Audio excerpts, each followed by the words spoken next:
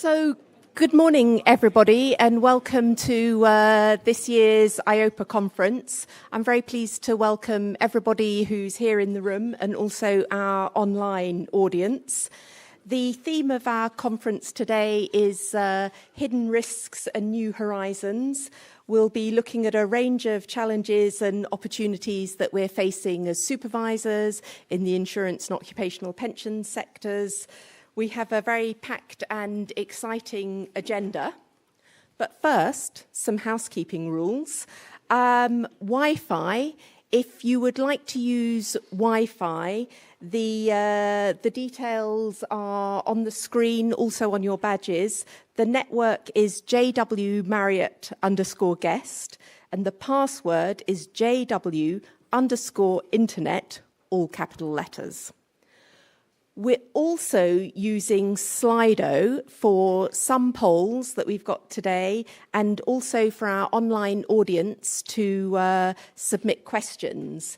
But first, obviously, we're going to do a test Slido just to make sure that it's working. You can join at slido.com from your browser or your phone, and the pass code is hashtag EIOPA Conference. And can we bring up the first Slido question? So the theme of our conference is Hidden Risks and New Horizons. And we want to know how you're feeling about the future. And I hope that this isn't going to put a dampener on today's proceedings, but these are the options. There are lots of risks around at the moment. I'm cautious about the future. There are risks, but we can overcome them. I'm optimistic about the future, or, I'm not sure. And just to let you know, we'll be coming back to this same question later in the day to see if things have changed. So let's see how we're doing. Most people look as if they're optimistic. That's a good thing. But a few people cautious, but luckily not so many not sure. So then before we start, I also would like to introduce our graphic artist, Caroline, who you can see over there in the corner. Caroline will be visualizing today's proceedings. Please feel free to go and take a look when you are going in and out of the room, and we will send the final version out later this week. So that's Caroline there. Now, it gives me great pleasure then to invite Sabine Mauderer, incoming chair of the Network for Greening of the Financial System, to open our conference and kick things off. Thank you for joining us today. Please make your way to the stage.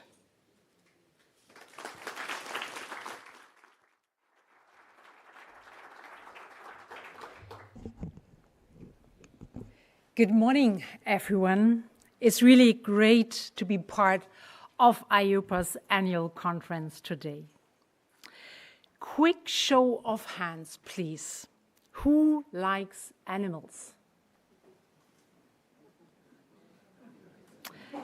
Nearly everyone, right? That's what I thought. I do too, of course.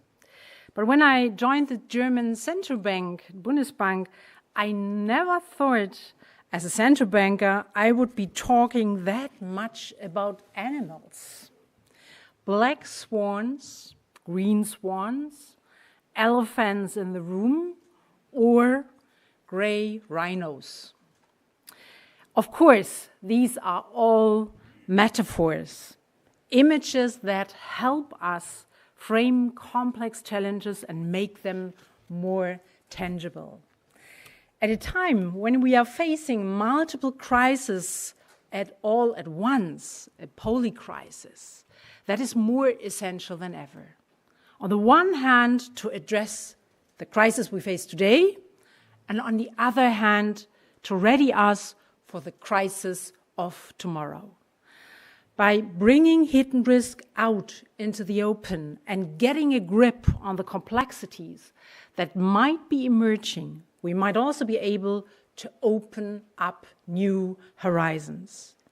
And that dovetails perfectly with the title of today's conference, Hidden Risk and New Horizons. Let me elaborate on one of the metaphors I just mentioned, the gray rhino. This term was coined by American political scientist Michel Wacker. It describes risks that are highly probable and will have a huge impact, but that are neglected. Imagine you're driving along. In the distance, far away, you see a big gray blob, and that seems almost to blend in with the gray road. You decide to ignore that blob and carry on driving. The problem? You are heading straight towards a great big rhino.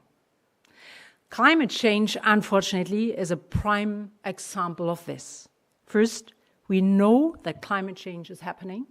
Second, we know that we are causing it. And third, we know that it will have massive consequences for all of us. And yet, all too often, current climate policies reflect an unsettling lack of urgency.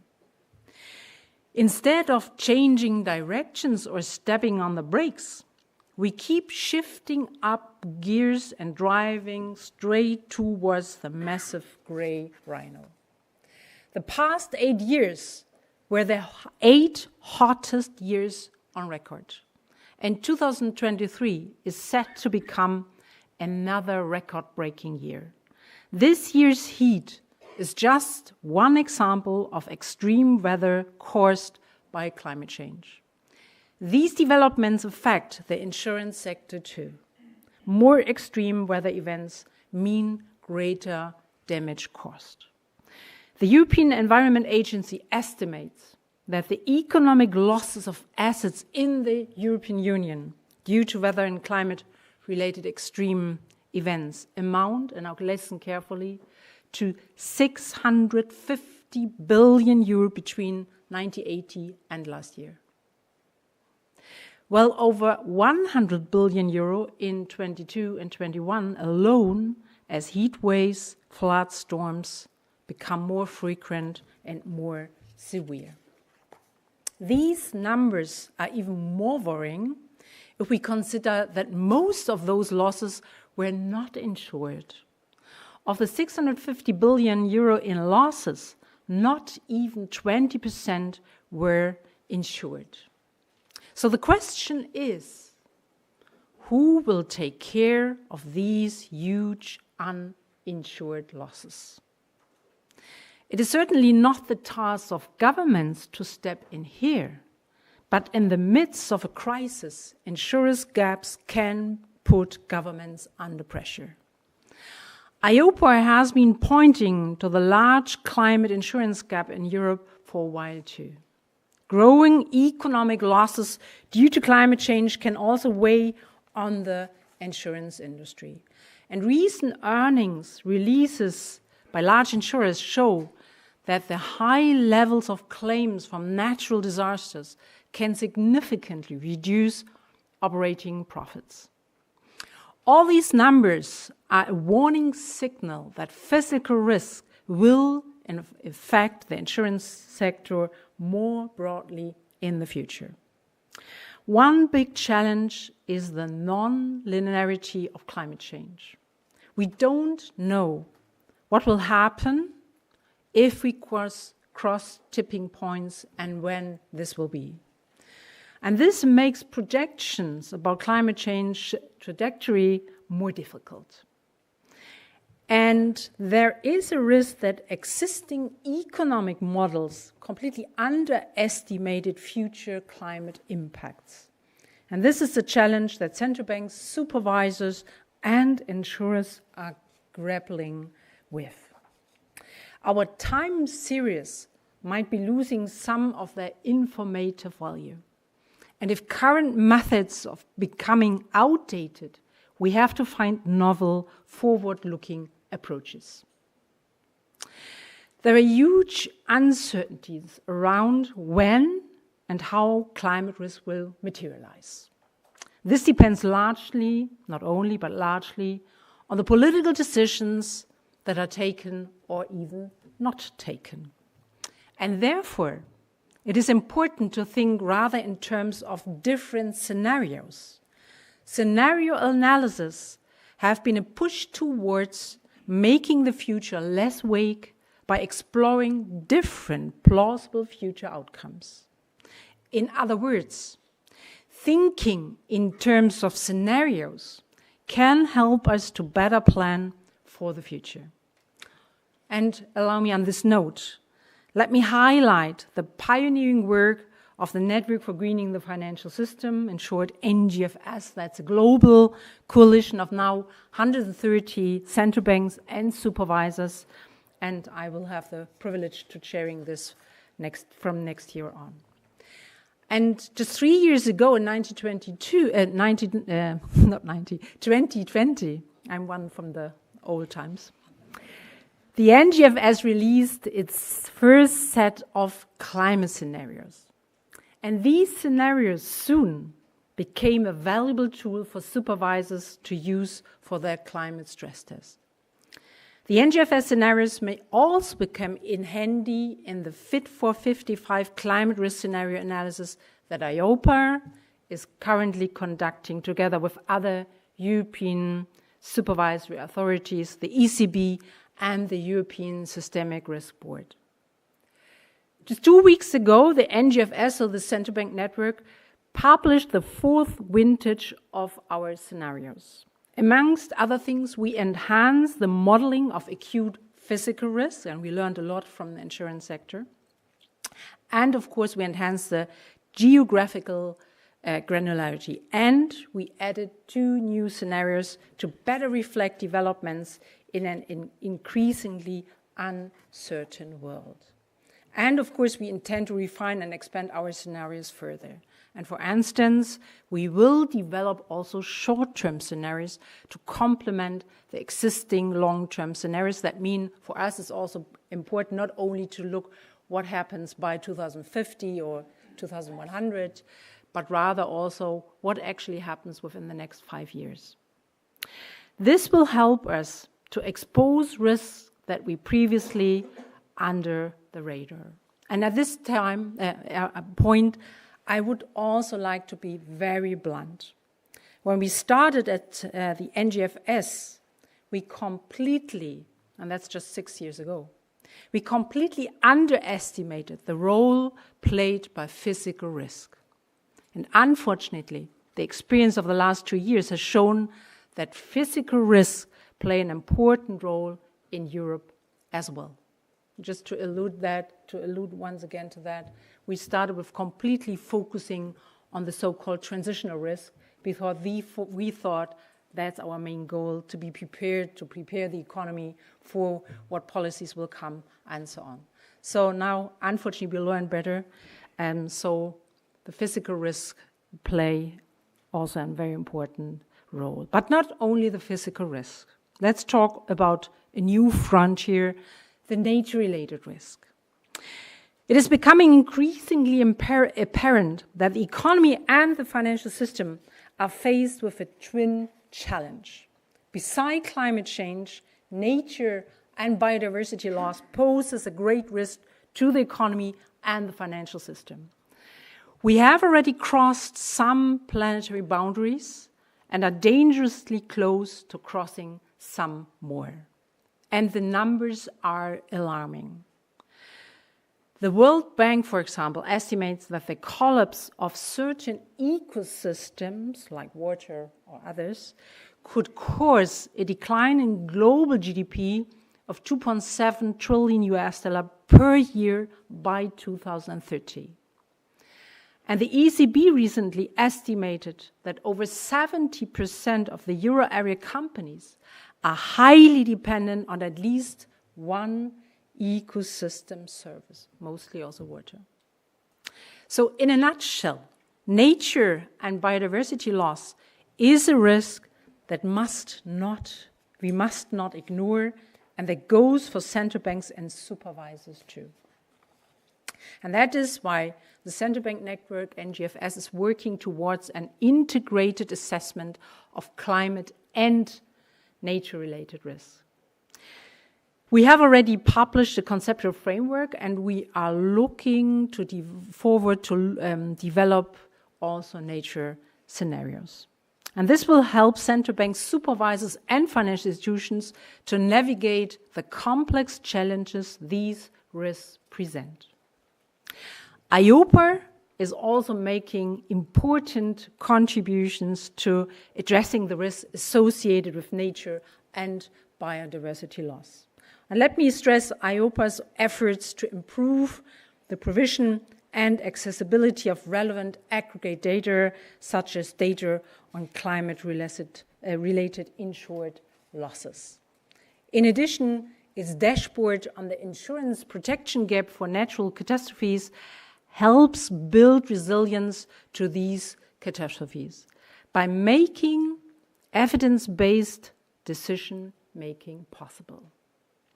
And in this context, I would also like to highlight a recent report by the International Association of Insurance Supervisors.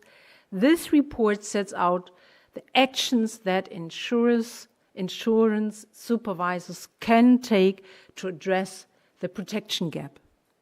And two of these actions are worth singling out.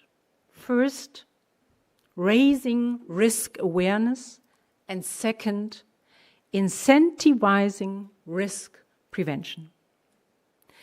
Indeed, increasing coverage is a key step towards narrowing the protection gaps. But that has to go hand in hand with climate adaptation measures, because prevention is key. I know some of you might ask, why is she stressing this? So why am I stressing this? Because I think, and I think this is the reason why I'm here today, is I think that insurers can play a major role in fostering adaptation. For example, by leveraging their knowledge of vulnerabilities to increase their clients' risk awareness, or by joining forces with other financial market players to create financial incentives to adaptation measures. Encouraging their clients to use anti-flood barriers or heat-resistant construction materials, for example. And the Network for Greening the Financial will also intensify its work on climate adaptation and, of course, adaptation finance in the coming months. The expertise of insurance firms and insurance supervisors can feed into this work, and therefore I'm very much looking forward to exchanging ideas with you. So, ladies and gentlemen, let me conclude. And to come back to the animal-based metaphors I used in the beginning, and you obviously liked very much, we are hurtling towards a huge gray rhino. And more risk might be hidden behind that rhino. Central banks, supervisors, and insurers are analytical powerhouses. Exposing and analyzing risk is our bread and butter. Let us then together leverage our expertise to tackle the challenges that lie ahead of us. Thank you so much.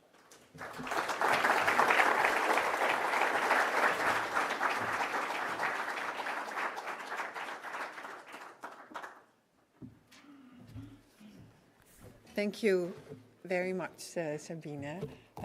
I couldn't have wished for a better opening of today's conference, and I'm really proud to have you as our speaker, the incoming president of the NGFS, clearly showing that NGFS, but also the work on climate, is not a topic for banks and central banks, but it's really a topic for the entire financial industry that's recognized. I remember, I think 1.5 years ago was the first time you invited me to start discussing physical risks, and it's on the agenda, and I think it's important. So thank you very much. Great opening. Thank you all also for being here today and making the travel. It's the first conference since Corona that we have in person. It's also my first as a chairperson in person. So it's an honor. It's nice to see you, many familiar faces. Also, of course, particularly welcome to everyone on the panels. You've been prepping, and I think we have an excellent program today, also thanks to your efforts. I look forward to hearing your discussions. Moreover, hi to everyone online, and thank you for joining. Our conference is on hidden risk and new horizons, and I think it expresses very much where we are. We're in a time of war, real war, on political uncertainty, on changing microeconomic environments, on hybrid warfare, and on a major transition, as was just very well explained, that really needs to happen. But I think it also reflects where we are in our business, as insurers and as pension funds. In the end, insurers are here to help society to manage their risks. Pension funds are here to provide people with a good life in retirement.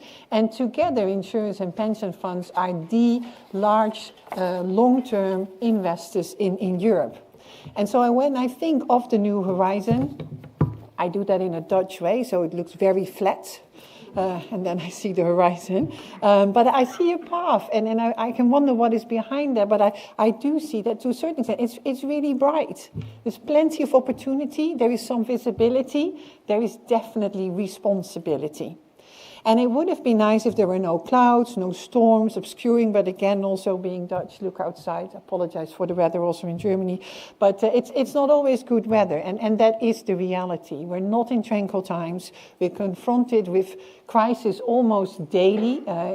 Words like perma-crisis, poly-crisis are already too often used. And I think here is a task for supervision. But despite all that, so far, as insurance and pensions industry here in Europe, we are riding out the storm. We're almost getting into a mode that gets used to these crises, which in itself I think is a risk. But we're resilient, we're competitive, we are sustainable. But sounds good, it needs to be better. And so we need to talk about what is next and how do we get there, how do we keep resilient, and how do we deal with all these new risks, whether they are visible or hidden. And that is what I would like to talk with you about today, for a good reason, because there is also another opportunity at the horizon, and that is, of course, the elections in Europe that are upcoming, a new commission that is upcoming. I know many in the room are working on drafting what they feel should be important for this commission, and so have we. A lot of that is already in our strategy that we published last year, but I would be happy to also share a bit more detail on what we think needs to happen going forward with you. So let's first talk about that supervision. And our first panel will actually dive into that, into a new way of actually dealing with regulation, which is horizontal regulation. And we're more and more faced with that as an industry. How do we implement, how do we supervise these regulations? I'm talking about the AI Act, I'm talking about DORA and so on. Now, it is very much a new reality, but it's one that will stay, I'm sure, and it has its benefits to actually have new technology supervised and regulated in the same way. But still, how do you make that work with sectoral specificities and supervision? So here you will hear the panel, but effective development, implementation of supervision of cross-sectoral regulations requires consultation, it requires commitment and cooperations between the stakeholders.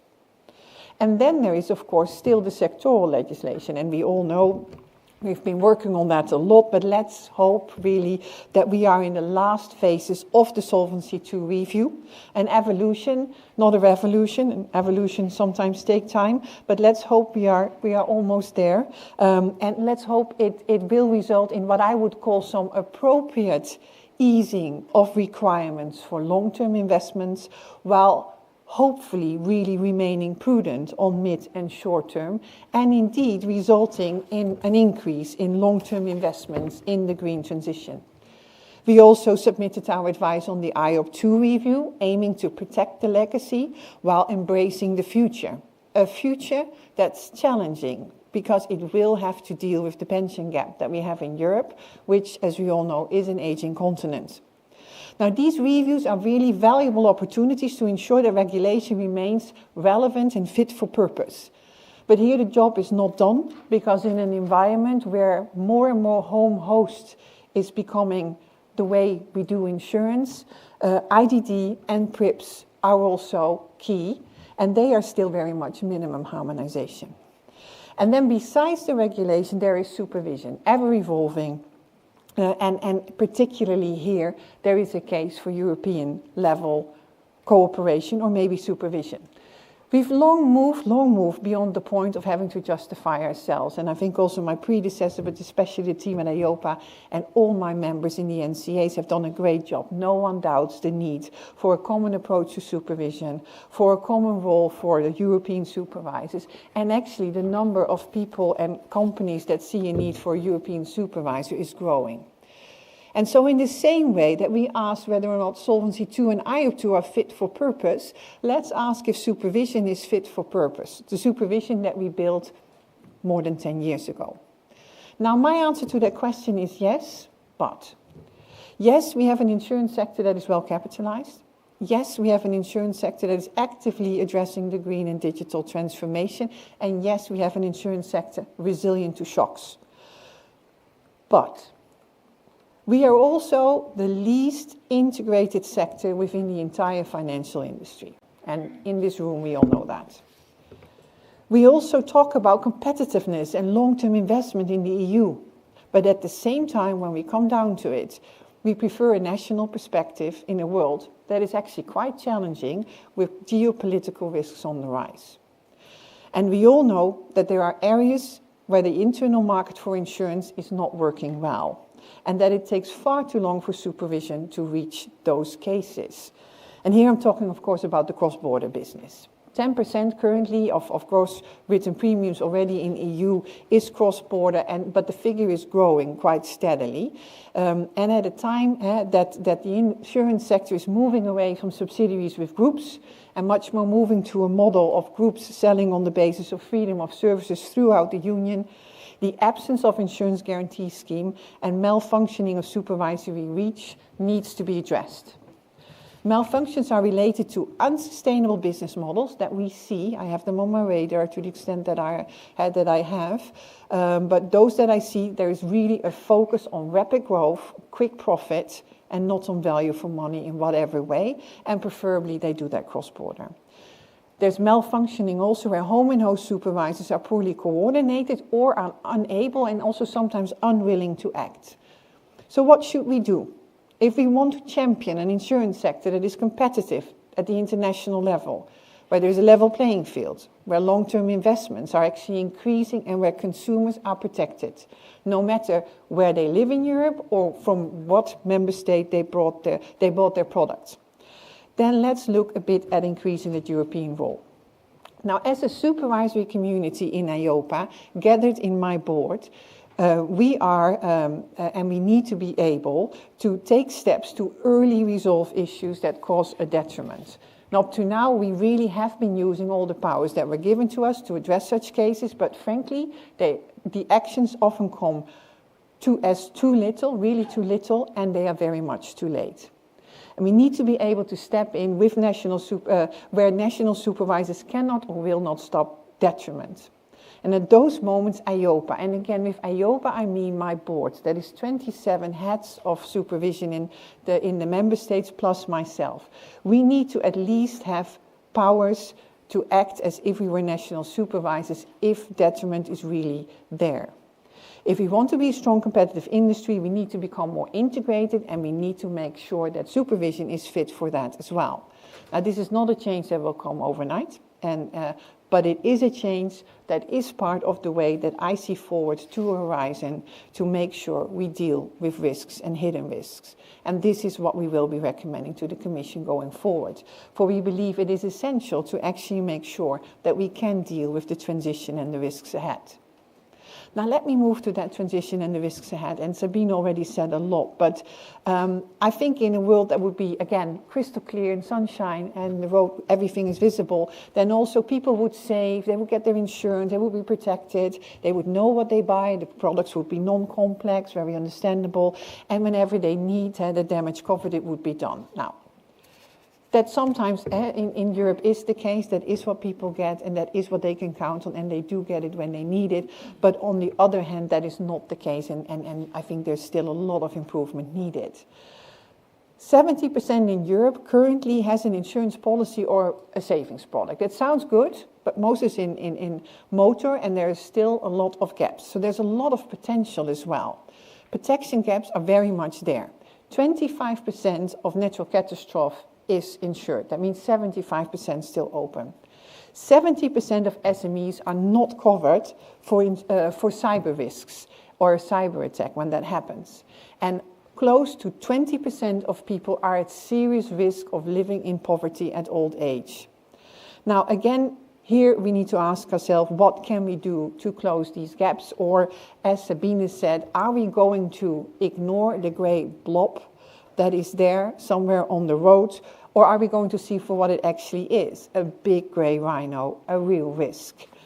Now, you all know that closing protection gaps for EIOPA has been a priority for a while, and the way we approach it is very much using data to actually show the problem. And our NatCat dashboard is an example that informs policy making, but we also looked at behavioral economics and the demand side. Why are people not getting insurance? How can we deal with that?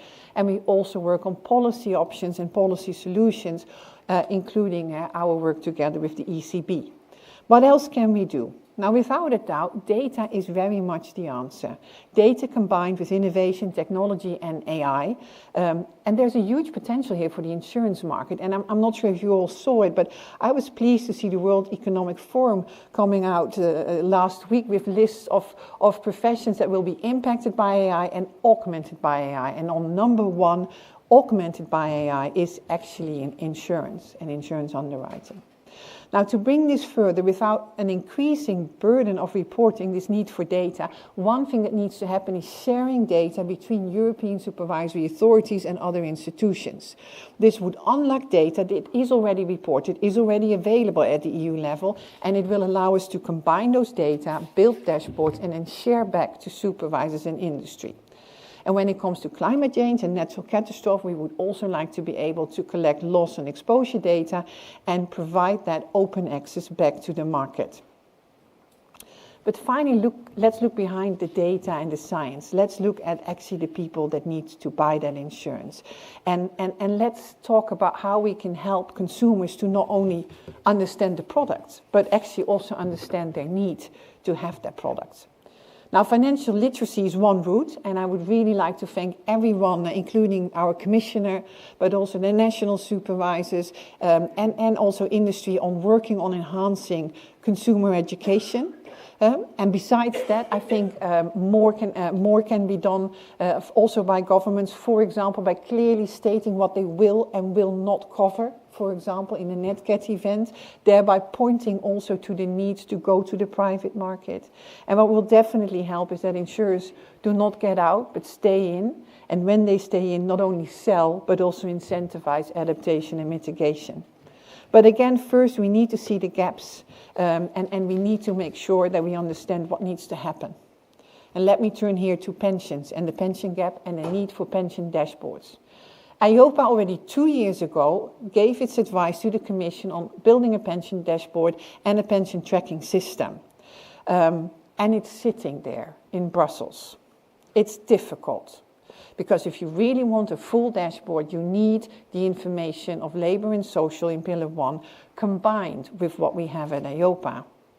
But no matter how difficult that might seem to governments, to policymakers, to collect the relevant data, we cannot close the pension gap, raise the awareness that is needed without measuring it. And so we need that data and we need it in one dashboard. So it takes some brave steps. Combining social and labour with ours, but let's do it, let's be brave, we need the information. And in the same way, of course, we will support the pension tracking system, provide consumers with an overview of what they can expect, and then trigger activity, but also trigger informed activity. And we see, to the extent that it does not result in consumers taking action, a merit in mandatory enrollment schemes with an opt-out. But we see those schemes as really playing an important role in building pension pots in those countries that are piloting with them. And finally, and I have to say that we still see merit in PEP, the Pan-European Pension Product. But this, of course, is a brilliant example of something that can work from an EU perspective if it is also supported at the national level, e.g. if this product is treated and taxed in the same way as other pension products. And that is currently not the case. Now, when you consider that, based on our Eurobarometer this week, 43% of the people in Europe are comfortable that they have enough money in retirement, and if you consider that in a few decades, it's very nearby, only 1.5 persons will be working for every pensioner, you will understand that we are recommending further action to the Commission on all these three topics. It is clear also here that we need to stand ready then, if people want to take action, that there are products for them available, that they can easily buy, that they can easily understand, that are simple, safe, and provide value for money. And this is where the retail investment strategy comes in. In our view, the route to bring that retail investment strategy further really is value for money. If throughout the entire lifeline of an insurance product, from the moment you develop it, you manufacture it, you distribute it, you sell it, value for money is what is the center of that product. I think you can solve many, many issues. And here Benchmark will contribute to that. We are already working with these benchmarks, and we really find them a good tool. They're a range that indicates where within the range we have less concerns, and outside of the range we may have concerns about value for money. Value for money, not just the price, not just the cost, but a combination of cost, services, and return that ultimately benefit the consumer. Having more retail investors will ensure more capital. That is so much needed for the transition. And it is through this angle that also insurance and pensions can support, again, the EU economy. And it is also through this angle that also for our industry, the realization of the Capital Markets Union under the next Commission will be key. Now let me conclude. As you hear, I really think there's momentum for our industries. And there's also a need to grab that momentum because there's a lot of gaps that we need to fully close. Will be hard, but that we need to work on. EIOPA stands ready to do that, and we do not do that alone. We do that with you, and with you I mean all the NCAs and their staff, all my staff, but also definitely all the stakeholders. Let's keep doing that, let's work on that, and thank you for doing so. But also it means that we need to walk the talk, and walking the talk also holds for EIOPA. And let me be honest here, there is some work to do for us as well, and we did a little bit. I don't know about you, but if I'm honest, if I need to explain what I do, what it is you really do, Petra, in Europe, I struggle to explain it in plain language. I mean, we provide great technical advice, but that's technical. And so what I find actually is that it's sometimes very challenging to explain what EIOPA does. But this is a challenge that we need to take on, because also we need to communicate in simple, understandable, and accessible language. And so I'm going to close my opening speech with a little film to show you, and the brochures are outside, to show you how we have tried to tackle that challenge and to remedy the fact that our kids, our parents, our friends, and many of the consumers that we actually work for find it hard to understand what it is we actually do. So I hope you like it. I hope you see it short and simple. But moreover, I hope that in that context we can continue to work together as an industry on the road ahead, addressing all risks. Thank you very much.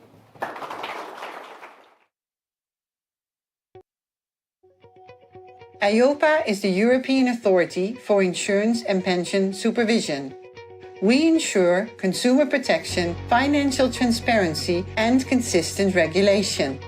We check the insurance and pensions industry gives you a fair deal. To deliver for the people, businesses, and economy of Europe, we make 6 promises to you. EIOPA will support the insurance and pension sector to tackle the climate crisis through responsible investments, products and services. We will help European businesses seize new, exciting digital opportunities while safeguarding you against potential harm. We will strengthen cooperation between countries and supervisors so you get protection you can trust wherever you are in Europe. EIOPA will help shape rules to build a financial system that works for you. And we will anticipate and manage emerging risks or threats to help the industry weather any future crisis. EIOPA will strive to be a great employer in a diverse and inclusive workplace that upholds the highest professional standards. Together, we're building a resilient insurance and pension sector that works for you.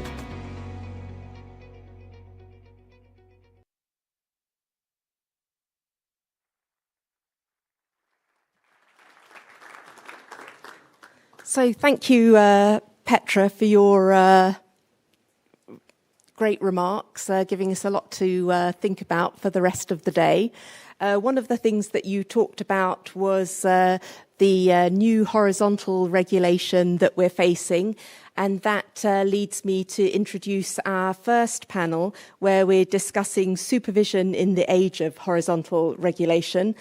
The panel is moderated by Damian Jarowski, Director of the International Cooperation Department at the Polish Financial Supervision Authority. Damian, would you like to come to the stage with your panelists? We're going to start off with another Slido question to set the scene. So if we can bring up the next Slido, and remember it's Slido on your browser with the code EIOPA Conference. And the question that we're asking, do the advantages of horizontal regulation outweigh the shortcomings? And some fairly simple options, yes, no, or maybe. And let's see. Let's give it a couple more seconds to see how many more people are going to join in the poll. Yes, no, or maybe. Do the advantages of horizontal regulation outweigh the shortcomings? So luckily, not many no's, but maybe seems to be winning there. And perhaps this panel will change the balance. So Damian, it's over to you. Thank you. Thank you very much, Claire. And good morning, everyone. Once again, I'm Damian Jaworski. I'm a member of EIOPA Board of Supervisors representing the Polish Financial Supervision Authority, and it is indeed a great pleasure for me to be able to moderate the first panel at 2023 Annual EIOPA Conference, which I'm very happy about it, take place physically in Frankfurt, and we can all see each other, shake hands, and hopefully have very interesting discussion both in the panels as well as in the margins over the breaks. I have with me today, I think, 4 exquisite experts, and I very much look forward to a discussion in such a distinguished company. You've seen the names, but nevertheless, I think it is worth recalling them once again. We have with us Paulina Dejmek-Hak, Director for General Affairs at DG FISMA of the European Commission, Valérie Mariat-Wood, Head of Consumer Protection Department at EIOPA, Dario Focarelli, Director General for Italian National Association of Insurance Companies, and Chiara Del Prete, last but definitely not least, Chairwoman on EFRAG Sustainability Reporting Technical Expert Group. But prior to her current role, Chiara also led IFRS 17 endorsement at EFRAG with the European carve-out. So the set of experts is indeed covering extremely broad range of issues relating to financial services. We are going to make this panel as interactive as possible. You have already responded to a first Slido poll. There's going to be another one preceding second round of questions. I guess it won't be as easy as with the first one to provide answers to it. It may take you more time. We're going to have 2 rounds of questions, after which we'll try to save some time to the extent possible also for questions from the audience. I know that from past events that this audience is very eager to ask questions directly to the panelists, so we'll try to save some time for that. And at the very end, I have also saved a sort of final question to panel members for a brief reply, leaving you with certain food for thought. But, well, first thing first, let me extremely briefly set the scene. We are about to discuss, of course, to the extent possible within a very limited time frame, all possible aspects relating to horizontal regulation.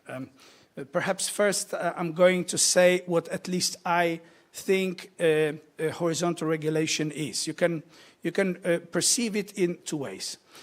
Either you can have in mind something that is quite obvious, a full-fledged horizontal regulation like AML, GDPR, DORA, which is going to be discussed later today, which brings one set of rules applicable directly to the entire industry.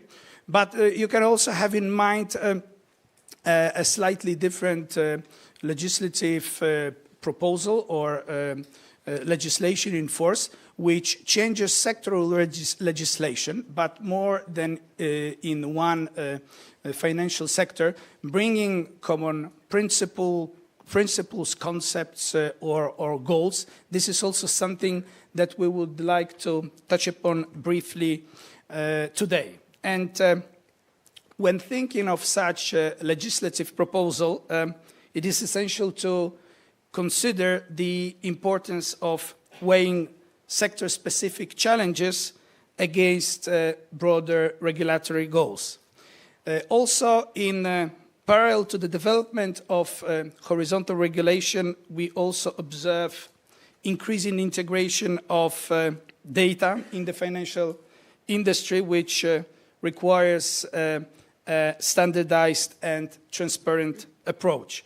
And here what's important is a collaborative effort of the industry, legislators and supervisors in establishing robust data governance, promoting data accuracy and trust that will contribute to the strengthening and development of the financial sector. All this we will try to discuss in 2 rounds of questions, approaching the concept of horizontal regulation from a general perspective, as well as touching upon some selective legislative proposals tabled recently by the European Commission. And speaking about the European Commission and looking at you, Pauline, perhaps the first question automatically should go to you. With the emergence now of numerous pieces of horizontal regulation in recent years, what's your perception is how well this trajectory has been working so far? What's your plans for the future? How do you perceive the interaction between these legal acts, whether there is sufficient consistency among them, or we should perhaps look at them separately, one after another one? Thank you very much, Damien, and good morning to everyone. And I want to start by really thanking Petra and her team here at EIOPA for having organized this conference. And as you noticed, Damien, it's very nice to be together in a room again. I was struck by actually also by Sabine's introduction and Petra's painting this very wide picture. There's so many issues we need to look at. Think about building capital markets union, think about financial education, tackling the pension gaps. I was quite happy to hear that PEP was mentioned, indeed, things to continue to look at. And I think more broadly to the point that there are so many challenges, and I think it's so important that we get together, that we talk to each other, but more importantly also that we listen to each other. And that's why I'm really looking forward to this conference and to the discussion here at the panel today. Now, on the issue of sectorial versus horizontal, and I was quite struck by the Slido and it coming out more or less 50-50 in favor of the one or the other. I think I would have to argue that you actually need both. As so often in policymaking, I think you need to find that right balance, the soft spot, if you so wish. If we look at EU financial services regulation, we come from a world, if we go back to the first sets of sectorial legislation in the 70s, the first banking directives, the first insurance directives, and in a way we have kind of kept that approach to this day with having legislation that is sectorial per sector. And by the way, I think it would be very similar if you look in other jurisdictions or at national level. Now, I think what has come in addition to that kind of sector-based legislation over the last 10 or maybe even a bit longer, 10 years, and certainly more frequently in recent years, I think in reality that we see two trends here. One being looking at financial regulation from the perspective of the end user, from the retail investor, from the retail consumer. When we launched the PRIPS work about a decade ago or so, that was very much taking this approach of saying, if you're a consumer, if you're a retail investor, you may not necessarily know whether you're actually buying an insurance product or an investment product. You just want to invest money in an intelligent way for your future. And that's why I think when we as policymakers started to look at legislation, not only from the sectorial perspective, but also from a more horizontal perspective. And of course, it's a trend that didn't stop with PRIPS. The retail investment strategy has been mentioned. I'm sure that we will talk more about that. And it takes, in a way, a similar approach in the way of looking at the whole range of retail investment product from the perspective of the retail investor, which does not mean that you cannot still integrate some sectorial specificities.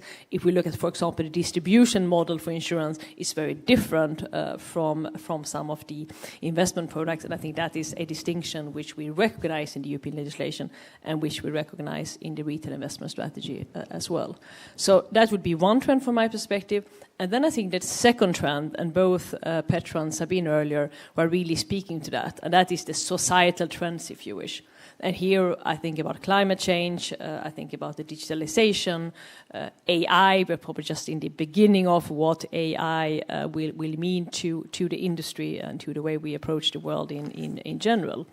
And there I think there is a good argument to make for having rules that are as horizontal as possible. DORA was mentioned, operational resilience, clearly an issue across the financial sector, regardless of whether you are an insurer, a reinsurer, a bank, or an asset manager. Climate, sustainability reporting, and I think we have colleagues on the panel who know that area very well. Clearly makes sense to look at this in a horizontal manner so that you apply these rules across the board. So again, I think for me, it's really find that soft spot. I think you need a balance. It's not the one or the other. I think we need a sectorial legislation, but clearly, and notably in light of some of the societal widespreading phenomenon, we also need to have these kind of horizontal overlayer. I leave it at that. Thank you. Thank you very much, Paulina. I think it's interesting what you said, that apart from, of course, paying due attention to a proper regulation of each and every sector separately, you also look at the industry from a horizontal perspective from the perspective of the end user. And some of the legislative initiatives seem to be driven taking this perspective, which brings me to my second question, which I want to address to Valérie, exactly relating to the end user consumer, and also thinking about one particular piece of sort of horizontal legislation, namely retail investment strategy, also mentioned by Petra. do you believe that the objective of this proposal appropriately addresses all the goals which the Commission aims to achieve through this proposal? Does one size fit all, or at least two sectors, exactly from the perspective of the end user? And if so, what are the key issues that would guarantee a success of this proposal? And if there are any weaknesses, also very happy to hear about them from your perspective. Thank you, Damien, and good morning to you all. As you know, we humans are social animals, so it is indeed a treat to be with you in presence today. So the question is one size fits all, and to start with, I wanted to reinforce the message that EIOPA strongly supports the retail investment strategy. It does bring more consumer centricity in the proceedings.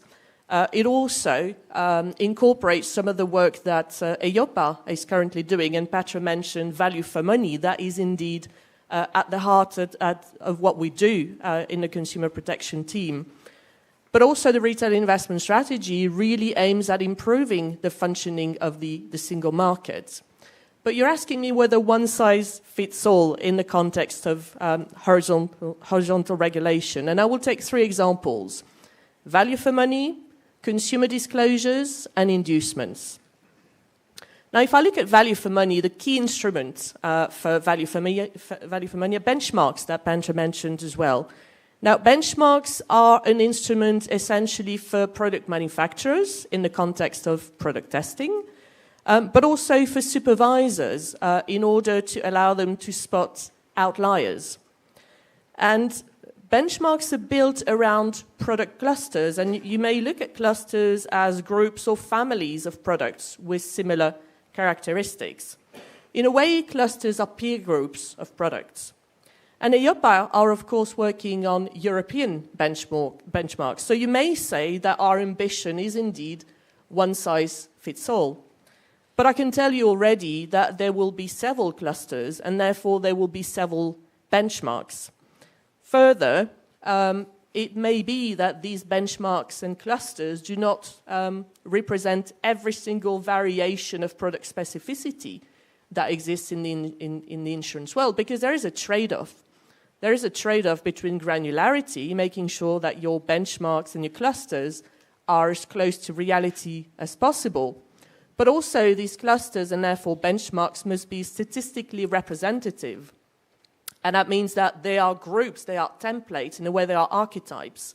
And that may not reflect every single variation. And we are mindful as well of not increasing the burden on the industry from the data side, but also on the supervisory side, because these tools are primarily for supervisors. So my one size fits all may in reality be several sizes fit most.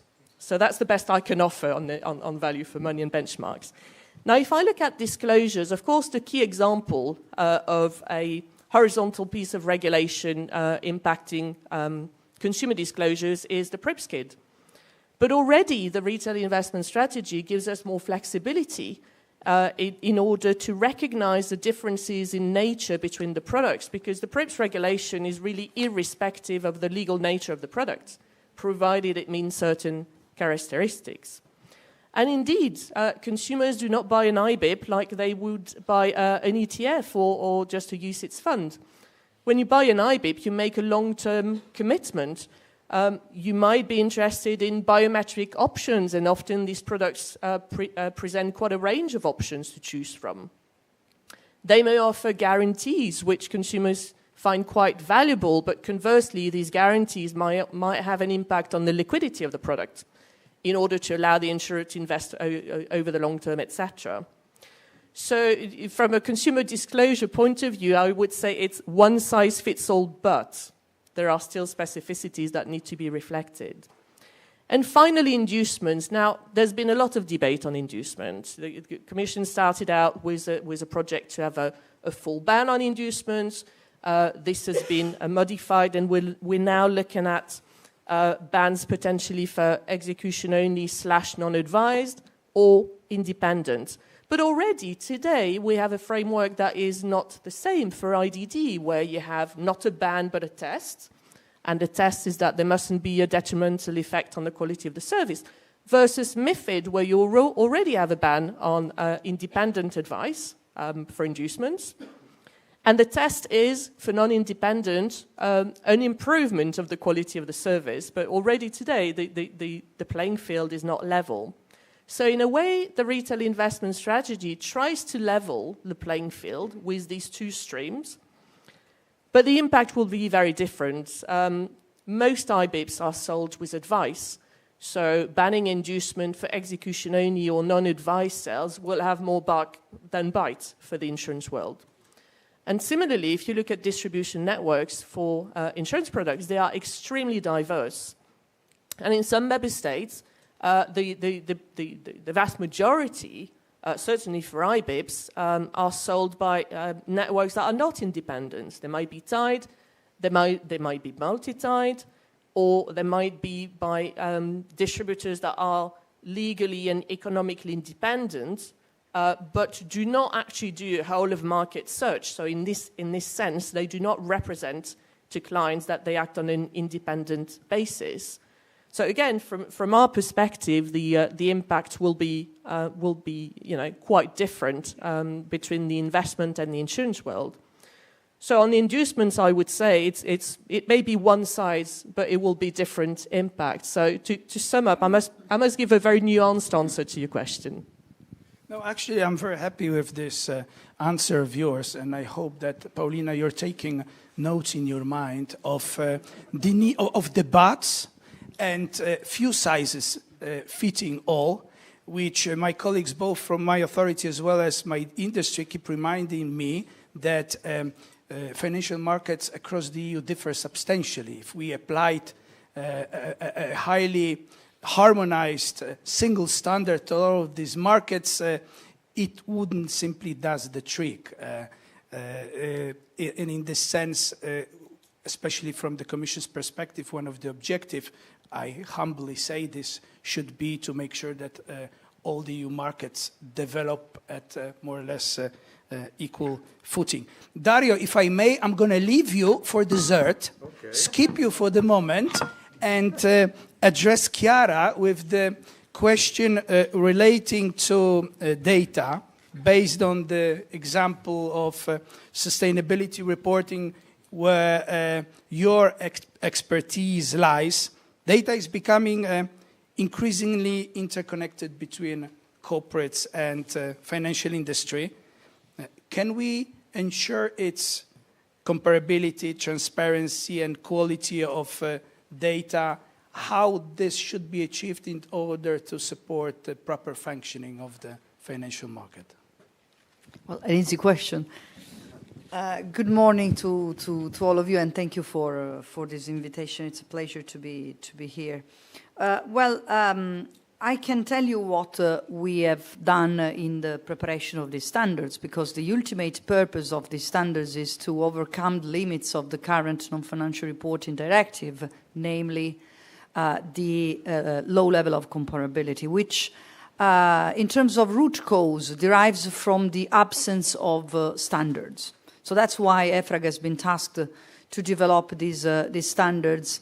And the ambition here is really to bring the sustainability reporting on equal footing with financial reporting. So it's not surprising that this is a massive burden in terms of getting there, so in terms of implementation and scope of activities to be covered. So we issued this comprehensive set of standards covering environmental, social, and governance aspects, which will capture 50,000 companies in the next few years.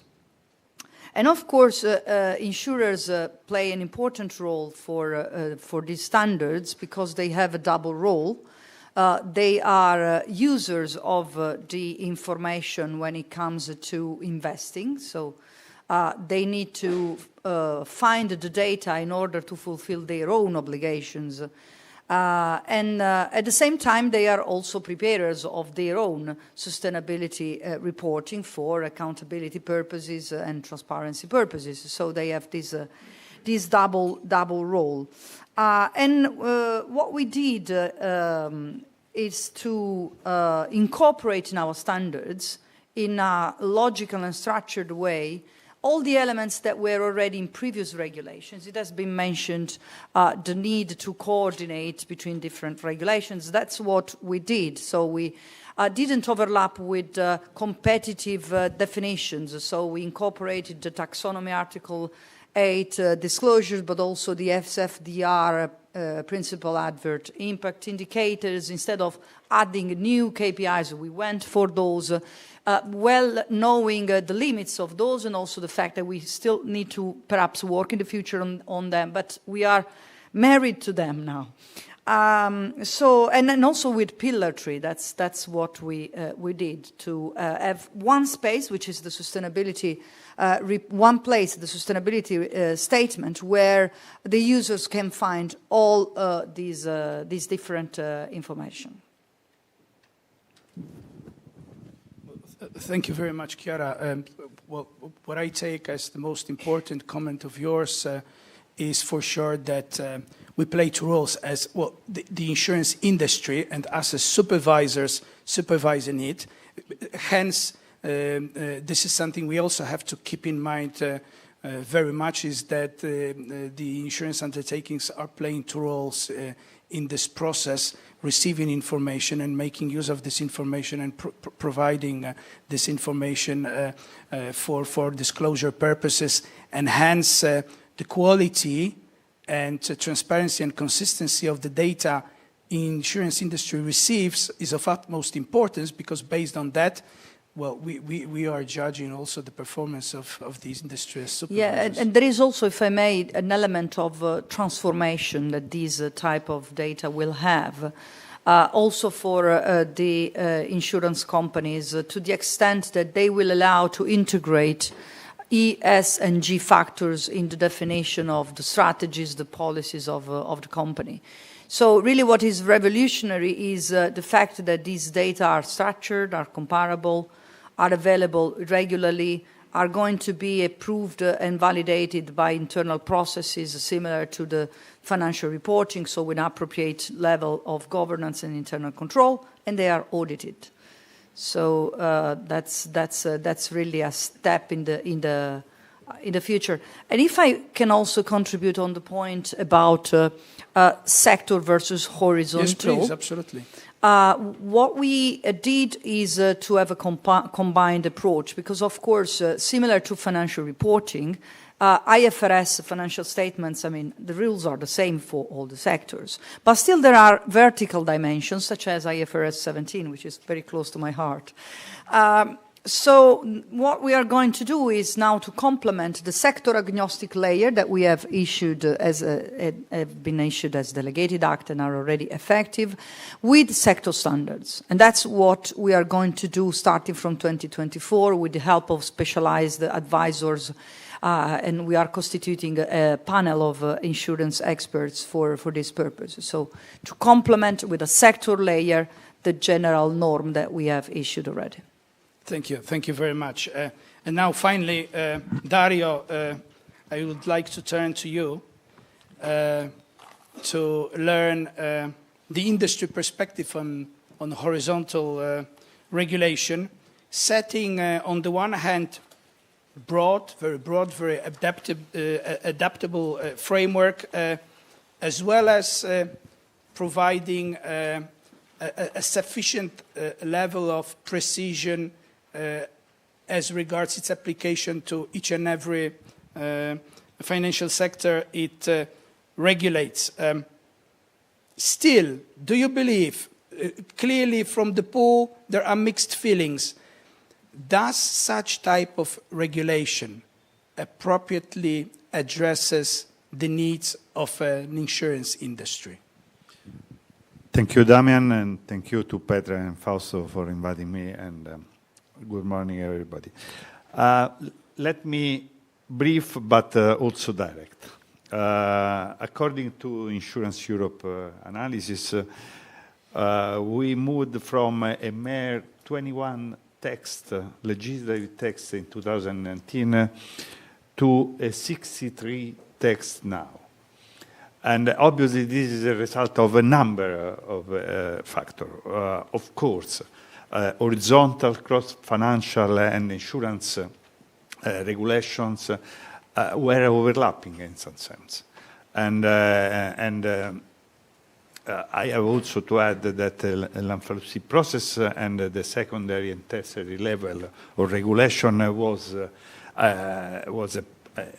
definitely a part of such staggering increase and lead an overwhelming compliance burden for insurance companies. So if the question is horizontal versus specific one, I would say that at the end we should have some time that is combined, but with a clear coordination and with a clear leadership. We cannot accept that basically you have a number of uncoordinated and sometimes with inconsistency in applications and inadequate impact assessment. This is something that is really important for us. Coordination is key. We do understand that DG FISMA and EIOPA are doing whatever they can in order to obtain such coordination. But still, we do see that, for example, there are at least 14 DGs in the European Commission that are putting text under discussion, and there are a number of units that is even more large. So what we can do? Three things and 3 points that I would like to underline. The first one is try to adhere to the President von der Leyen one in, one out. I would prefer less is more rather than one in, one out. But still, at least one in, one out. This is the first point. The second point is a bit more complicated. There is an absence of specific references to the insurance sector in the mission statement of our commissioner in EU. I would prefer to have such a clear mandate for one of the commissioners, most likely the one overseeing financial services. But I mean, in this moment, I'm not saying one on the other. I'm just saying that we should have one who is, at the end of the story, responsible for all the regulations that comes to the insurance sector. And to do that, it would be very important in order to combine with different regulations. It would be very important to have a dedicated European Commission platform to insurance, where every DG is involved in the process could find the expertise and could, let's say, be able to overview its legislative process. And third point, is we need a critical evaluation of the Lamfalussy procedure. This is something that is not only for insurance but also for banking, in my opinion. We need a group expert evaluation and a robust consultations on it. I want on this emphasize two topics. The first one is the coordination among authorities. This is quite good and I would say good for financial authorities, but the coordination with other authorities, think about data protection, think about cybersecurity, and now think about other that are going to be established, possibly are not so good, or at least at they are at a very early stage. So in the legislative mandate for such authorities should be coordination among each other should be a key element to be put in place. And finally, again, President von der Leyen committed to reduce reporting requirement by 25%. So let's do it. And let's do it consistently across regulation. I was maybe too direct, but let me say that this is a united effort. We need a united effort from policy makers, regulatory bodies, industry, stakeholders, and experts. I mean, this is something that we can achieve in the next, or at least we can improve in the next EU mandate, and this is what we have in front of us now. Thank you. Thank you very much, Dario. I'm really happy I left you for dessert. We're halfway through the panel, and we already have so many foods for thought. Paulina, I wonder which one should go out first. What's your thought on that? I'm not asking you a question. Maybe we should arrange a third poll showing the preferences of the audience, which one should go out. But speaking seriously, I wonder how many people in the room or online recall the origins and the rationale for the Lamfalussy proposal. I remember the comments among finance ministers, supervisors, when they were discussing the content of Lamfalussy advice, the proposal of a long list of legislative acts which should be adopted, and the consideration how to cope with all of them. Eventually, it wasn't that many of them, but they were of a much larger size. And we were at that time speaking primarily about the securities industry. And after that, indeed, legislation multiplied many times and spread new legislation across all sectors. Thank you very much. This brings us to the end of the first round of questions. With that, we move to the second round, but before we start it, there's another Slido pool for you. This one, as I have mentioned earlier, is not going to be as easy for you to answer. I presume that you'll have to give some of the replies that were prepared for you a little thought.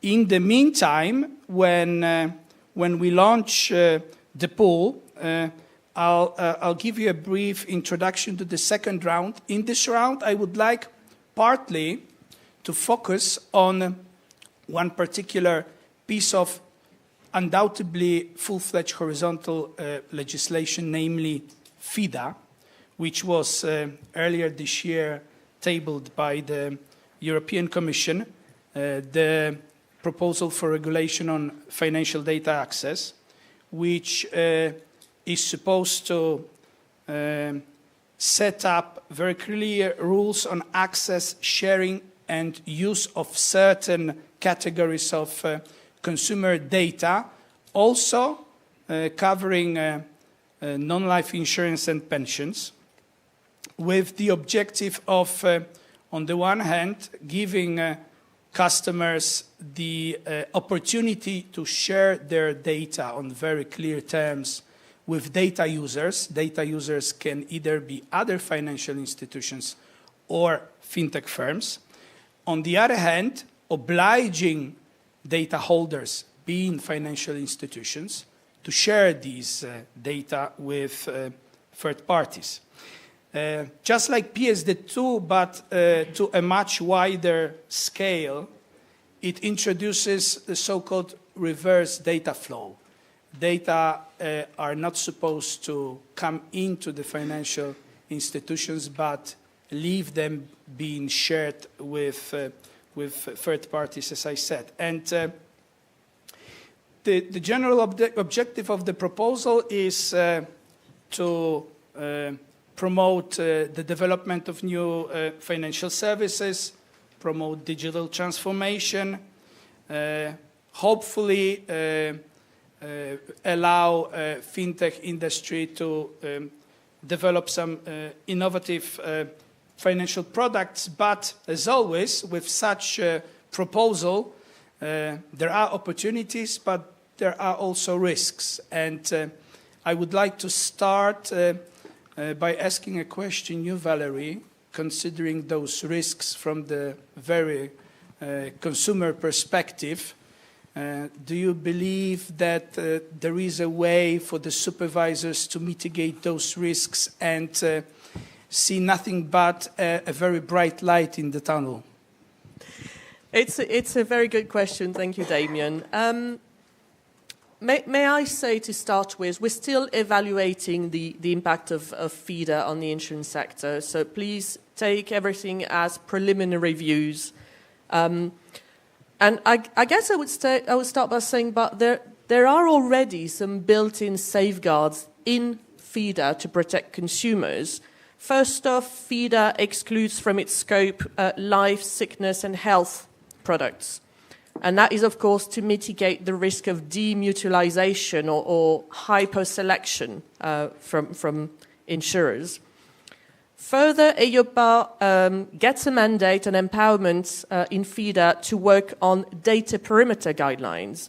And these guidelines will determine how the data in scope can actually be used for the pricing of insurance products. And I guess it's also useful to remember that what's at the heart of FIDA is the initiative of the consumer. Nothing happens unless a consumer has given explicit consent. And this is really the central concept. And in order to support this, the regulation foresees the creation of permission dashboards, which will help consumers get a holistic view of consents they've given, and that will also give them the opportunity to revoke or renew or add these permissions. So it's not like cookie consent, where you click once and then it's gone forever. You can't remember exactly what you consented to. You can't find an easy way to look at it again and withdraw consent if you want. You do not have an overview, so you'd have to remember for each and every website which ones you've actually consented to. So none of that for FIDA. There will be a dashboard. You will have this global view. But obviously, all of this needs strong supervision because what is critical here is making sure that consent actually works in practice. And for this purpose, supervisors will need to learn about dark patterns. And there was a very interesting panel at the EIOPA Consumer Day early October in Madrid with a professor explaining to us that these dark patterns are a deceptive mechanism which exploit cognitive biases and behaviors in order to force consumers to consent where they would otherwise not have done so. There's also another pitfall, and that's the click first, think later trait, which a lot of us are guilty of, and I'll put my hand up. I'm human, I do that as well. So all of these will need to be very much on the minds of supervisors when trying to make sure that the protections that are built in FIDA actually work in practice.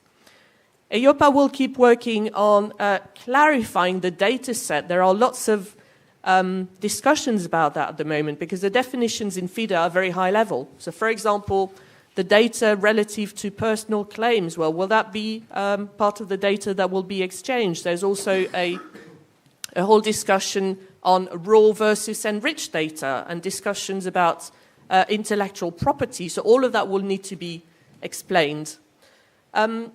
But generally speaking, supervisors are really going to need to up their game and expand their skill set, potentially acquire specialized resources in order, in all things digital, and FIDA is one of them. But of course, there's all other reasons to do that, the AI Act and whatnot. So FIDA is no exception. And it's a tough call because these resources are rare, these resources are expensive, and conversely, the use cases in insurance are still fairly limited. But the supervisory community will need the skills to be ready for when, not if. Also, what is going to be required, and you mentioned that, Dario, in another context, is proper cooperation between financial, data protection, and possibly also competition authorities, because the end game is to allow innovation to flourish, but according to the rules of digital ethics.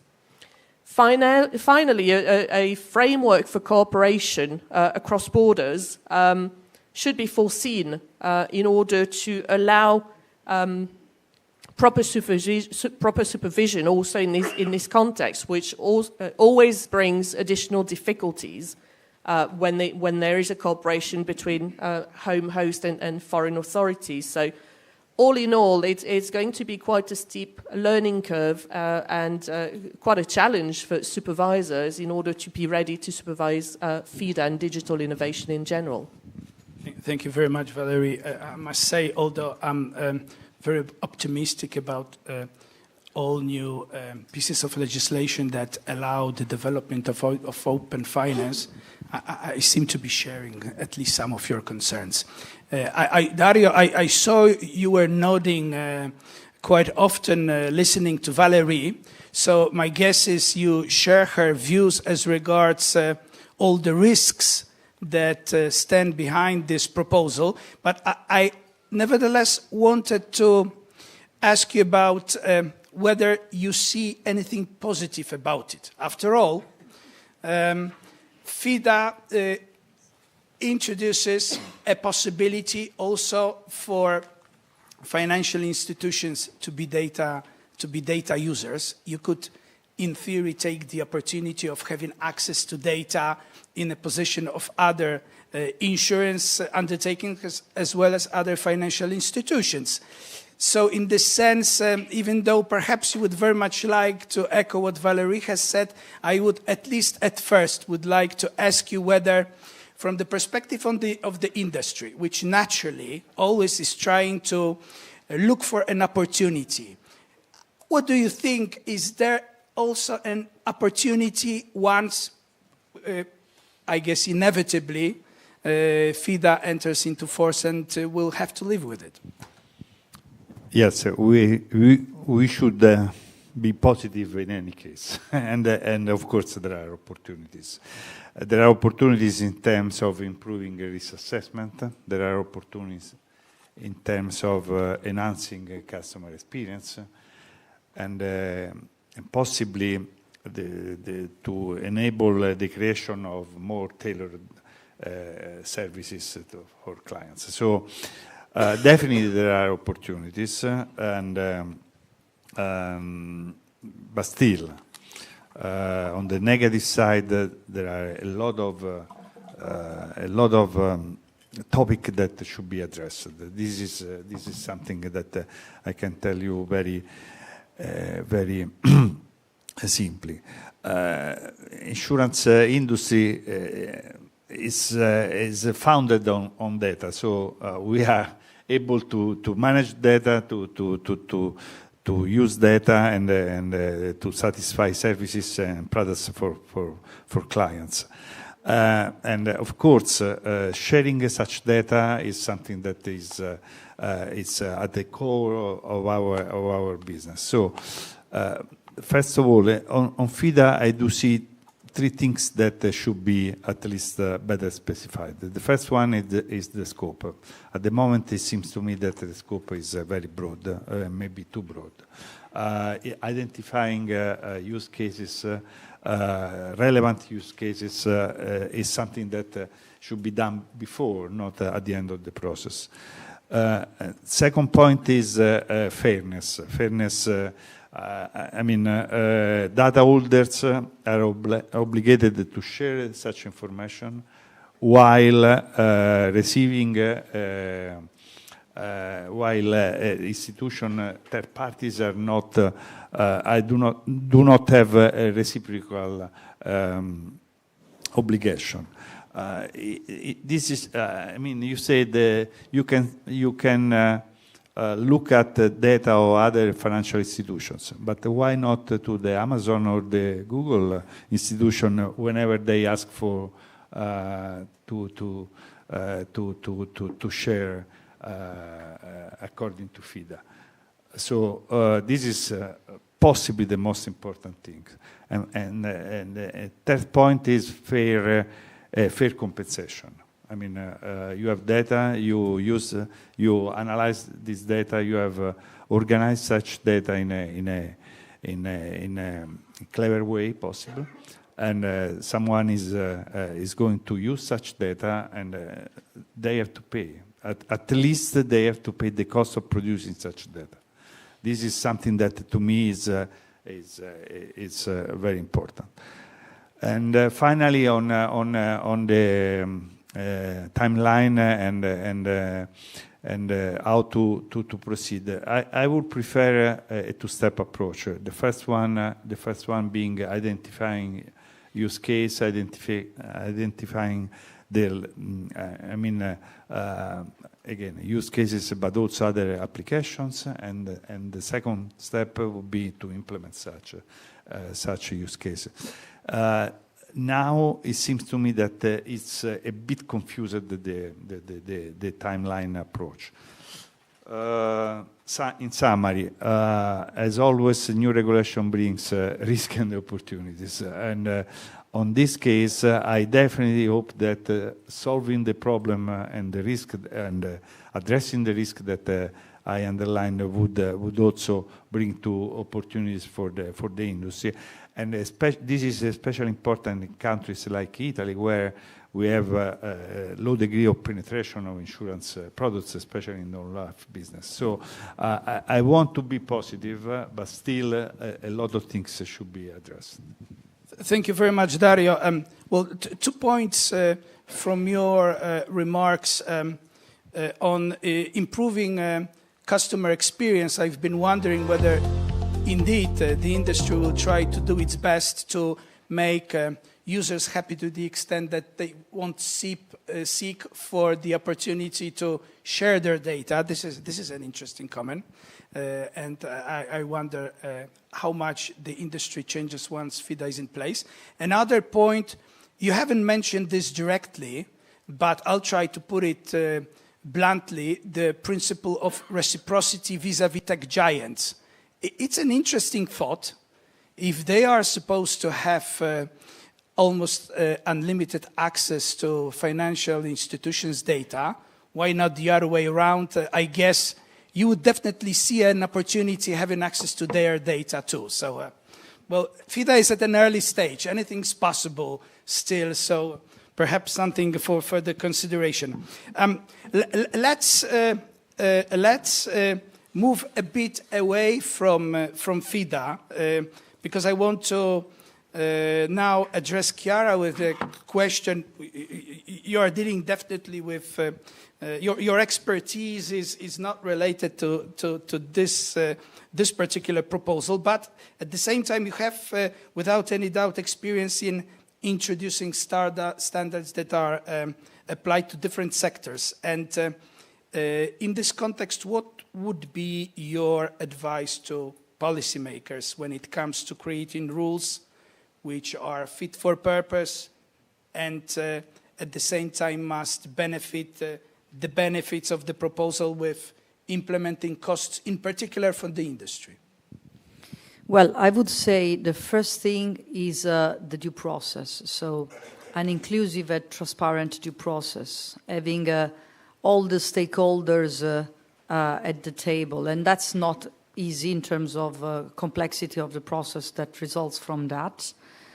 We operate via consensus, and at the table we also have civil society, which makes our discussions much more rich, but also difficult to progress. And then, of course, engaging with the preparers, with the auditors, with the users, testing the proposals. There was not much time for testing because we really put together these standards in a record time, but we are going to do tests for the new proposals that are coming out right now, namely for small, medium enterprises and for the sectors. So that's one important point, to listen to them. Then don't invent what already exists. So there are good practices, best practices. We started from GRI and we issued an interoperability statement. We have a high level of alignment with them, but also with the IFRS that was writing standards at the same time. So we have been working together with them. And on the area of international instruments of due diligence, same thing. We have incorporated the principles of the OECD and the UN guiding principles for that. I already mentioned integration of the different European regulation that has been already on our agenda. And then think digital from the inception. This is another point. So our standards are designed to facilitate the digital use of the final information. We are going to consult on our approach to digital taxonomy. It's innovative, and some may say that it's costly, but really the purpose is to overcome the limits of the current narrative tagging, because many of the information is narrative. So we have designed them to be digital from the beginning. Then I could say many other things, but I would say that all the different players need to play a part for a regulation to work. So the standard setter needs to be there to do its part, but also the enforcers, also the auditors, of course also the preparers. So it's all a virtuous circle that we need to create, because we, for example, we have designed a mix of principle-based and rule-based regulation, but for that to really work, we need then all the others to do their part. So the preparers to put in place robust processes to exercise an informed judgment, but also the auditors to go and challenge those judgment, and also the enforcers. And then I will also add to conclude that we have in place also an implementation support. So after the standards, it's only the end of the story. It's only the beginning of the story. It's not the end, because then we have this Q&A process, and at the end of the Q&A, we issue implementation guidance to support the implementation. So it's a journey. It doesn't end with the standards. Thank you very much, Chiara. Time flies, so I'll just say that both yourself and Dario has stressed one important thing, namely joint efforts. So in this sense, if it's already a challenge making joint efforts when negotiating sectoral legislation, having a horizontal legislation, this effort is only multiplied by the number of parties which are involved in the process. Instead of asking you, Paulina, a question, because I would really like to give the audience opportunity to ask some questions, let me just say that the dominating reply to the question, what is the most important factor that determines the success of a horizontal regulation, is flexibility and adaptability to diverse sectors. So I will leave you with this thought when you go back to Brussels. Please perhaps consider whether new legislative proposals, not those leaving the acquis communautaire, but the new ones meet this objective, because this is the preferred reply of the audience. And with this, I'd like to open the floor for questions. And I'm always, on this occasion, setting two rules of the game. First, when you ask the question, kindly please identify yourself. Second, please ask the question and, to the extent possible, refrain from comments, because comments take time and do not always lead to asking a question, and be concise so that as many colleagues in the room as possible were able to ask a question. I'm saving for this something like 5 to maximum 6 minutes of our remaining time. So the floor is now yours. I suppose that there are some microphones in the room, and if there is anyone willing to ask the question, the time is now. Yes, please. Gentleman in the back. Thank you very much. Nick de Maaskalk from BIPAR, European Federation of Insurance Intermediaries. The question here today is, in this panel, horizontal or sectoral? And then there are a couple of answers. My question is rather, would it not be better to think first about finalized regulation and finalized sets of rules before launching them? I think about the sustainability framework, for example. Thank you. Sustainability framework. Who would like to cover this one, Paulina or Chiara? I'm not sure I've understood the question. So to think... That there are many pieces of the puzzle around, but they do not fit yet, which is creating a lot of burden for the industry, a lot of uncertainty for the consumer, a lot of, well, whatever. So instead of asking the question whether it is horizontal versus sectoral, perhaps the question should first be, when do we launch a set of rules? When are the rules ready to go into the market? Mm-hmm. Thank you. Well, it's true that several different pieces of regulation have been conceived almost simultaneously, and they've been all going on in the development on parallel. But for sure, our standards have come a little bit later than the other tools in the Green Deal. And that's why we could benefit from the insight of the SFDR regulation and other regulations. And we are going to continue to work in systematizing the different elements of the regulation for sure. This is going to continue. Paulina, yes, please. Just very briefly, and by the way, to of course support the calls for coherence and consistency across the piece.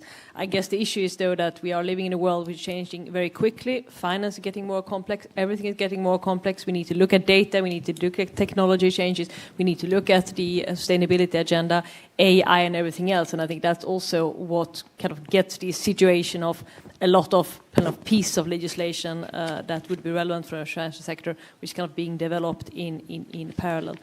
Now, to the issue on sustainable, I think that actually, from my perspective, it's an area where we have a lot of pieces of the puzzle that are in place already. I mean, we have our 3 building blocks, the taxonomy on the one hand, the sustainability reporting on the other hand, and Chiara has spoken a lot to that, and then what I usually call the green toolbox, or the green bond ESG rating proposal that's out since a while. So I appreciate that there are a lot of pieces in this puzzle, but it would seem to me that actually most of the pieces are now on the table in front of us, and it's really a matter of getting the rules now to be applied, to bed down. And we have done, I mean, first of all the work is being done by colleagues on the reporting side, but also from the Commission side in terms of trying to make these rules more understandable, trying to make them more complex. We adopted back in June a rather big package around transition finance, but also around simplification, working a lot with frequently asked questions and guidance, precisely to try to make this more workable and more understandable on the ground. So I would agree that there probably still work to be done here, and that things remain quite complex. But I do think that the good news is that when it comes to sustainable finance, the EU was out of the starting blocks early on this. We started already back in 2018, 2019, which means that we actually have the pieces now, and it's really a matter of making sure that they are as workable as possible for the users at this stage. I have one question from colleagues online. Harold Hendricks.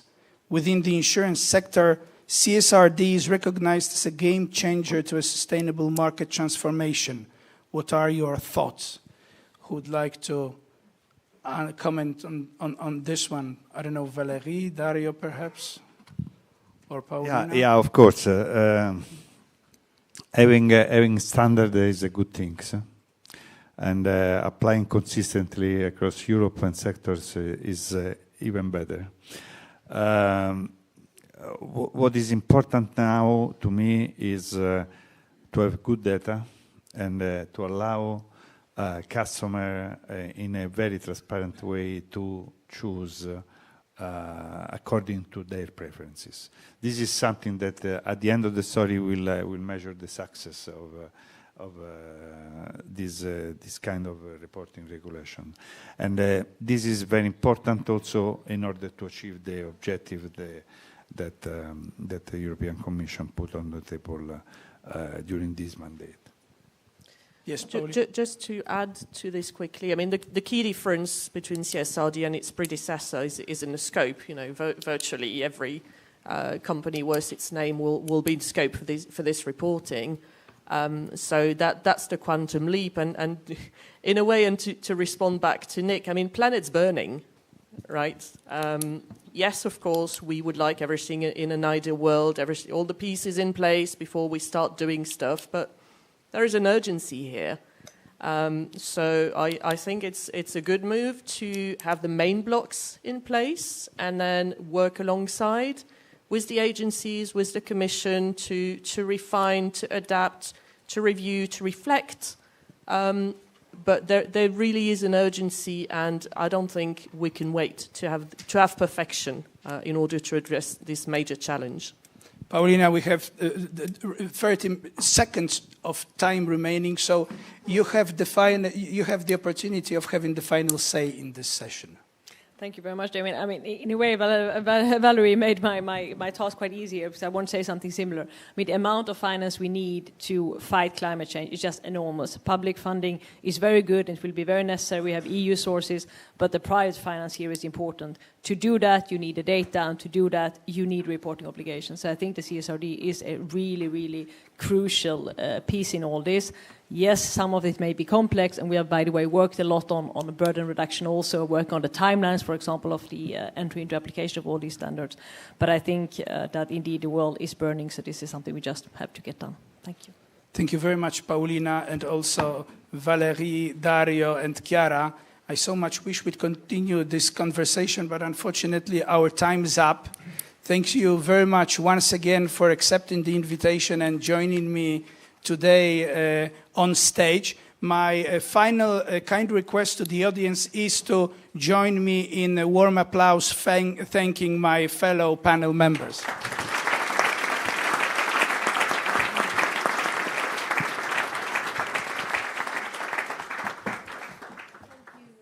Damien, for that panel. Thank you, panelists. A lot of food for thought there. Now we're breaking for coffee. We have a 20-minute break. Coffee served just outside in the foyer. Don't forget to take a look at Caroline's work on your way out. And we're back at 11:40 for our next panel on DORA. Thank you.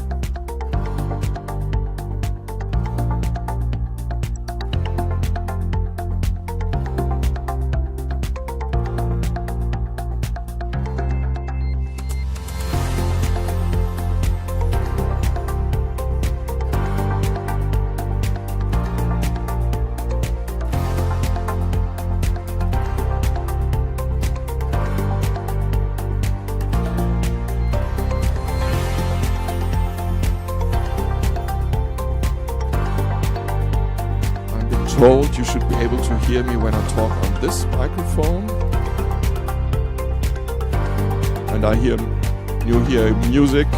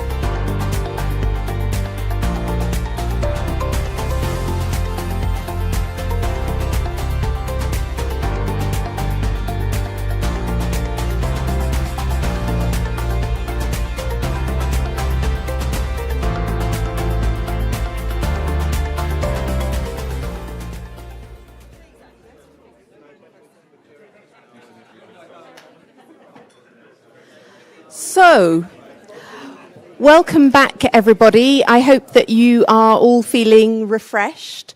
Before the break, we were talking about horizontal regulation, and now in our second panel, we're going to take a closer look, a deeper dive into one piece of regulation, DORA. Our panel is moderated by Jerry Cross, Director, Financial Regulation, Policy and Risk from the Central Bank of Ireland. Jerry, over to you. Thanks, Claire, very much indeed, and good morning to you all. It's a very great pleasure to be here. Really pleased to be invited to moderate this really interesting topic with such a distinguished and expert panel and amongst such a full room of participants, and we will try and make this as interactive as we can. So as Claire said, we're here to discuss a digital deep dive exploring DORA. A very fitting discussion, I think, in a conference on the theme of hidden risks and new horizons. And as Claire said, a very good example, a very significant example, I think, and we'll talk about this a little bit, of the new type of horizontal cross-sectoral, in many ways all-encompassing type of regulation. So lots to say about that. As Claire said, my name is Jerry Cross. I'm the Director of Financial Regulation, Policy and Risk at the Central Bank of Ireland. But more importantly for this particular discussion, I have been very lucky to lead the work of the joint European supervisory authorities on the implementation of DORA in Europe. And that work is ongoing. And we'll say a little bit about that as well. So I'm really delighted to welcome such a distinguished panel of discussants. Let me give very brief introductions. You'll have seen their bios on the website. But on the far left, as you look, is Frank Beekman. Frank is head of section GITS-FI, which leads on IT and operation resilience at the BaFin. And he is also a member of the subcommittee that I chair on DORA implementation. He's also a member of several other national and international working groups around incident reporting, third-party risk, operation resilience, and crisis management. Next to Frank is Ulrich Binzeil, who's Director General for Market Infrastructure and Payments at the European Central Bank, and previously Ulrich was Director General for Market Operations at the ECB. Next to Ulrich is Sarah Goddard. Sarah is the Secretary General of AMICE, the Association of Mutual Insurers and Insurance Cooperatives in Europe, a Brussels-based representative and advocacy body for the mutual and cooperative insurance industry across Europe. Represents approximately 30% of insurance premiums in the region. I'm hoping we have Maria. Yes, I can't actually see Maria, but I see we have Maria Tsani online. I'm going through this in alphabetical order. Maria, I'm delighted to have that we have her with us online. Maria is Head of Financial Services, Public Policy and Regulatory Affairs EMEA at Amazon Web Services, AWS. Maria joined AWS in 2019 after more than a decade in the banking sector, dealing with emergency policy and regulatory requirements. Welcome, Maria. We're delighted to have you with us. And finally, right beside me, Jacques van Dijken. Jack currently serves as the CEO of SPMS, the Dutch Occupational Pension Fund for Professional Medical Consultants. And Jacques also serves on the board of the Pensioenen Federatie, the Federation of Dutch Pension Funds. In the past, he served, amongst others, as CEO of Dutch insurer DBV, CEO Swiss Re Netherlands, and on the board of Amref Health Africa. So welcome to you all, and thank you for being with us, and we look forward to a very good discussion. Now, we know that the digitalisation of society and of the economy is happening ever more rapidly, and nowhere more so than in the financial sector. And there are many benefits to be realised, and there are many risks to be managed to realise those benefits. So it's of primary importance, I think, that we collectively put in place the measures to manage the risks of this digitalisation while facilitating the benefits to be realised. And in these uncertain and challenging times, where innovation holds so many prospects of progress, I think this task could not be more important. And I was really struck when Petra was describing earlier the 6 promises that EIOPA is making to its stakeholders. That second amongst those was just this, making digitalisation work for the financial sector, for the insurance sector, and for the economy. So that's, I think, very, very timely. Now, the European Digital Operational Resilience Act, DORA, is one, I think, pretty groundbreaking part of the response to this digitalisation challenge. And it is a very large challenge. Because not only are we dealing with a highly technical area of activity, it is also one which is rapidly evolving and dynamic, sort of the bane of regulatory authorities everywhere, the speed with which things move as you try to regulate them. So it is really rapidly evolving and dynamic. The vectors of risk and of risk impact are highly complex and interconnected. The landscape includes not only our traditional financial services firms, including, of course, insurers and pension funds, but the whole ecosystem of IT service providers. Not only cloud service providers, whom Maria will speak for today, but also the wider ecosystem of IT service providers. And notably, where the challenge comes not just from, if you like, those usual challenges that we're used to where things go wrong or we don't manage the risks, but they're exacerbated by the major presence and significant risk posed by bad actors in the environment. So we're here this morning to consider, how does DORA rise to these challenges? How is it approaching the issues? Are we getting it right?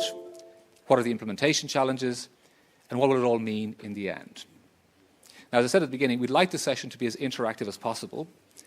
And there will be a couple of Slido questions. And before I turn with my first question to the panelists, maybe we can go to, Claire, if we can go to a slide, the first Slido question, which should be appearing now, and you can access in your phones and devices. Very simple one, just to kind of take the baseline. How concerned are you about the increasing frequency of cyber attacks? Are you very concerned, somewhat concerned, or not very concerned? Just to set the baseline a little bit.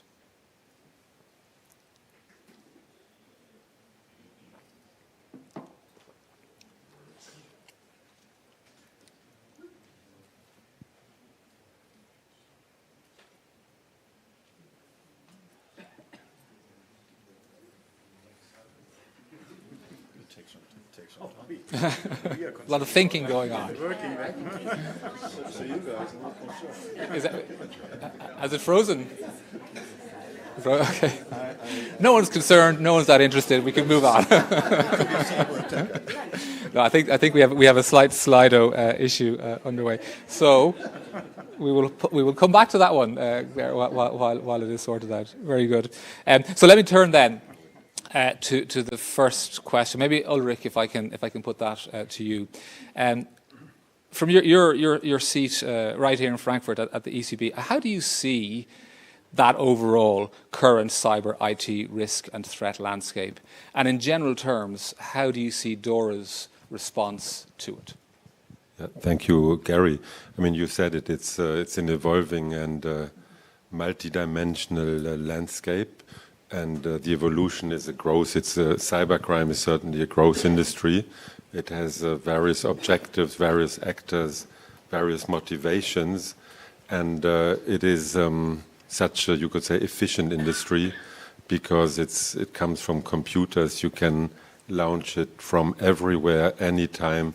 The computers do the work for you. They scan the industry for vulnerabilities and can place bad code, and the code can be activated anytime, even remote to the intrusion itself.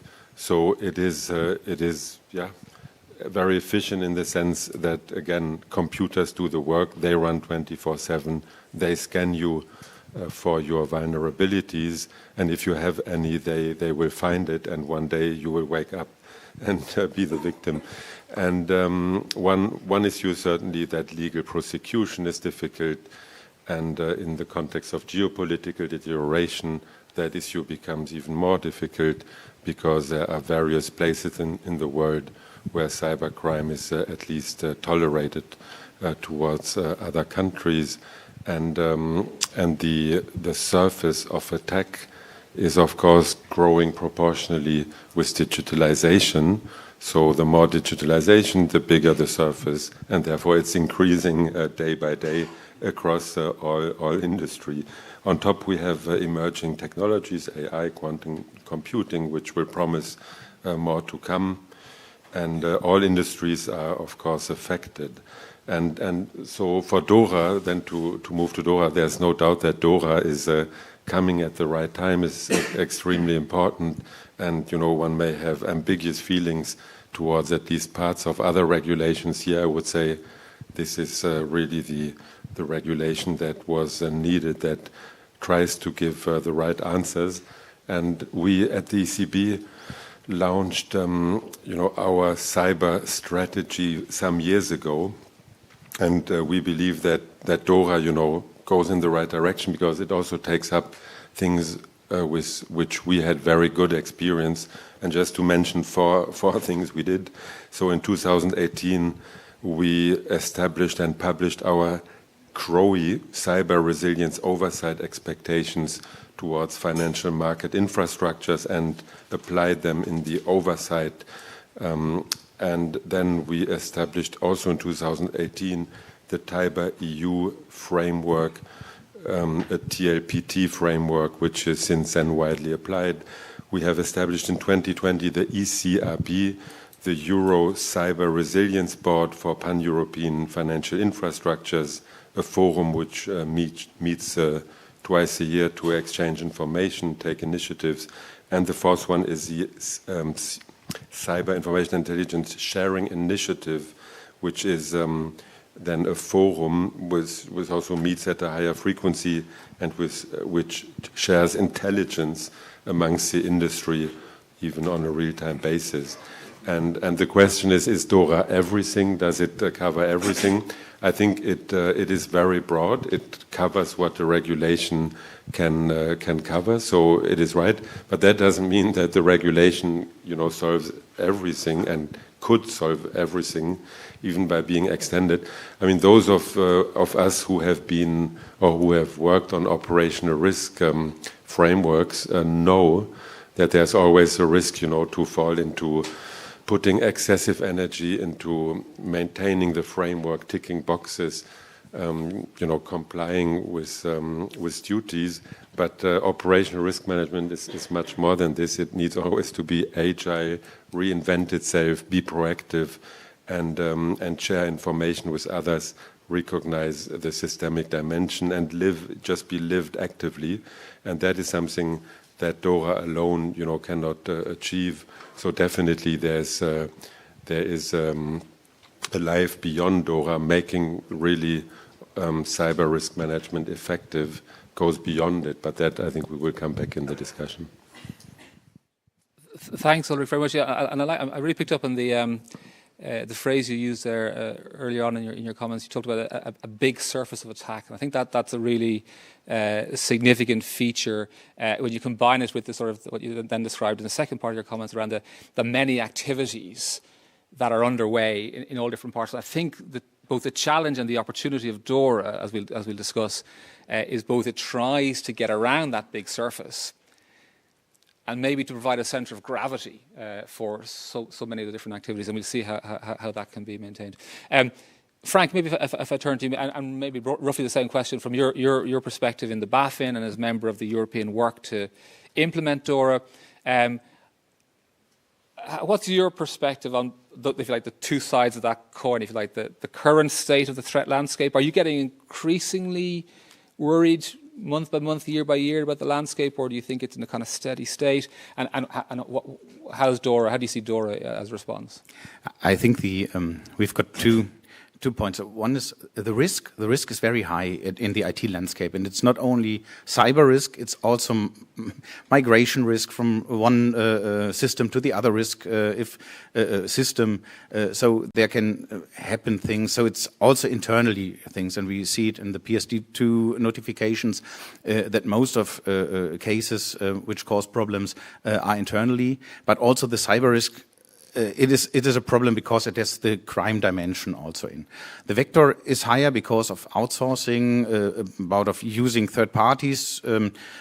You've got a chain, and if you want to attack something, you attack not the financial entity, but you can attack easier maybe an outsourcing company or down the chain because they have not the requirements for IT security as a financial entity has.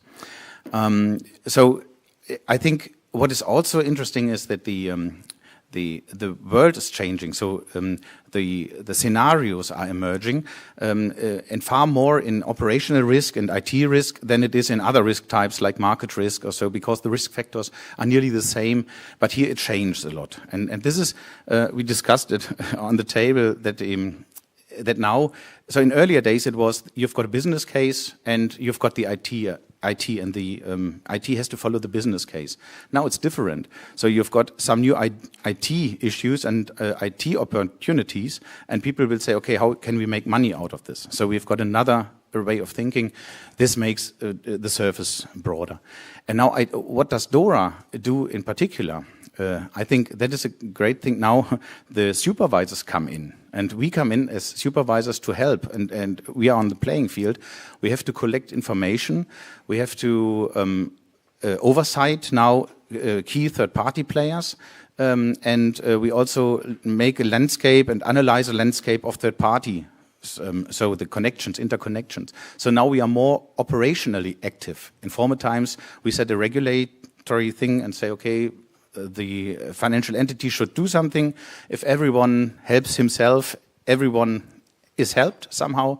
But now we have a very active role, and therefore we have to implement things. So, and that also set us as regulators and supervisors under pressure to do it right and to do it in this very, very short time frame. Thanks, Frank. Yeah, and I think how you described it there is quite powerful. It's sort of the feeling that I have now after we and the sort of the regulatory authorities taking on from the legislators after a year of work on the implementation. My deep sense is that DORA is really a jigsaw, right? It's really a jigsaw of all the parts, and they all interlock in different ways. So whether that be, for example, the registers that firms are being asked to maintain. And those registers being used for different purposes, whether it is to identify who are the critical third-party providers, whether it's to identify how do we understand the risks within this firm, and then as supervisors, how do we respond when we see problems emerging. So that goes. It's a multi-dimensional jigsaw, and that, I suppose, puts on the table the challenge that we kind of all face in the ecosystem. And I think it is a challenge to really make it work. I think as regulators are recognising that for us and for you, there are challenges ahead, and it's not kind of a straight kind of easy linear implementation. Maybe I'll turn to Maria, if I may. Maria, from your perspective at AWS, you've been very involved in discussions with regulators, legislators, and firms. I mean, what's the perspective that you and AWS have on DORA and on it as a response to the current risk landscape? Thank you, Jerry. And first, I'd like to apologize for not being able to make it in person to the conference. Some exceptional circumstances, and congratulations to the whole team at EIOPA for such a great event. I'm going to pick up on some of the points that I've heard. As you said, Jerry, the rate of digitalization is not going to stop. It's only going to increase. And I think DORA has come at the right time, especially as we see, let's say, the overall threat landscape and what we usually refer to as common security threats continue to proliferate. And other unknown threats are also continuing to emerge. DORA has really an opportunity to speed up and foster the adoption of technology that will help counter these threats that are emerging in the cyber landscape. So DORA has that really good opportunity to support the digitalization of the European financial services sector, and also ensure that it remains secure and resilient against this background. I didn't see the results of the survey that you referred to at the beginning of the panel, but there's a very interesting survey done by the Bank of England. It's an annual survey on risks, and the number one identified risk by the C-suites of banks is cyber risk. So I think it's very clear that yes, cybersecurity is a concern. I also think DORA presents this opportunity to help firms across the financial services sector become better at security. And it's really important that we become better on an ongoing basis, because the threats will continue to evolve. And we have to continue to evolve ourselves to be able to meet those threats. Thanks very much, Maria. We actually didn't see the results of the survey ourselves here in the room either, because Slido is not yielding the results for some reason we don't quite know yet. But I think that point about sort of cyber and IT being the number one risk, one does hear that and feel that a lot in conversations across the ecosystem. And for me, thinking about it, I think one of the reasons for it is that we haven't always had a sort of collective sense of how do we and how will we respond to these threats as they crystallise. Whereas in other risks, we do have a very good sense of it. We know how to respond. With IT and cyber, when you take an ecosystem-wide perspective, it's more challenging. So maybe DORA helps with that. Sarah, maybe if I turn to you now. Amice, your organisation represents mutual and cooperative insurers of all different shapes and sizes. And one of the things, of course, that DORA does, it applies to firms of all different shapes and sizes. So how are you and your members, how are you feeling about DORA? Is it getting it right in terms of that ambition to really work for the whole range of participants? I think to start off with, DORA is absolutely welcome. I agree with everybody here. And also as an interesting change that we're seeing in that the technology side, the IT side, is now beginning to be focused on in a fundamental way. DORA brings that discipline, which we'd had already from EIOPA. We'd had the guidelines previously, but we're now looking at something that's completely different. DORA is needed, DORA is essential, and DORA will do a good job. And our members, when we've spoken to them about this, and obviously with the consultation earlier this year and the one that we've got at the moment, we're talking to them as much as we can. They have challenges with DORA. The first challenge is that it's horizontal legislation. And I'm sure that a lot of you have had the same. We've spent, as an association, the last 15 years dealing with prudential regulation, dealing with insurance-related regulation, dealing with Solvency II review, IRRD, and dealing with things that are in our own language, in the language of insurance and the language of insurance and risk. Now with DORA, what in fact we're tackling is something which is the breadth for everybody, and that is presenting quite a fundamental challenge at times to be able to actually understand what is being meant as much as anything else. However, it still has those fundamentals that are important, and most important is proportionality. And our members within Amice, they range from very small localized mutuals, which are a group of localized businesses that have been working together for decades, if not centuries, to some of the very largest insurers in Europe. So we run the gamut of every size, So if we look at proportionality being nature, scale, and complexity, then, my God, do we have that in all sorts of ways? So proportionality to us is quite a broad and important concept. And we see certain aspects are very welcome within the way that DORA is being framed at the moment, in that you have the sort of thresholds that are being adopted, but we just feel that it could go further because, again, with what is the new risk landscape as well, and one that's evolving constantly. I mean, I have 20-somethings in my family where they are adopting, they're digital natives. Their technology is something that's theirs.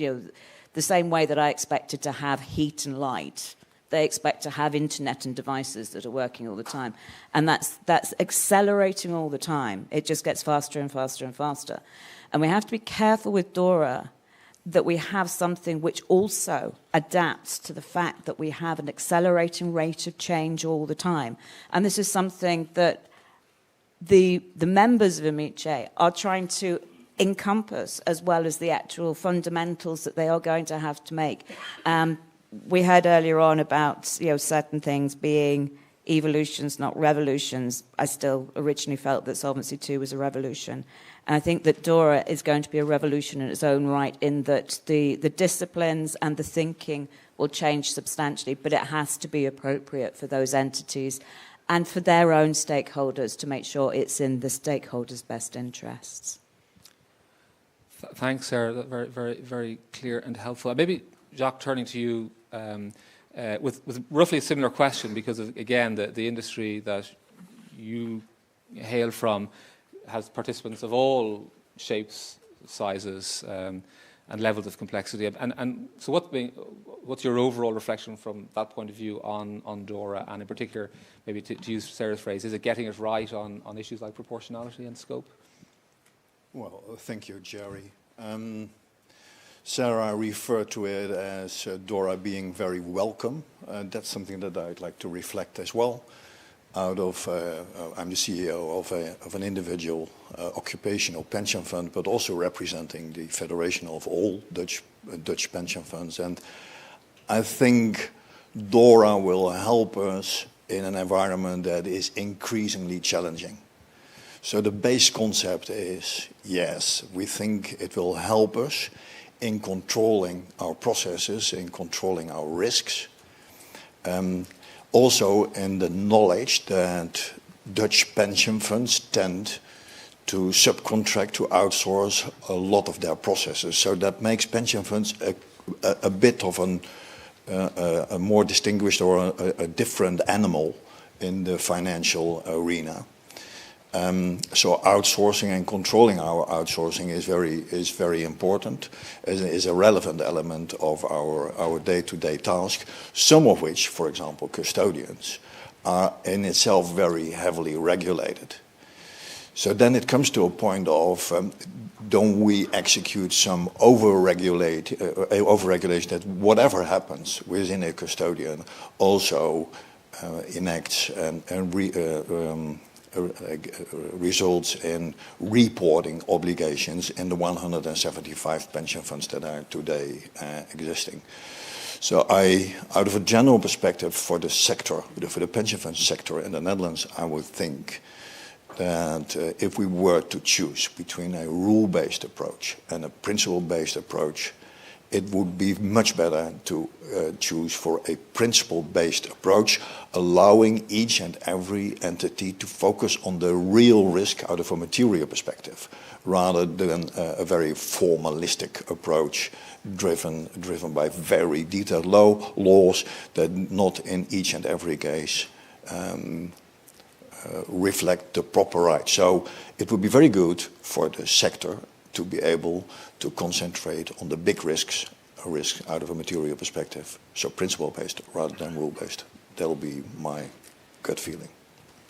Thanks, Jack. So really, maybe just a couple of things to pick up on there, which I think are really interesting. I thought, Sarah, your point is a very interesting one to think about. Not that we have a whole lot of time here, but that point about sort of the horizontality And you talked about the language, right? But I think it's kind of interesting because DORA does go across sectors and in fact beyond the financial sectors. I think it is a really valid point to say that we are, as regulators, and then I'm sure as financial system participants, having to learn to speak to each other in ways that we didn't before, because we're having to go outside our insurance common language, outside our banking, outside our securities markets, and speak in a common language, and then also, of course, to the third-party provider. So that is something that I think that it's probably a good journey for us all to be on, so that we sort of can move maybe one step above our sort of our siloed language.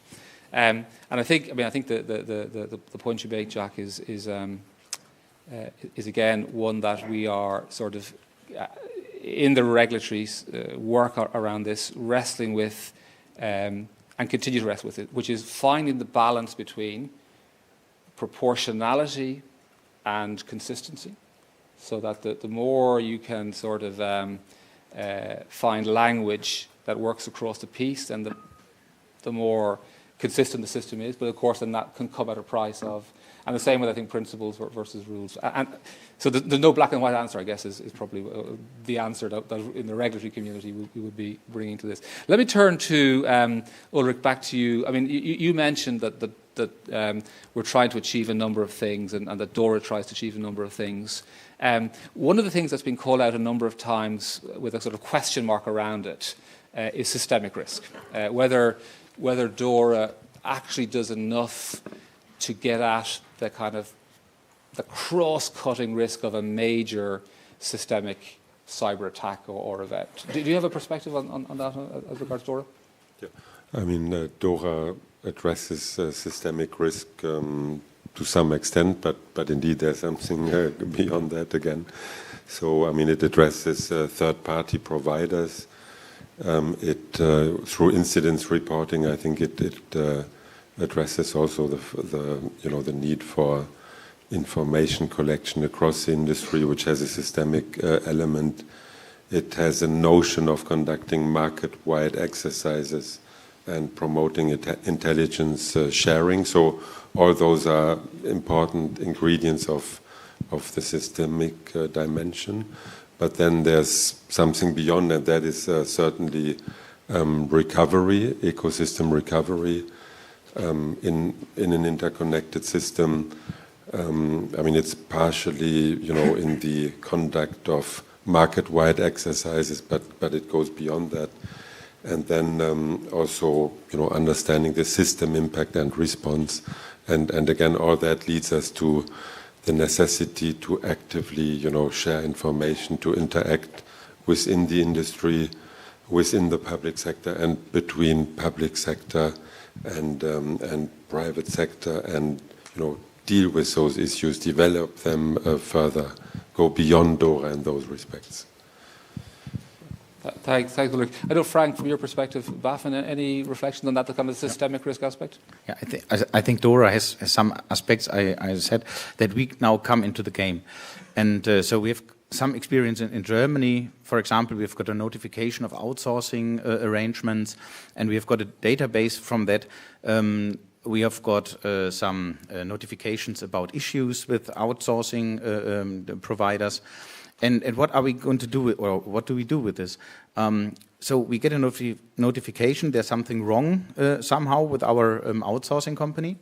And so then we can look into our database, and then we can look who could also be affected by this point, because a lot of companies have outsourced things to this provider who has got a problem now. And so then we can try to inform the others and say, do you also or do you have also problems with this provider? And this is something where we can reduce a little bit the systematic risk as one thing. So the other point is that we've got a collection of those outsourcing arrangements, and that we can make some landscapes and we can analyze. So who is outsourcing to whom? Who is so if you go along the chain, so who is sub-outsourcing and sub-outsourcing. So we have got some pictures, and we can. And what we do is we try to find the risky types and the risky companies, And then we can, in the end, make an oversight on this. Because we say, that is so risky, we have to ask, we have to get to know their business model, will they survive the next year? And because otherwise we have a systemic risk. And I think that is also reflected in DORA in some cases, and we've got some experience. And so that is really a good point, I think, to reduce the systemic risk a bit. Thanks, Frank. Thanks, Ulrich. I think that's a really important kind of combination of aspects. So again, going back to DORA as a jigsaw, when you put that jigsaw together, you see a lot. You can see a lot more. Yeah, that is what we have. So we have got the incident report, we've got the collection of registers of third-party providers, and this is what we can do. Then there is an issue, we look to this, and we can take actions then as regulators, and not only on the German basis, we do it in European-wide, because also outsourcing companies, so you don't outsource only in Germany, you use it European-wide, and I think, therefore, we need this in this way, and so that is what we try to achieve with DORA now. And I think on that point, I mean, one of the things that the European Systemic Risk Board has called out is the need for a little bit more in that space, which is what is the European-wide response? So you've got all the information, you've got all the jigsaw, but actually what do you do with it if it's European-wide? And I think that's another piece of work that is in foresight, and underway. So we have... I'm glad to say, the results. Marie, you'll be pleased to note that we asked the question, how concerned are people with the frequency of cyber attacks? 88% are very concerned, and somewhat concerned at 13%. So that's kind of consistent with, Maria, what you were saying. Going up to 21% on somewhat concerned. I want to turn, now that we've got Slido working, to another Slido question, because I want to turn now to the question of preparations for the implementation of DORA. And before I turn to the panel, I'd like to ask you in the participants, the wider participants, just a very simple question. How well prepared do you think your organisation, and this is all, and will be treated all anonymously, so no one's going to be held up to sort of account, but how well prepared do you think your organisation is for the implementation of DORA? Not prepared at all, moderately prepared, or very well prepared?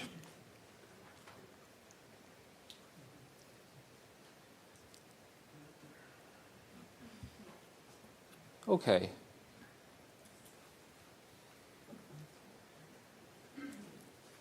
What you might describe, you saw it on the graph, I think that would be sort of a reasonably normal distribution, I guess, which is lots of people sort of saying, well, we're getting on with it, but we're not there yet. Some confident and some feeling they've got a gap to go. So that's interesting, I think, to see. Maybe, Jack, if I turn to you, what's your sense of firms' preparations, and maybe what do you see as the biggest challenges ahead of them? I'd like to approach this once again out of the often raised here in this panel, the item of proportionality. I think it will have quite a different impact on the size of the entity and its relatedness and its base with respect to outsourced processes.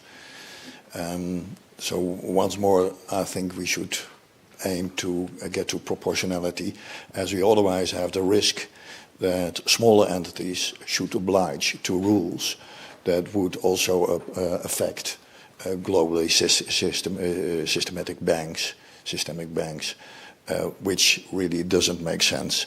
Having said that, I think DORA is increasingly known in the Netherlands as something that has come, that has its very positive elements, and we should be prepared. Having said that, the gap analysis that are conducted today show that a lot of work has to be done, and I raise awareness for every entity that is not ready, having that specific amount of work in focus. So generally, relatively positive. Out of my own SPMS perspective, I think we are full on the ball. But the sector as such has still to do a lot of work, but that's probably for you also very much true for a regulatory perspective. Thanks, Ulrich. I mean, Jacques, I should say. Sarah, your reflections? preparedness? Yeah, I think coming back to what I was saying before, the guidelines from EIOPA have been a great start. So we haven't started at ground zero, as it were. We've been starting from another point, which is, again, very, very welcome. But we've got the challenges of we've still got the level 2 coming through. We've got a short timeline, really short timeline. And we don't have clarity around things like principles-based, around proportionality. We've had I think that everybody can acknowledge that the dialogue that's happened to date has actually been really constructive. The dialogue between the stakeholders and the policymakers has been constructive, and we've seen some adaptation to the original proposals, which has been most welcome. I keep on using that. Maybe I should turn that into a T-shirt or something. Good. So, I mean, and these are things which I think we're going to have to just keep on even getting into more and more dialogue as we're going through the process. But we've got a 2025 deadline, and that's quite a challenge. I mean, it could be that with level 2, we don't see what's necessary before towards the end of 24, and then we've got 25.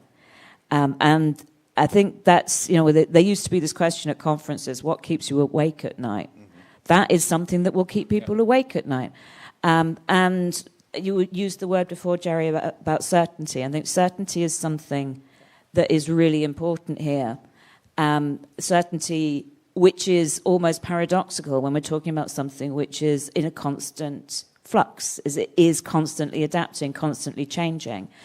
And these are all the sorts of challenges that are making implementation actually difficult to embrace.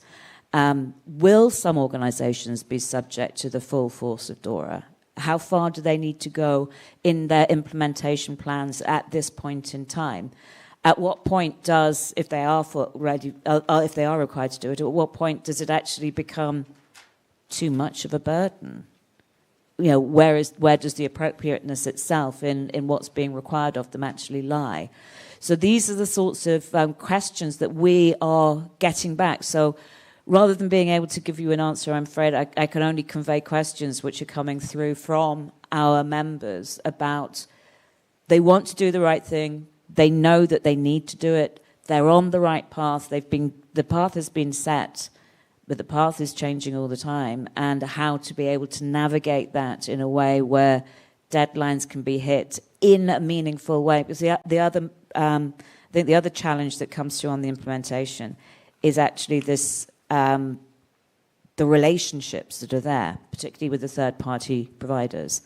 I don't see it as being a linear relationship. There's nothing binary about these relationships. It's not even a supply chain of relationships. It's a complex network of relationships. What may be happening in one of the service providers, they may have SaaS themselves. So in fact, it's going down the line, and it's different products from the service providers leading to different parts. And I'm sure you have this as a hell of a challenge, PhD challenge at the moment, on being able to map such a complex environment where it could be that it's a long way down the line that something will be the actual systemic challenge. And these are all the things that become the big implementation questions as far as industry itself is concerned. Sorry, you raised some, I think, really, really hot topics there.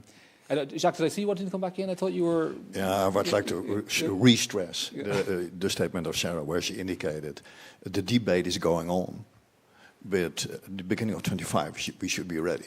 So the outcome of this running debate is of enormous importance for all of us in the sector, but also out of regulatory perspective. And then again, especially on big topics like this rules, principle-based and proportionality.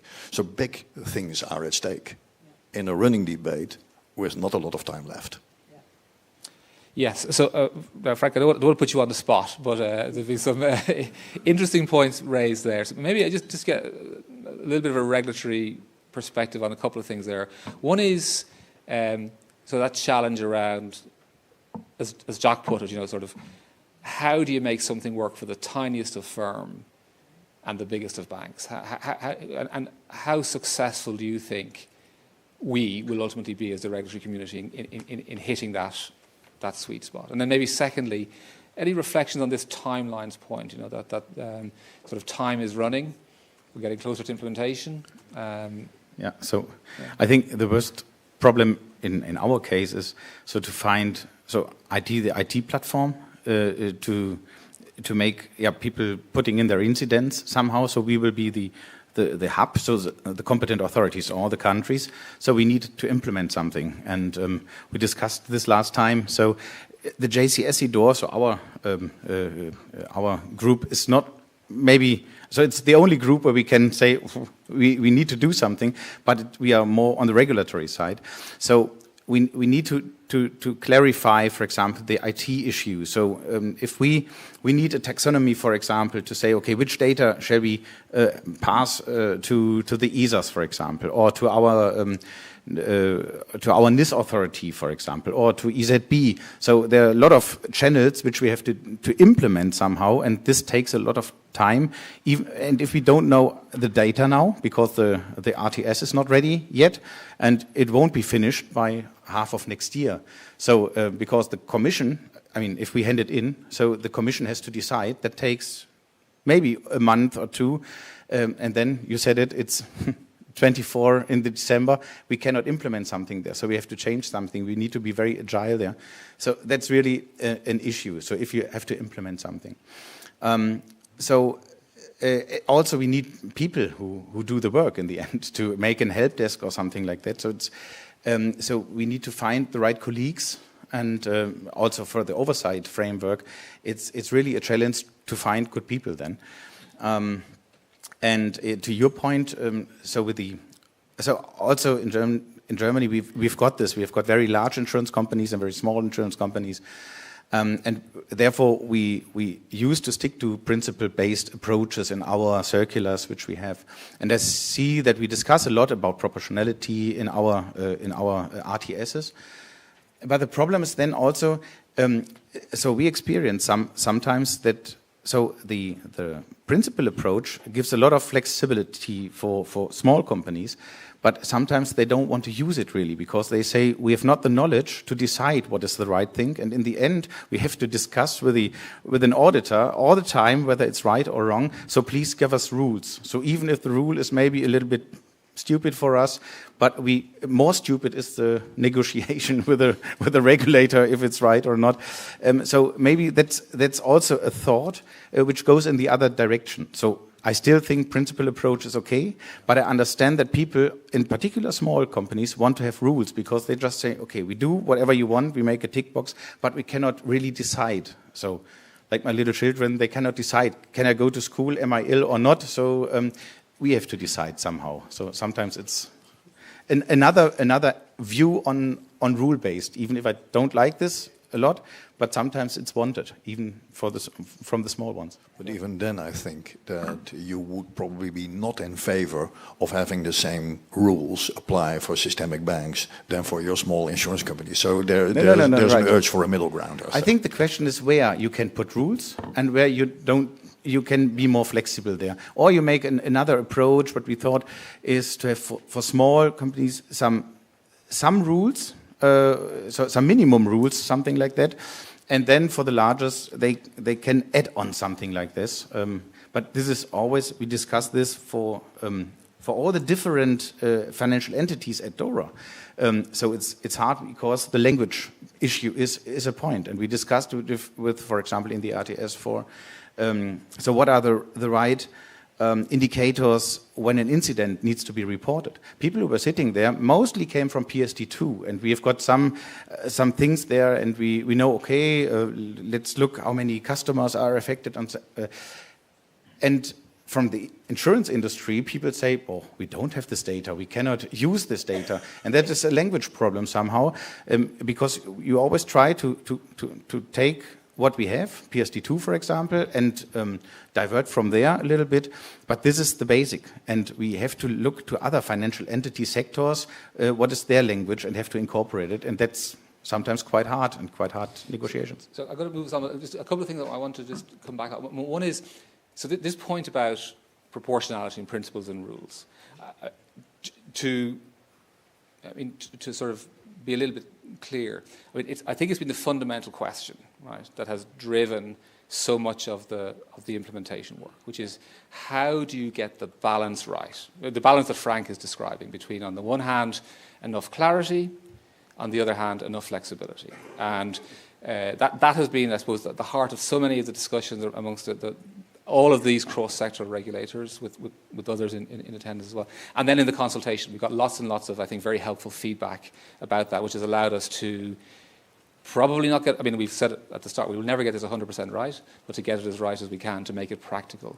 Now, that brings me, I mean, I think the timelines question is a really interesting one. Because, I mean, Frank sort of articulated there. It is a very demanding timeline for everyone,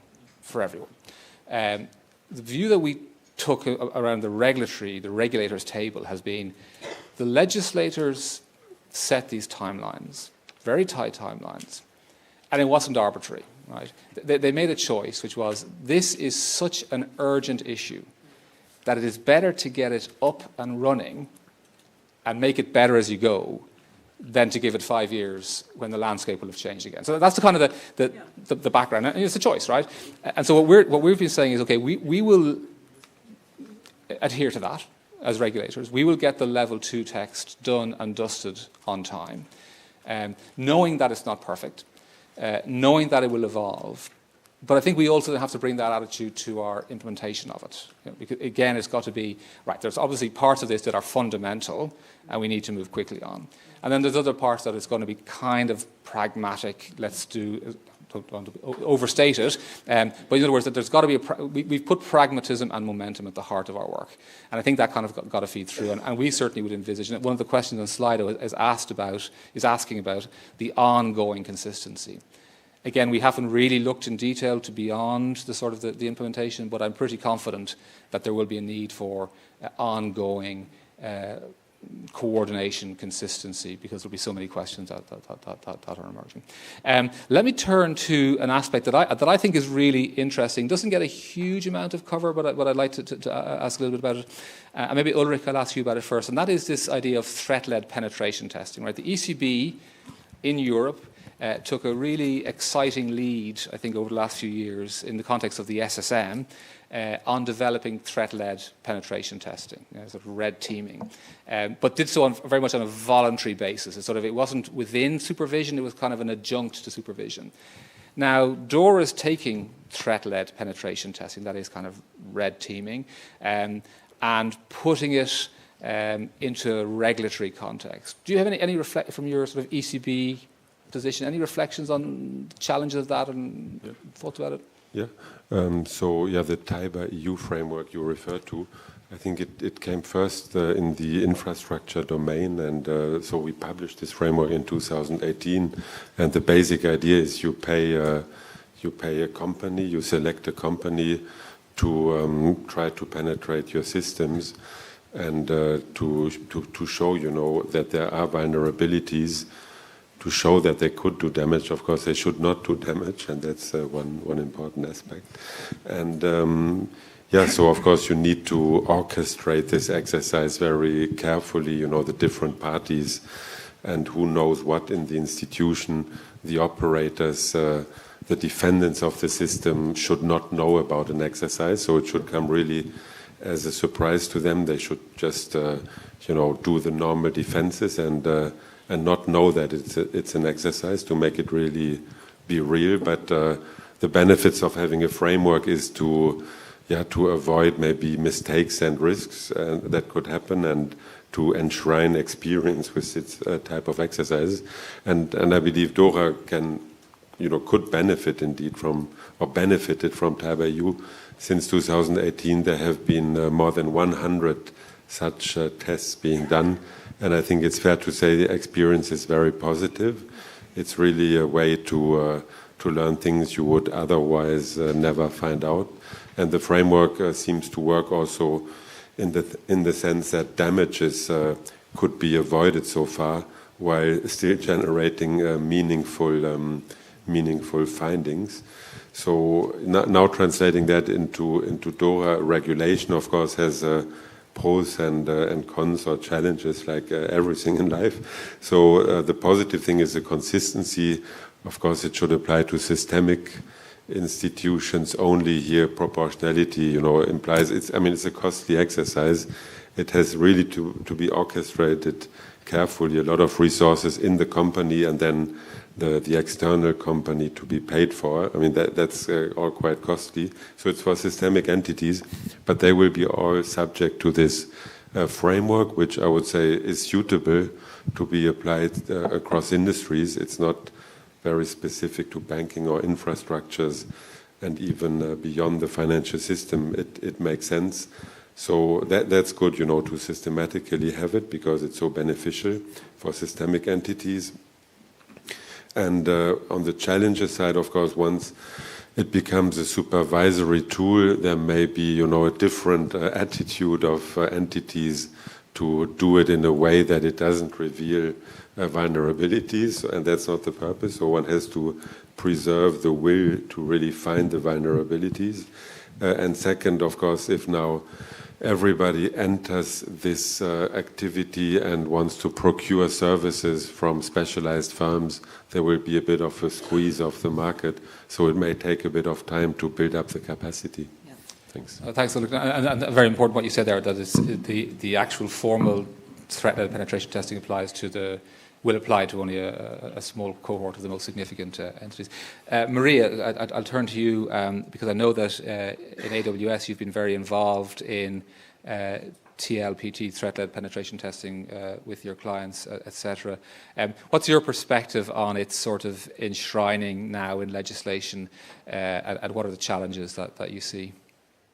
Yeah, I think first it's worth clarifying that that we as AWS perform our own penetration testing on an ongoing basis, as you can imagine. And we also enable our customers to perform penetration testing on their own environments. So the real new thing in DORA is that there's a combination of both, right? That financial entities will have to perform TLPT with their third-party providers like ourselves. We've done a pilot test actually of TIBA, of which we are very supportive of, by the way, with the Bundesbank. And I'm allowed to say that I've been allowed to disclose this to the public. So we did a really interesting exercise which provided a number of lessons for both the regulators and ourselves, I would say.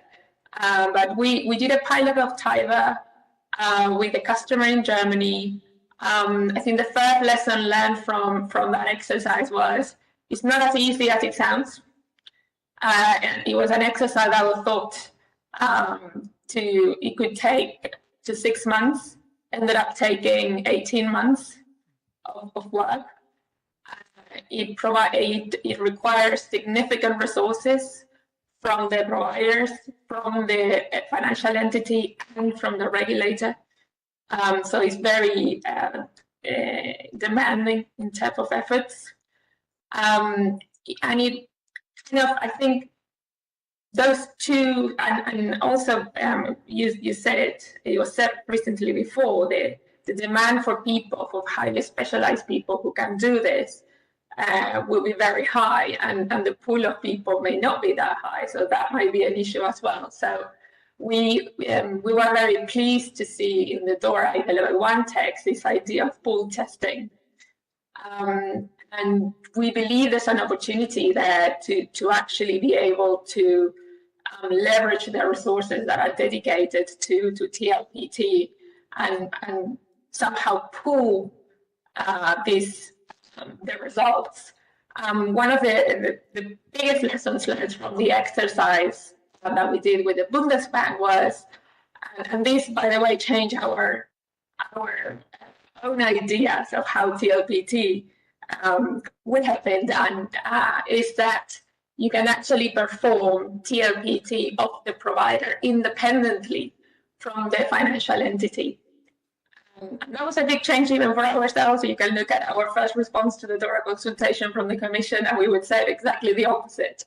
But the exercise proved actually that because the scenarios you are testing are so different when it comes to the financial entity compared to the provider, that you can actually divide those two scenarios and do a TLPT of the provider, and then you can actually share those results with the pool of financial entities that are using those the services. Let's just say the core services, and a number of core services of the provider, and you can reuse those results. That's, I think, is the biggest lessons learned from that exercise. Thanks, Marie. Look, yeah, I think TLPT is one of those areas of DORA which, as you're describing, there'll be lots to learn as we include it in regulation, and there'll be lots of challenges, as Ulrich has been described. But my very clear sense is that it will be, when we look back in 3, 4, 5 years' time, it will have been quite transformative of the overall state of resilience. And I'll stay with Maria for this one, another piece of DORA that really is groundbreaking is the inclusion of this so-called third-party oversight regime, which many of you will be familiar, but for those who don't, I mean, it's quite it's a very interesting way of thinking about the resilience of the financial sector, which is to apply a form not of regulation or supervision, but to oversight to those third-party providers, such as cloud service providers, but much more widely, who are so interconnected in this area with the financial system. And it's a really big step, and it's a really big development in how the financial system will be overseen. And Maria, I mean, again, just I'd welcome. What are your thoughts? Obviously, AWS is certainly potential to be included as one of the critical third-party providers that will be covered. What are your reflections on it, and do you see particular challenges or concerns when you think about it? Thanks, Darian. I think we think it's fair to say that we will be considered a critical third-party provider. And you talk about preparedness before from the FAM side. I can assure you that as a future CTPP, we're doing our work as well to prepare ahead of 2025, because we also have a very short timeline to prepare, considering that obviously we're waiting for the next round of consultation on direct oversight. I think one of the very typical concept that Sarah mentioned before, which is a translation issue. And I think we also have to explore this concept of translation when it comes to requirements in DORA. Language that has been traditionally used in the financial services sector, be it market risk, credit risk, etc., and see how we can make the language of a technology company, which is what we are, and we provide services to not just the financial services sector, but many other sectors of the economy.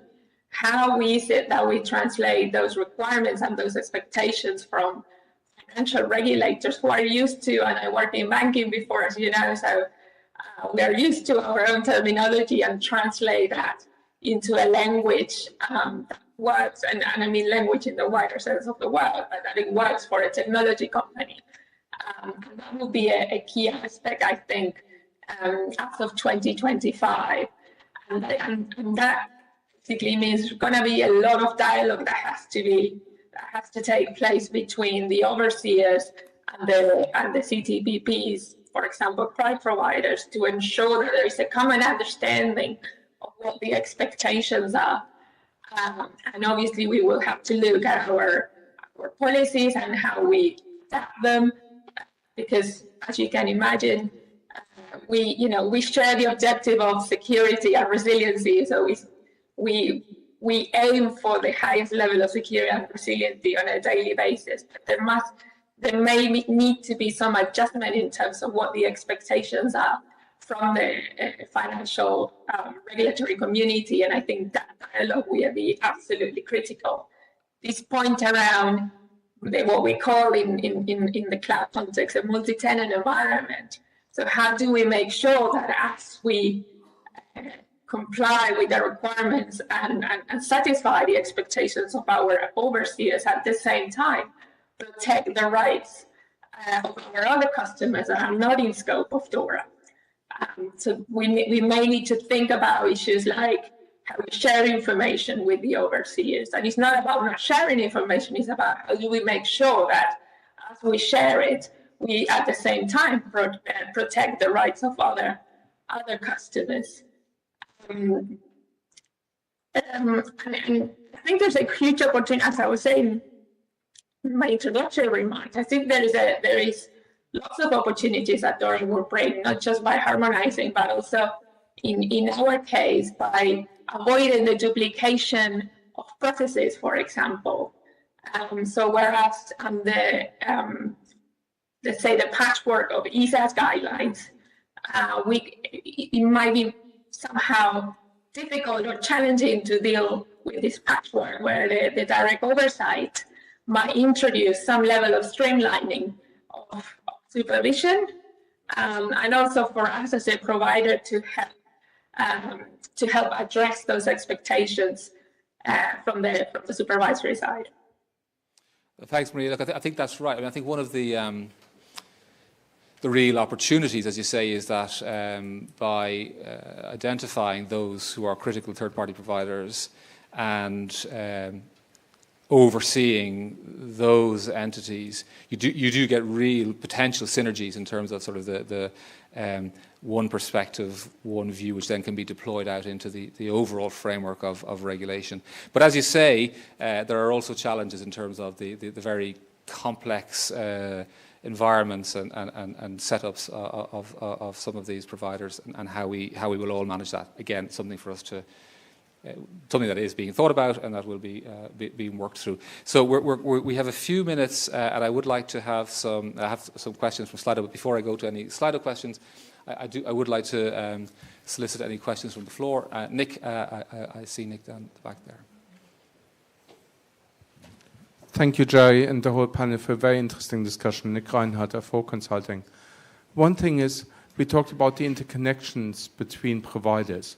And I know, Jerry, we talked about the register of ICT providers. How do you manage just the multitude of ICT providers that each financial institution uses? How to capture that and then to measure out of that multitude who is critical and who isn't? Do we need some form of proportionality also managing the register? Thank you. Thanks, Nick. That's very salient and live question, sort of getting that, making the registers practicable. Maybe I'll see is there one or two other questions, and then we can take them as a bit of a group. Anyone else want to raise a question? Anyone else? Okay. No, okay.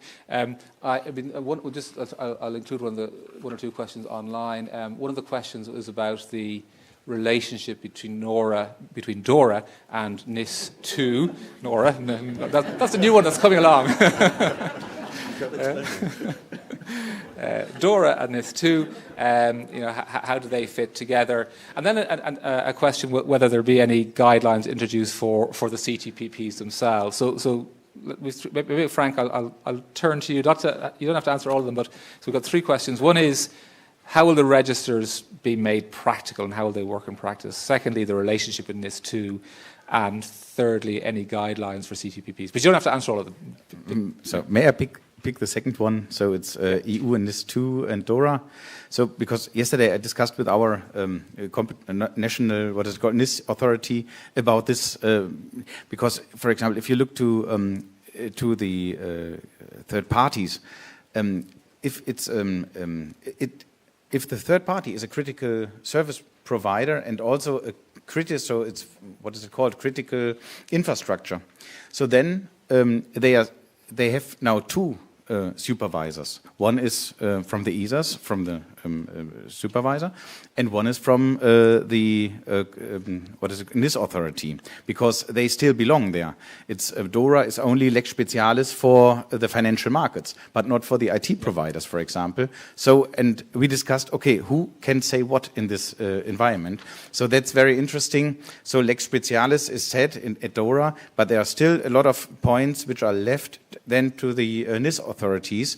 And so we also have to incorporate them, and this is what we discussed at our JCSC DORA then several times. So did we ask them properly? Did they ask do they also have a community where they share information, that we don't have a double regulation? So that is really an interesting point, and we have to slide this somehow. Thanks, Frank. And I say Fausto is here making signals to me that he is very hungry, and we need to stop. So we will stop now very shortly. Let me just very briefly come back then on Nick's question, because I think it is very absolute. That question of making the registers as practical but also meaningfully comprehensive. That like this question of proportionality versus consistency, really big one. The work is underway. We will be publishing the final outcomes of that in the near future. But the answer is it goes. If you look at the wording of the legislation, it's about that question of what is really supporting critical services and activities. And I think that's the link that we should sort of cleave to, and we'll try and provide more clarity on that. And then finally on this, I think, nice question about whether there'll be guidelines for CTPPs, critical third-party providers, as well as for financial firms. I think the answer to that is, at the moment, because the critical third-party providers, if you like, because the concept is that they are included in the system because of how they are part of the risk management and risk profile of firms. At the moment, the focus is on what we're saying about how firms manage their risk, manage their outsourcing, keep track of their outsourcing, report their events. But as you know, again, as we've been describing, as things evolve, that picture may of course also evolve. I'll stop there, just short of time. I want to thank very much Frank and Ulrich and Sarah and Jack and Maria for a really interesting conversation. Thank you all for your questions. Thanks.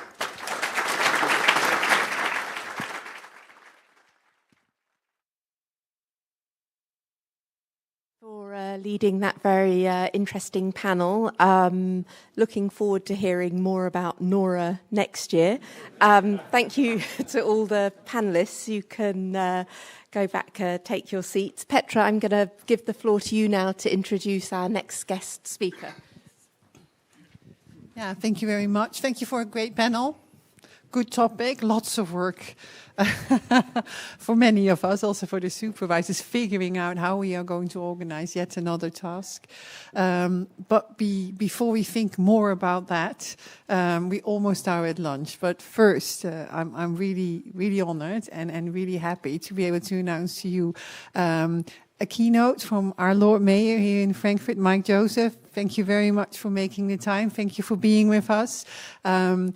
It's essential, if you are in a city, that you are linked to that city, that you feel home in that city, and that also just simply to be able to operate, you also have the people from the city that you can talk to, whether it is about the international school or how we can jointly also work together on European topics. And I'm very happy and grateful that we have with the Lord Mayor and his team that counterpart here in Frankfurt, and I'm more than happy to give you the floor. Floor is yours.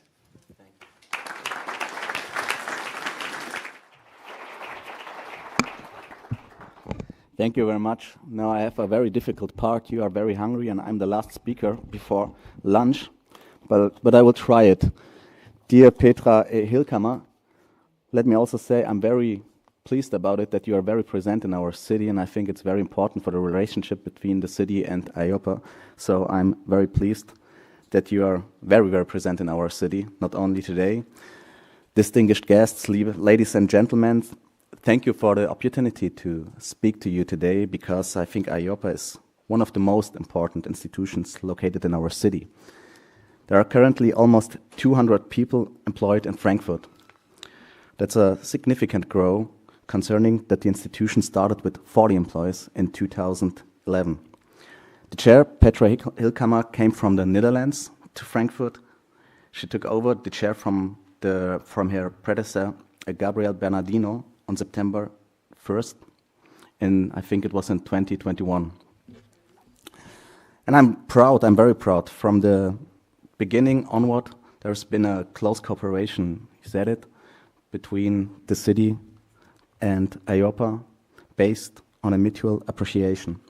The annual city reception for EIOPA at our beloved Emperor's Hall stands, among other things, a symbol for the successful cooperation. It helped to enhance the city's reputation in the European Union and to strengthen its position as a European regulatory center. Our city achieves is flexibility, stability, and resilience to crisis largely through a high diversity of local companies. As the city of Frankfurt, we must therefore foster trade and economy in order to secure jobs and trade taxes in the long term, as well as further develop Frankfurt as a financial center.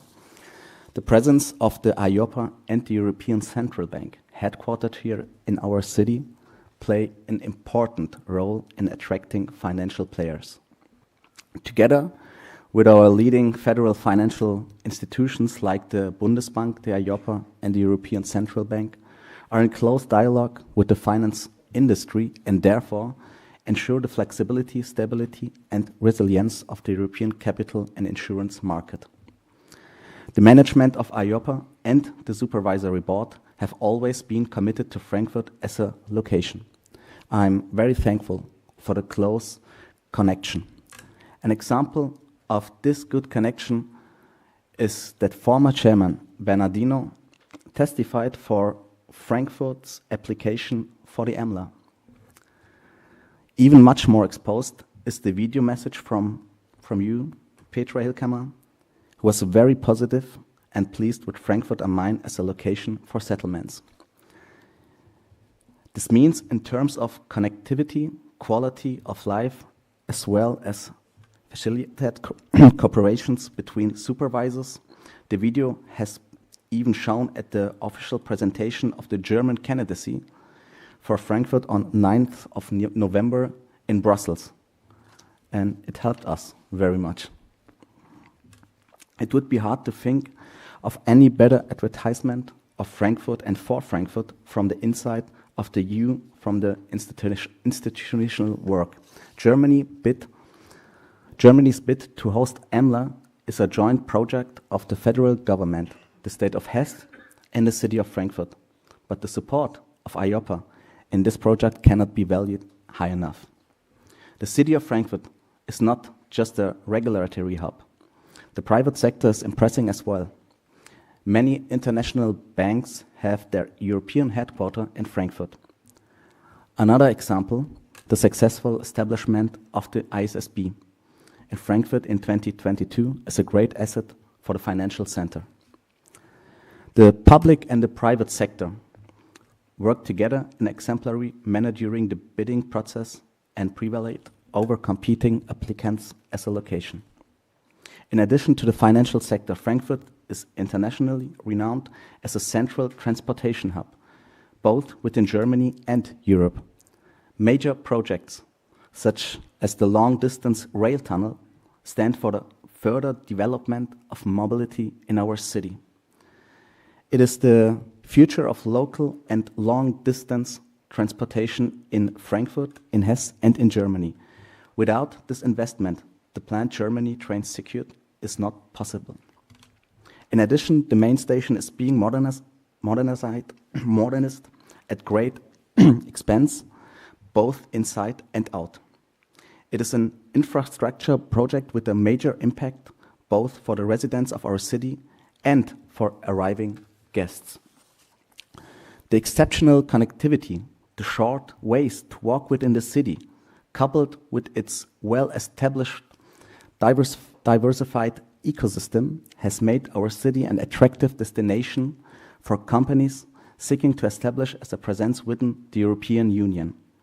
Frankfurt is a self-confident and strong business location, and we are all working together to keep it that way.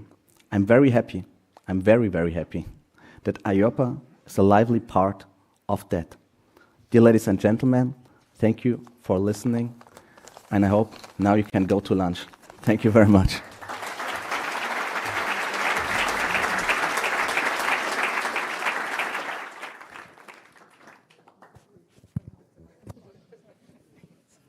Thank you for joining us today, Lord Mayor.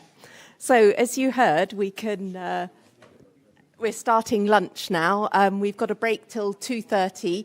There are 2 buffets outside, so one immediately outside and then one in Salon 1. So a bit of space for mingling and networking. Enjoy the lunch. See you at 2:30. We'll be talking about protection gaps. Thank you.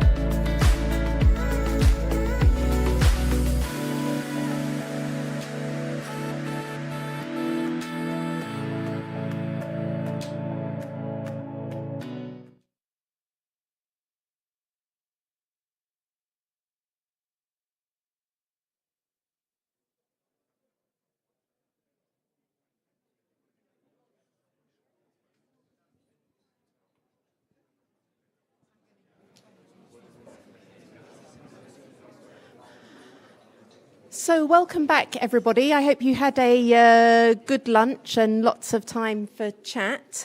We're starting this afternoon with a panel looking at protection gaps. And, as all of you know, this is one of our priorities at EIOPA. Our panel is moderated today by Ante Žigman, President of the Board from the Croatian Financial Services Authority. One of the topics that we're going to cover is pension gaps. And so we're going to have a quick Slido question to put things into context. And a reminder to go to slido.com with the hashtag EIOPA Conference. And we are going to be asking about awareness of retirement savings. So if we can launch the next Slido, please. And the question we're asking is, to what extent do you agree with the following statement? I have a good idea about the amount of income I will receive when I retire. So, and your choices are agree, I have a very good idea, somewhat agree, I'm fairly certain, but I don't have all the details, I'm not sure, or I disagree, I have no idea what income I'll have when I retire. So let's give it a couple of seconds more to see. So I think it's fairly positive that it's in the agreeing range, somewhat agree and agree. So I think then, Ante, that sets you up for your first questions on pension gaps. So over to you. Thank you. Thank you, Claire. Welcome. Good afternoon. Welcome to the third panel. Today, under the name Mind the Gap, I would welcome you all in the room after the lunch, and also those who are online. This interesting topic, I hope it will keep you awake after the lunch. It is our task actually to keep you awake and to be very interesting, because I heard that there are high expectations from this panel, so we will see how we are going to achieve that. As Claire said, my name is Ante Žigman. I am actually the EIOPA Management Board member, EIOPA BOS member as a chairperson from Croatian Financial Supervisory Authority. Also, I'm chairing the EIOPA Risk and Financial Stability Committee, so I have many hats, and I'm changing them, but today now I have all three on my head, so I will try to moderate today a very important panel which we had. I would like to thank, of course, the organizer, EIOPA, and Petra for opportunity to be here and to moderate this panel. So we know all that the protection gap is an eternal theme in the insurance and also in the pension world. We can all agree that all stakeholders, I mean also the consumers, industry, regulators, advisors, policymakers, that we are all actually united that there is a need to do more about the protection gap. We heard in introduction, in the speech from Petra, some figures. I will repeat them. First of all, the 25% insure their property against NatCat. 30% SMEs cover risk of the cyber attack. 20% of people are at the risk of the poverty in old age. 43% of people are confident that they will have enough money for comfortable retirement. As we can see from the slide, maybe we are more financially educated, so we have somehow more, we know more about our future revenues in the pensions. And what was interesting, in the few decades, we can expect that 1.5% working for one pensioner. I can tell you from my experience that in some countries it's already lower, so below 1.5. So that future is already some country in place. According to some estimates from PwC and Swiss Re, protection gap insurance is amounted to $1.5 trillion, and it could reach 1.9 by 2025. But same research said that average share of insured losses has increased. Between 90s and 2000, the average share of insured losses were approximately 22%, and between 2010 and 2020, 33%. So there is some kind of improvement. We know that the protection gap is growing steadily, especially in the last years. We have some factors which are really impacting the growth of the protection gap. First of all, climate change. We will talk about that on the panel. Aging populations in developed countries and decreasing fertility rates in developing countries. Technological development, it is also something what we need to say. And of course, macroeconomic instability, which is, as we see in the recent year, something which we really need to take care of. So we have to ask ourselves, stakeholders, what can we do to close the protection gaps? I'm sure that we are all doing a lot on that and trying to protect and to close the protection gap as much as we can, but can we do more? So I will stop here with my relatively long introduction. So I would like to introduce my panel. Today with me is Pablo Antolin on my far side.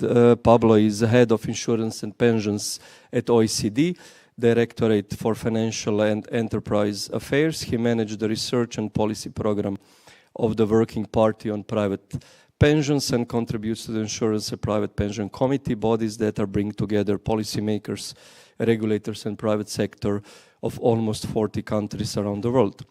With us is also Tiffen from Tiffen is the Chief Executive Officer of Federation of European Risk Management Associations, bringing together 22 members associations in 21 European countries, representing over 5,000 risk managers. She is responsible for providing strategic direction and leadership while managing the day-to-day operations of ERMA and its ongoing relationship with its member associations and other stakeholders. With us is also Augustin Reina, is Director of the Legal and Economic Affairs at the European Consumer Organization, BEUC. BEUC represents 45 independent national consumer associations from 31 European countries. The primary task is to act as a strong consumer voice in Brussels and to ensure that consumer interests are given the proper weight in all EU policies. So I'm sure that Augustin will tell us a lot about the consumer view on the gaps. And last but not least, Dimitris Zafeiris. Dimitris is head of the Risk and Financial Stability Department, and it's responsible for EIOPA activities in the areas of financial stability, crisis management, and studies and statistics.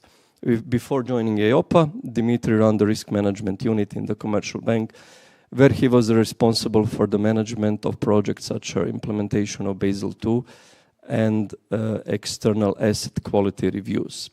Very important job, especially at that moment for the banks. So our questions or questions from my side, and also we'll have the opportunity to ask. We'll have two rounds. First, the round will be about exploring protection gaps.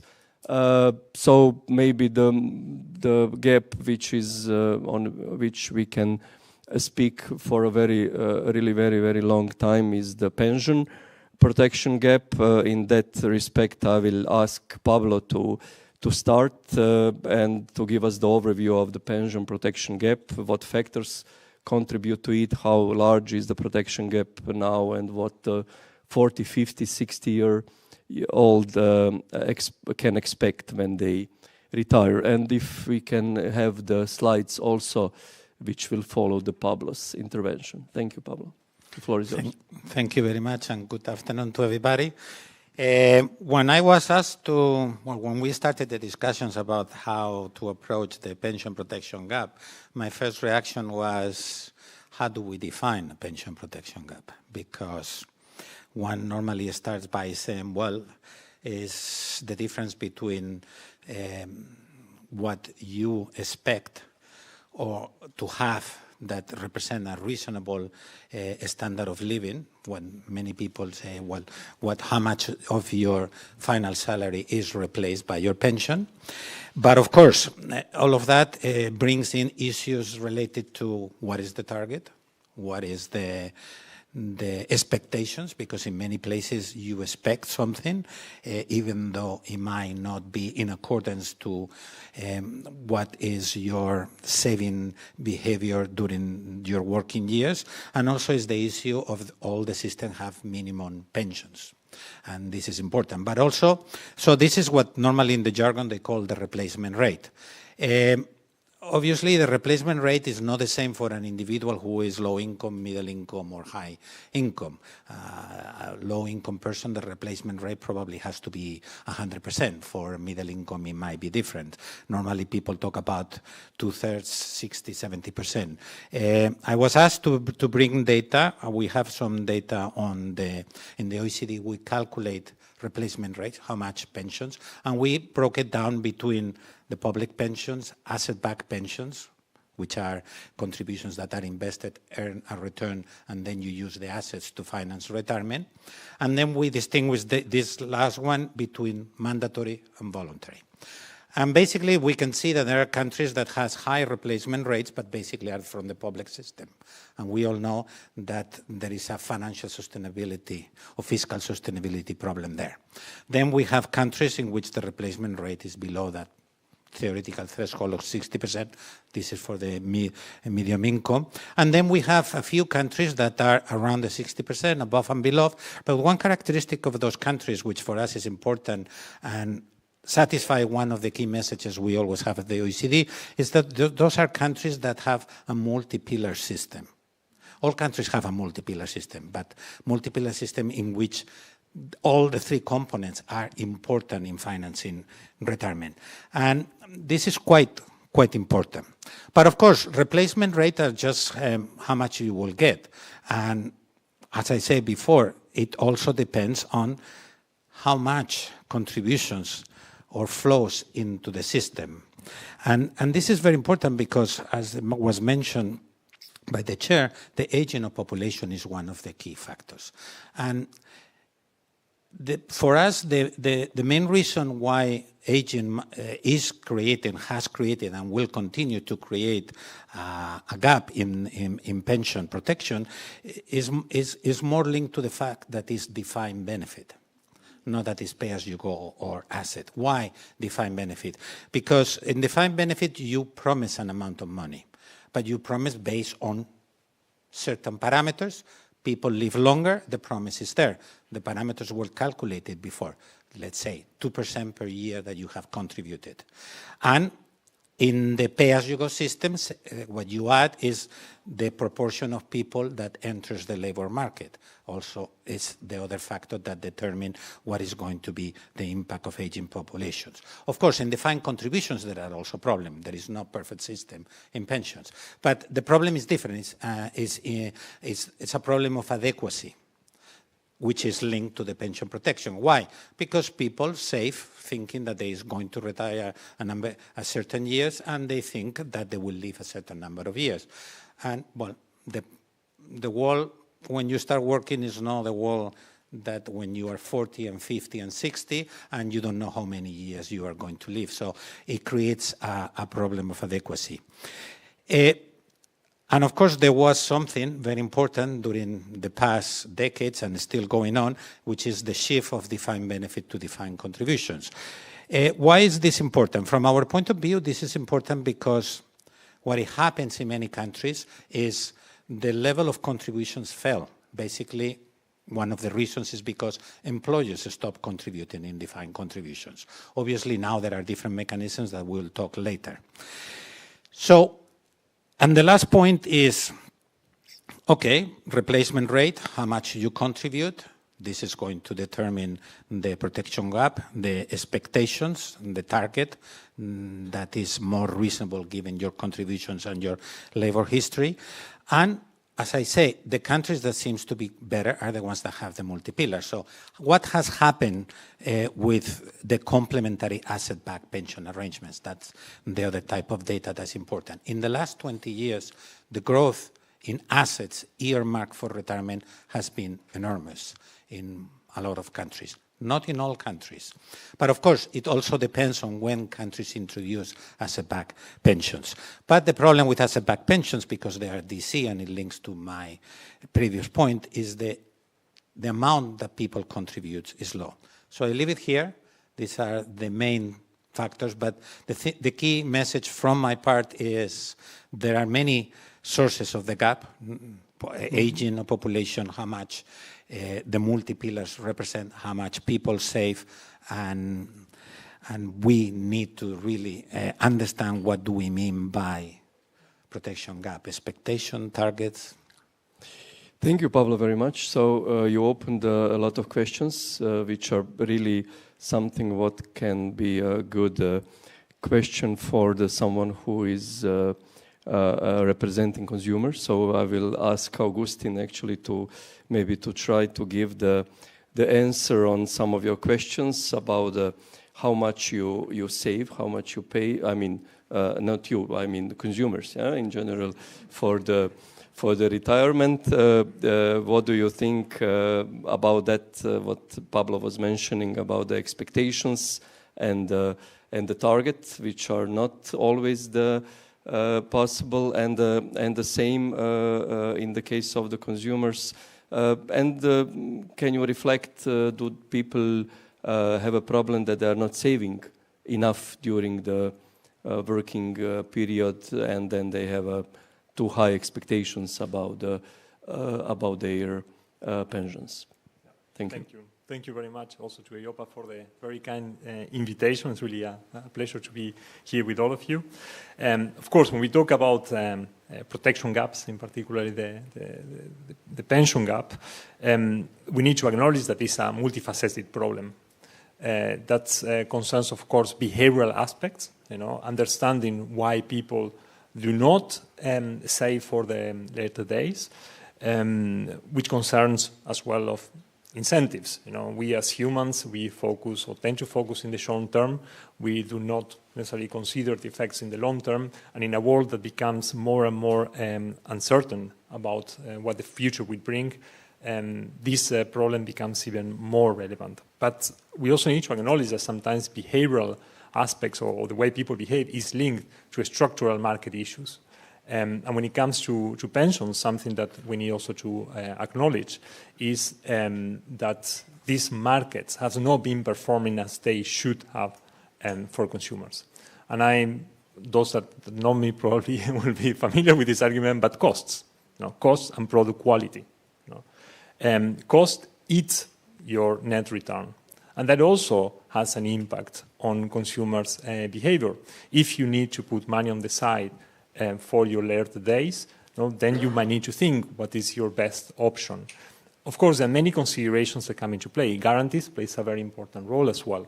The certain level of certainty that you will have your money at the end of your professional career or work life. And at the same time, this has to do with the fact that currently, many of these costs are not necessarily justified to the point that consumers end up paying a lot, not necessarily upfront, and there is a discussion to have where that should be perhaps happening, but through the products that they buy. Many consumers are paying trading costs as well, and that has a huge impact on the quality of the products or the performance. EIOPA was one of the first ESAs that actually put a finger on this problem. when you started discussing the value for money approach, and it's something that now came up again in the retail investment strategy. But if we want consumers to think about their future, and not only that, but also put their money in circulation, because it can be easy to say, look, I just have money sitting on my bank account, which in the long term is a terrible idea, as we know. Or those that are perhaps a bit more lucky, they can put it in real estate.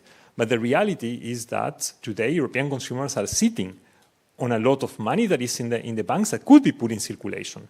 Put in circulation for them to have a better retirement future, but also for the economy. We were also discussing the green transition. The green transition, the money needs to come from somewhere. So it will be really good that actually that money that the consumers can put on the side can contribute to attain these existential goals of developing a more sustainable future. So in that regard, I think that here, especially with all the industry together, we need to acknowledge that the insurance sector has a huge responsibility for the future. Consumers won't be able to rely on the first pillar. We don't know what the future might bring, but something that is clear, and you put it clearly in your introductory remarks, is that we won't be able to depend on our public pension schemes. So there is a choice to be made here, and to ensure that occupational pension, private pension schemes, and private insurance products can serve better consumers in the long term. And we need to address those systemic market issues.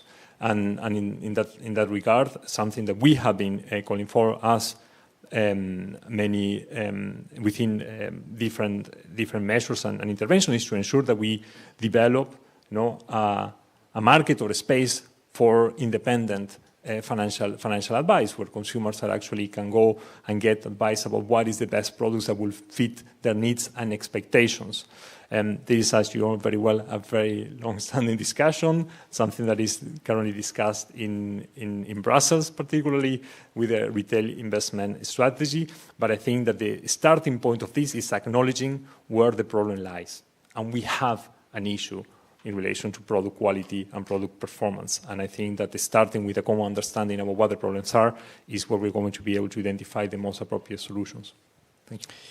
Thank you, Agustin. Yeah, you opened also the many questions and gave maybe some for thoughts for all of us. But yeah, I agree with you. The costs are there, and the product quality is something what is important for the consumers, for all of us. But also the question of the guarantees is there. So if someone expects the higher returns, then the guarantee is also included as some kind of the cost which is there. So sometimes if you would like to have the guarantee, there is a cost for the guarantee. Someone need to pay for it. But in any case, I think that also it's important to have the question of financial literacy included in all what you said for the consumers, because in many cases the consumers do not understand what are the costs and what are the benefits of the products which they are buying, and sometimes they are very, they go to buy some products without thinking, and later they are not happy, not okay with the products, and they would like to exit, and that creates the problem for all inside. But in any case, I think it is maybe the time to change the topic and to go more to the cyber, to the new technologies. So we also very well know that cyber insurance protection gap is a more and more the recent trend. So I would ask Stefan to tell us why is the availability of the cyber insurance so important for the industry? What are the key factors to contribute to the widening of the protection gap, and what are the potential costs of not being insured against the cyber attacks? So Tiffany, floor is yours. Good afternoon, and thank you to EIOPA and Petra and Fausto for the kind invitation and putting this topic on the agenda of this conference. It's very, very important. So, as you might know, FERMA represents the risk managers, so really the people who live and breathe risk. So it won't be a surprise to all of you that in the digital age that we are living, cyber risk is one of the top risks. It was mentioned this morning, but it's definitely the top risk. And while new technologies bring, of course, opportunities, it also can be used for damages purposes. If I just take the example of artificial intelligence, well, AI definitely has become a very powerful tool when it comes in the fight in cyber threat, but at the same time, generative AI has led to a qualitative improvement in the deep fake, but also in the fraud attack and so on. So we said it also this morning, the more we digitalize the economy, the more threats there are. At the same time, of course, we are now in a very tense political situation. And also now there's a lot of state-sponsored cyber attack, which is part of the toolbox of the modern war. So over the recent years, we definitely see that organization, public and private, has been confronted with important cyber threats, which require increasingly sophisticated set of prevention measures to be put in place. And it's where I link with cyber insurance. Cyber insurance is a part of cyber risk management. It might be only a part, but it's an important part for the resilience of all companies, all organizations, and the whole economy. Another point also to stress is that cyber insurance as a policy is quite new. If we trace back, the first cyber insurance policy was in 1997. So it's only 25 years ago, very far away from the pension age, I would say. So all these elements put in the context, why is cyber insurance availability so important? The keyword here is resilience. And I like the fact that you mentioned, Petra, in your introductory remarks that insurance is there to support the society to manage risk, but it's also here to support the resilience. And it's key. It's key because it helps to guide the prevention measures that companies will put in place. It helps also when there is, of course, a cyber attack to have like a cushion to blow the potential financial impact. And in some cases, it helps to coordinate the responses. So it's very important. Now, if I link to the cyber protection gap. So FERMA, we have been raising concern that yet there's been some progress in terms of the cyber insurance market development. We've definitely seen it. But we are also seeing the cyber insurance market is currently not able to meet the demand from the insurance buyers, at least to some extent. And without a coordinated, I would say, dialogue with all the stakeholders involved, we don't see that the market will grow sustainably. Why do I say that? Because based on what we know, all the large companies are the ones who contribute to the majority of the premium which is collected. And we know at the same time that SMEs are not well insured, and it's a problem for all of us. And here I would like to really support the work that EIOPA has been doing on investigating cyber insurance for the SME market. Very important. But coming back to large companies, because this is what I can speak about as FERMA. So we know that investing in prevention pays off. We've seen the number of claims have decreased. We know that.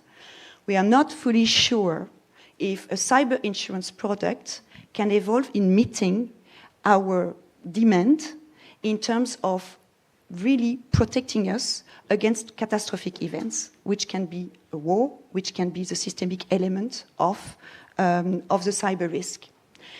And if the large companies see a diminishing value in the product, then it will undermine the growth of the market because they are the ones right now who make the market.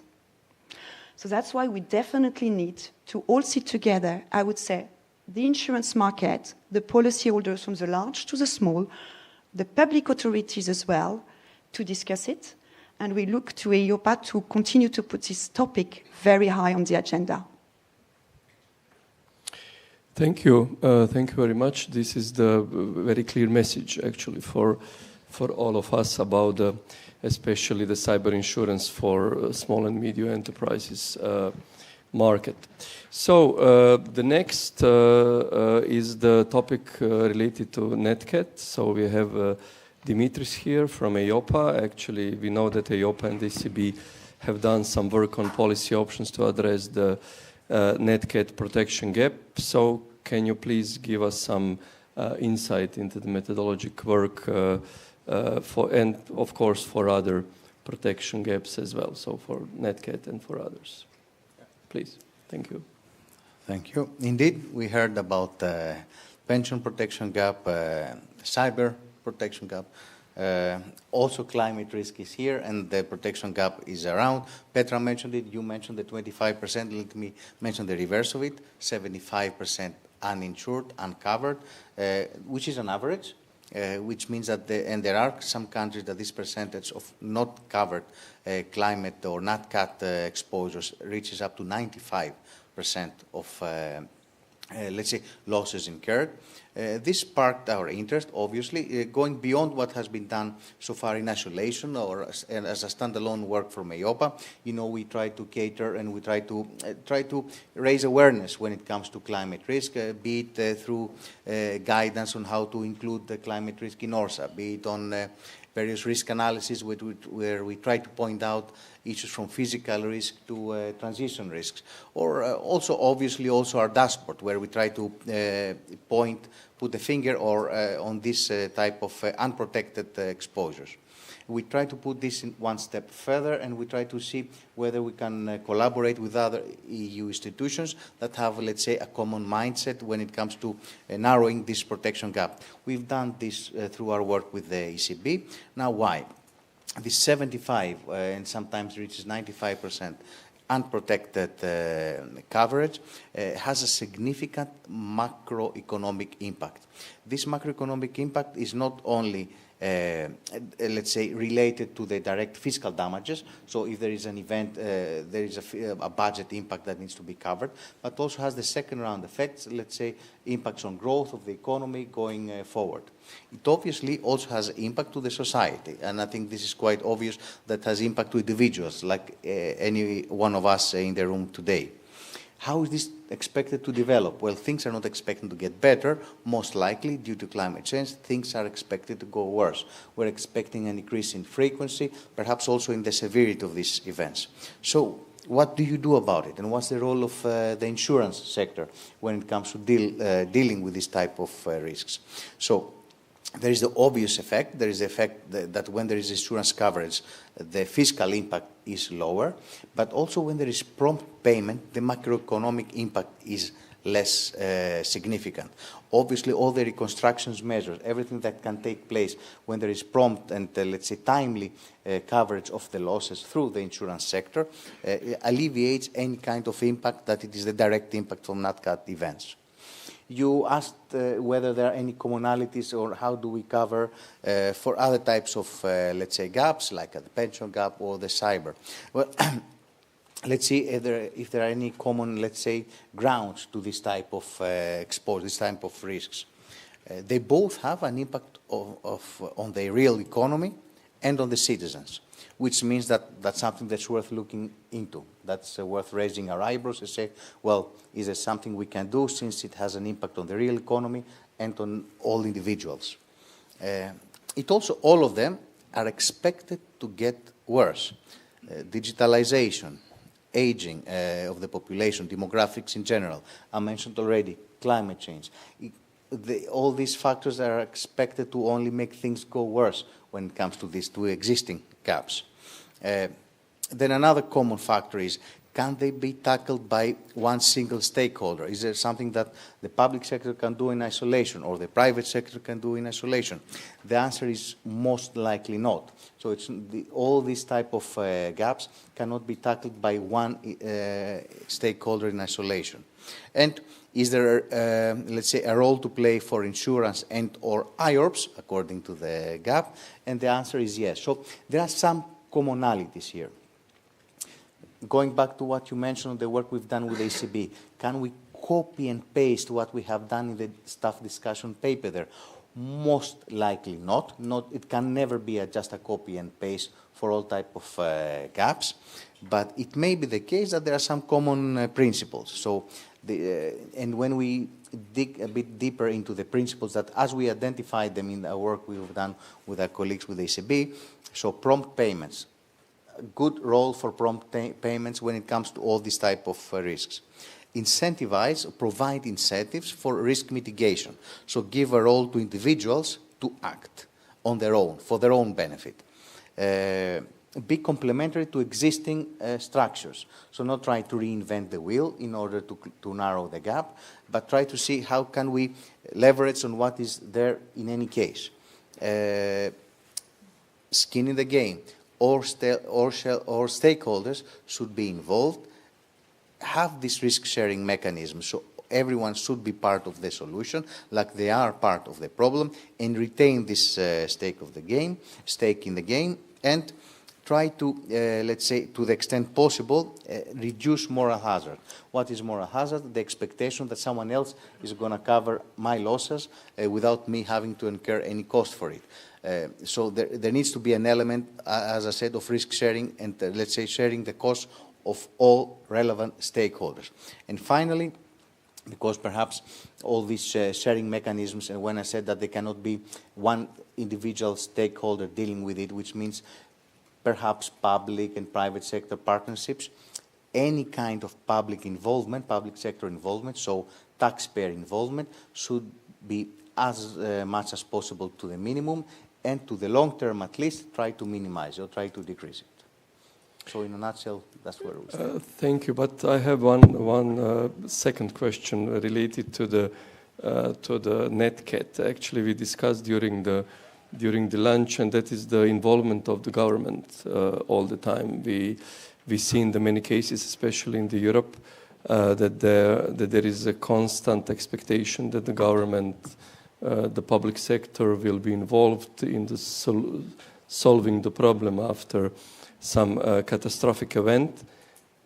But what I saw from our experience 3 years ago, we had earthquake in Croatia, that it is slow. There is all those who were protected by the insurance, they got the money, they got the resources to rebuild, to cover the damages. But those who were under the government, let's say some kind of the help, they are long in the line. They are still waiting, actually 3 years later. But can you? And you also mentioned that moral hazard, which is related to that. Can you maybe give more insight from your work with the ECB and your personal opinion about that? Indeed, what you say is an expectation sometimes that we see from the private sector, from individuals, sometimes among us, ourselves, that there is this expectation that the public sector will intervene, will cover our losses. This is not always the case. And when it is the case, as you already mentioned, Ante, it does not happen in a timely manner. And this has an impact and on the private finances and on the public finances. Hence, the request and the expectation that there needs to be a private and public sector cooperation where the first layer, and perhaps maybe we have the chance later on to discuss tools and policy options, how to tackle, let's say, and how to deal with protection gaps. The first layer should always be the private sector, and with skin in the game, also individuals. And perhaps after that, we should consider where the public sector will be involved, and not vice versa. Thank you. Augustin, you wanted to intervene, please? Yeah, actually, I would like to come back exactly on this point. I agree that there might be an expectations by a certain part of the society that the state will step in. But I think that looking at private coverage of protection, we also need to look at the design of the legislation. You know, this discussion between having an all-risk approach versus a predefined risk approach. And just to give you an example, as you many of you know, probably living in Germany, in Lübeck, there have been recently some floodings. And now, under the current kind of approach of having a predefined, that only exclusively predefined risks are covered, a consumer affected there will have perhaps to take a sip of the water that is flooding his or her house in order to identify whether it is river water or salty water. If it will be salty water, most likely it won't be covered compared if it's river water. But it's something that the consumer simply should not care, does not care, and should not care at all. So I think that here is also a question of the design of the legislation and what approach do we want to take in relation to risks that will become much more difficult to identify in the future. Thank you very much. Pablo, you wanted to take... I just wanted to stress something that Sabine said this morning. With climate change, we are experiencing a breakdown of all the models, of all the probabilistic models behind disaster risk. And we need to take into account and change the models that the likelihood are higher, they are going to be more frequent, and also more volatile. And if we don't do that, we have a problem. Thank you. Thank you, Pablo, for intervening. So, yeah, I see that NetCat opens a lot of interest in the panel. It's always the very important topic, especially when we are discussing the protection gap. So now maybe it's no, it is the time actually for the second round of the questions related to more to the solutions. In particular, how to explore the role that innovation plays in the closing protection gaps and in protecting and empowering consumers in the process. So I will start again with Pablo again. So let's talk about the importance of data in addressing protection gaps. Could you share an example of how data-driven insights could directly influence efforts to address the pension protection gap? So Pablo, please. Well, I will start with the solution, and when I talk about each of the solutions, I will highlight issues about data. But basically, the solution requires better design and a strong regulation and a strong supervision. And there are three areas. Saving more, and we know that the data tell us that what is this expectation or target, the contributions might not be enough given the actual materialization of all the parameters like labor market, longevity risk, inflation, macroeconomic, financial markets. One typical example looking at the data, in the 80s, in the 70s, 80s and 90s, pension funds were able to invest and get returns of 9% in real terms. Today that is impossible unless you are a developing country with a lot of opportunities, but then there are another set of problems. So the data tells us that if we want to achieve that expectation of that target, we need to save more. The other issue is innovative and flexible products, and the other one is communication. On the save more is easy to say, much more difficult to do it. But there are mechanisms there. This morning it was mentioned by Petra, the whole issue of automatic enrollment, compulsion, being voluntary. I'm not going to go into the discussion, but this is a very important issue of how you design whether people and how people can participate. There is also the issue of auto-escalation. There are mechanisms that come from the other side of the Atlantic that seems to work on auto-escalation, and it touches the issue of behavioral economic or behavioral factors that you were talking about before. But there is also another issue which is extremely important, which is what we call at the OECD non-standard forms of work. Normally everything has been designed for permanent, long-time job contracts, and what we have more is self-employed, gig economy, people that earn in a discontinuous manner and things like that. And if we do not design products, mechanism for those people to be able to save, because nowadays many of those people do not have those products to save for retirement, well, they are never going to participate, let alone to save. So we need to improve participation, but also that people can save. On innovative products, well, we can talk a lot about that. I'm just going to mention issues that are in the discussion everywhere. Well, ESG, invest in sustainable, illiquids, obviously all of these, yes, but watch out. And most importantly, we need strong regulation in the best interest of members, but also vehicles for people to save, or for pension funds to invest in sustainable investment, in ESG. Pension funds, there are big pension funds, but most of the pension funds are medium or small, and they don't have the investment teams to make those type of decisions or the knowledge to make that type of decision. So having the vehicles and the strong regulatory framework to do it in the best interest of members, it's important. And then communicating risk and rewards. You were mentioned that people want guarantees. And as we were talking during lunch, well, you're going to have high returns and a lot of guarantees. And you can see when you look at the data we have at the OECD, is where in the countries where there is a lot of guarantees, returns by pension funds are low. And the expectation, again, the word of expectation, the expectations of peoples are disappointed. And then they feel the system is not working for me because I'm saving and it's not returning. But if you were able to do it. But of course, people also like guarantees. The guarantees is fine, but one needs to take into account that they are costly. And then just to finalize, there is a very important issue. The payout phase, when people retire and get their assets, it's very important.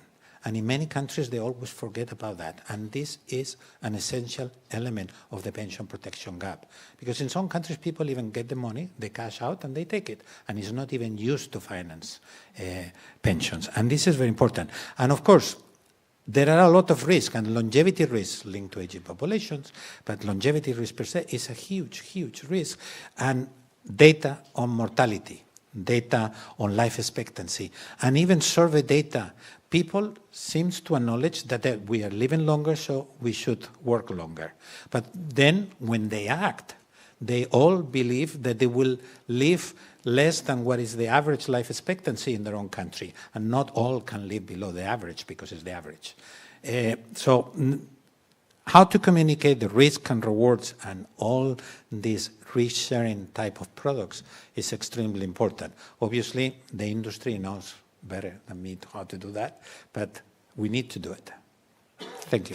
Thank you very much, Pablo. This was really helpful and interesting.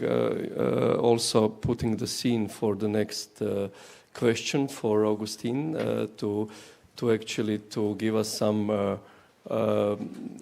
insight and opinion, especially about those parts which were related to the communication about the risk, communication about the guarantee, automatic enrollment, for example. It's also interesting, save more. This is invest in ESG, you mentioned that already, but maybe you can also give us some solutions from your point of view. Yeah, super, thank you. And actually, continuing with your point on the guarantees, of course, no one would expect the guarantees will come for free or at a very low cost. Nobody should expect or would expect that the net return of an insurance-based product should be equivalent to ETF. So I think it's true that they are costly, but they are costs and costs. And sometimes they're costs that are not justified. And that's what made EIOPA and the NCH to start looking and say, okay, let's talk about costs. What is a justified cost and what is not a justified cost? And that, of course, affects the quality of the products. So definitely having this discussion is extremely important to identify what is most appropriate or not. Also, I think a discussion that we need to have is whether insurance products are not perhaps the best mass market solution that we have been using in the last decades. I think that diversifying investment possibility for consumers is extremely important. We should start looking at usage as well and other options. Always making clear to the consumer that certain products come with certain risks, and you will have to pay for that. But I think that's a trade-off that the consumer will have to make on the basis of reliable information, and what we think is extremely important, also independent advice. Another aspect perhaps that would contribute to these behavioral changes, and I think it's a solution that is at hand, at reach, which is, for example, the pension dashboards. Giving consumers a perspective, that look, if you put this amount continuously on the side, well, this is what you might get in the future, combined with your public pension. In Europe, there are some countries that have already implemented. I live in one of them, in Belgium, which has a very good system. I must say that you can really see upfront what will be your situation when you retire. Of course, things are subject to changes, and evolution, but at least you can get a sense. And I think that that's a solution that should be available in other countries as well. And that's regarding the saving products and the pensions. I would like to say something also on the risk coverage, because I think that's also an extremely important area that we need to look at. And you mentioned that prevention is extremely important, and that's applies to everybody, from SMEs to individual consumers. Prevention is always better than the cure. And here I think that we also need to think of maintaining large enough pools of risk. That's what also going to enable us having a better management of risks. Looking at it from the point of view of the individual consumer, of course, it comes of the question with personalization. The more personalized products are, the more individualized the risk can be, and it also means that there are higher chances that you might be excluded, or that you will have to pay a price that you will not be able to afford. So I think maintaining this principle of mutualization, or solidarity, as I would like to call it, is extremely important. It will become even more important in the future with NatCat. So from that point of view, we also need to keep that in mind in the discussion, particularly in the whole context of the FIDA regulation debate. Thank you. Thank you, Augustine. It was really interesting and helpful.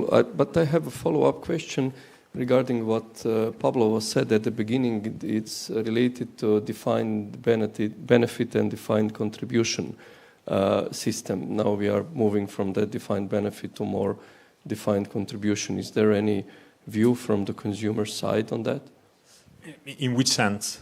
In the sense that the payout phase actually depends on your contribution. It's not the benefit at the beginning what will be in the payout phase. Yeah, I think that's related, to the certainty that you would like to give to the consumer at the end of the retirement age.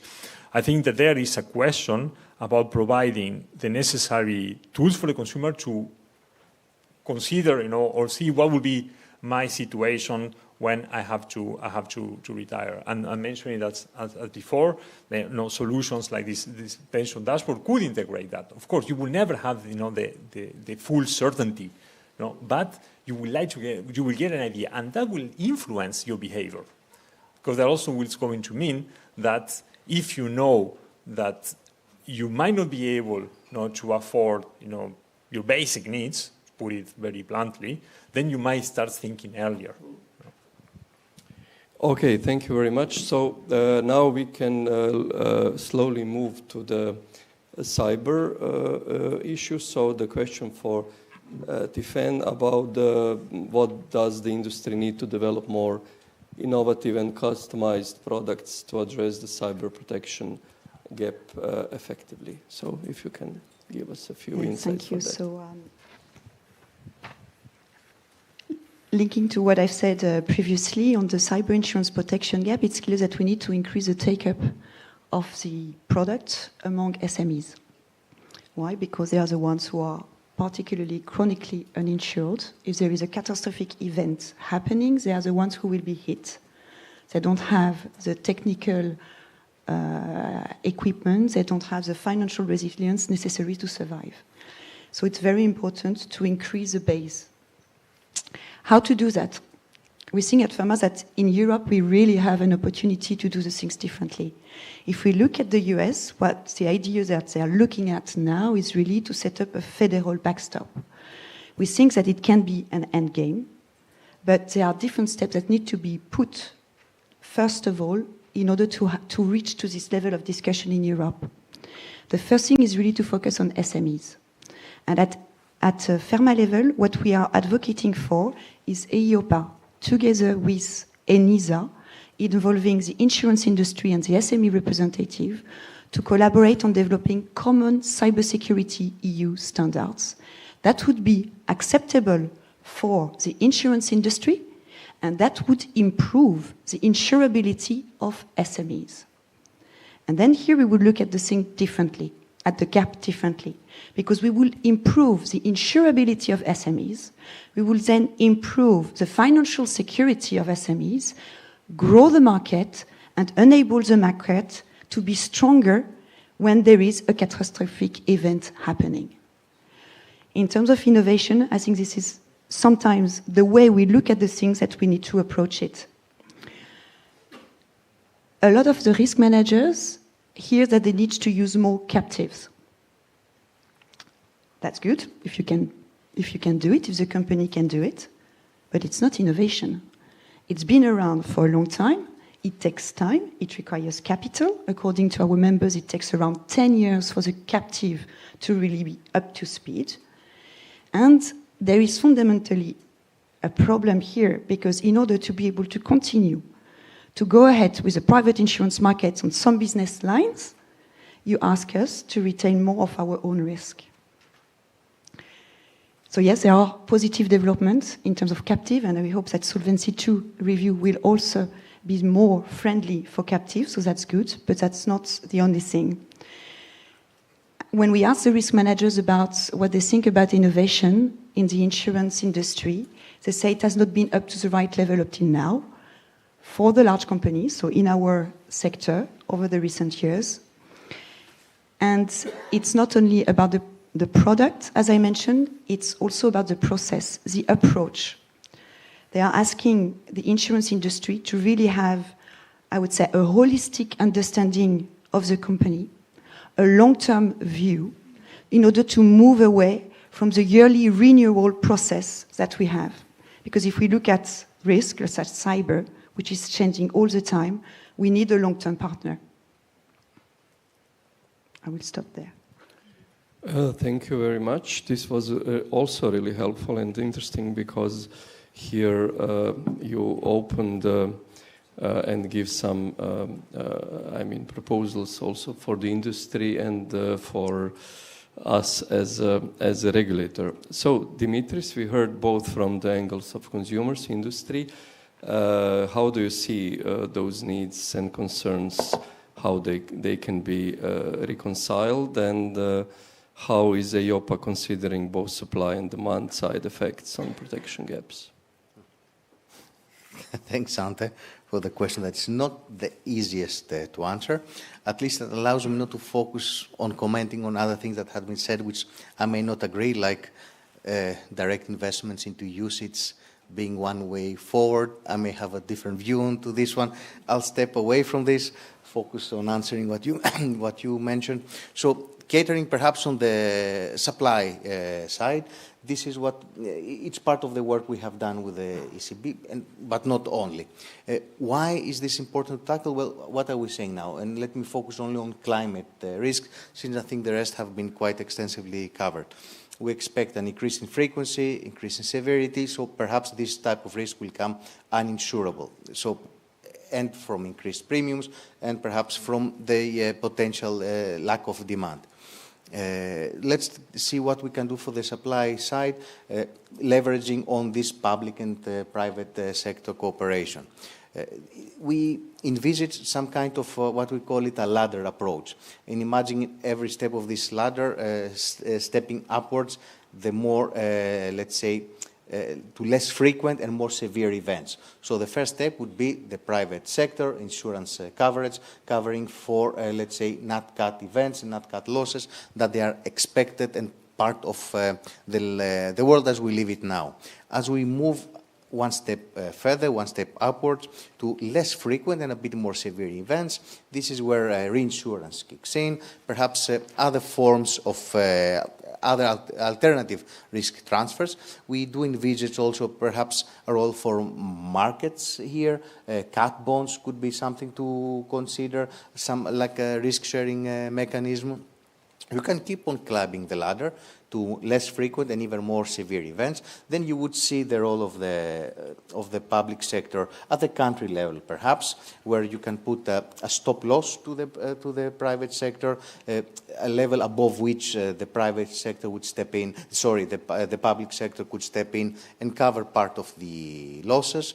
And for very extreme losses, for really less frequent, and perhaps to a level that can not be catered by a country on its own, an EU component could be beneficial. So a further step on which EU coordination and risk-sharing mechanisms can also be beneficial. This could be an area that we, as we envisage, in terms of principles, a lot of discussion can be there if this is the only way forward, or how can we refine it, how can we operationalize something like that. But is this the only, let's say, consideration? No, indeed, it's also the demand side. So why is this protection gap in existence also from the part of consumers? Why are they not, let's say, stepping in and insure themselves? We have done some work also in this area, some surveys in cooperation with a good number of institutions. What we see there is that the demand side is influenced by a different range of factors, from the most obvious ones, lack of available income to insure, or insurance is too expensive for me, lack of clarity on the contracts, I do not understand it, too many exceptions, too many small letters, I prefer not to deal with it, lack of trust, I had to deal with it before, I didn't have such a good experience, so yeah, well, I prefer not to pay an additional premium if I'm not sure I'm going to receive something. Expectation on the possible intervention by the state. We discussed this also before, and perhaps the typical "it won't happen to me," so misconception about the possibility of risks. How do you cater for this kind of consideration? How do you deal with it?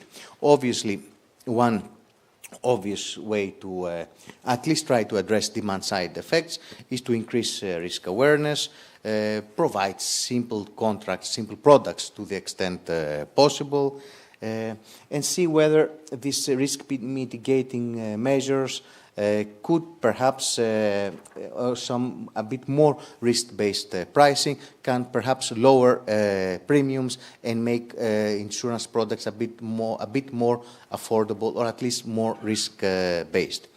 In a nutshell, again, concluding, both sides need to be considered. You cannot deal with one until the other. You cannot perhaps label them as the two sides of the same coin, no, but still they are both elements that they need to be considered, and the demand and the supply side. Thank you. Tiffen, you would like to intervene? Yes, I wanted to intervene on two points. First of all, the layered approach, which we do fully support. This is also something that we had recommended and supported in the framework of the pandemic. But for us, the first layer is definitely the consumers, the companies, all the households. Really, this is the first layer, and we need really to foster prevention, investment in prevention. And here the public authorities have a really key role to deploy large-scale awareness sessions and to incentivize the prevention measures that could be put in place and invested by companies and consumers and all the demand side. The second point I wanted to come back on is also about, we hear in the context of climate change, but also cyber, about mandatory insurance. We do not think it would be the way forward, because what is very important is that if you don't have sound prevention, that it will be seen as a tax which is inefficient. Mm-hmm. So that's why it's more about coming up with, deploying the development of the market, coming up with awareness, prevention, common standards if we speak about cybersecurity. Thank you. So we are close to an end. So we it's time to open the slide. Pablo, sorry, please, Pablo, the floor is yours. It's just one point that came to my mind. We have all talked about awareness. But at least my experience is, how do you explain to consumers, how do you explain to people that probabilities? Because, for example, catastrophic risk, when you talk about catastrophic risk to people, they say, well, it happens or it doesn't happen. Longevity risk, which is the one I have a lot of experience. When you try to explain to people longevity, well, there is a probability that you might die at 65. Another one, people say, look, I die or I don't die. So how do you explain probabilities to people? Awareness. I just want to highlight that it's very important. I don't have an answer, but it's very important. And in the dashboards that you were talking, which I fully agree, this is one of the key elements to entice people to be proactive and make decisions. Yeah, I agree with you, but that goes beyond our panel. We unfortunately don't have enough time.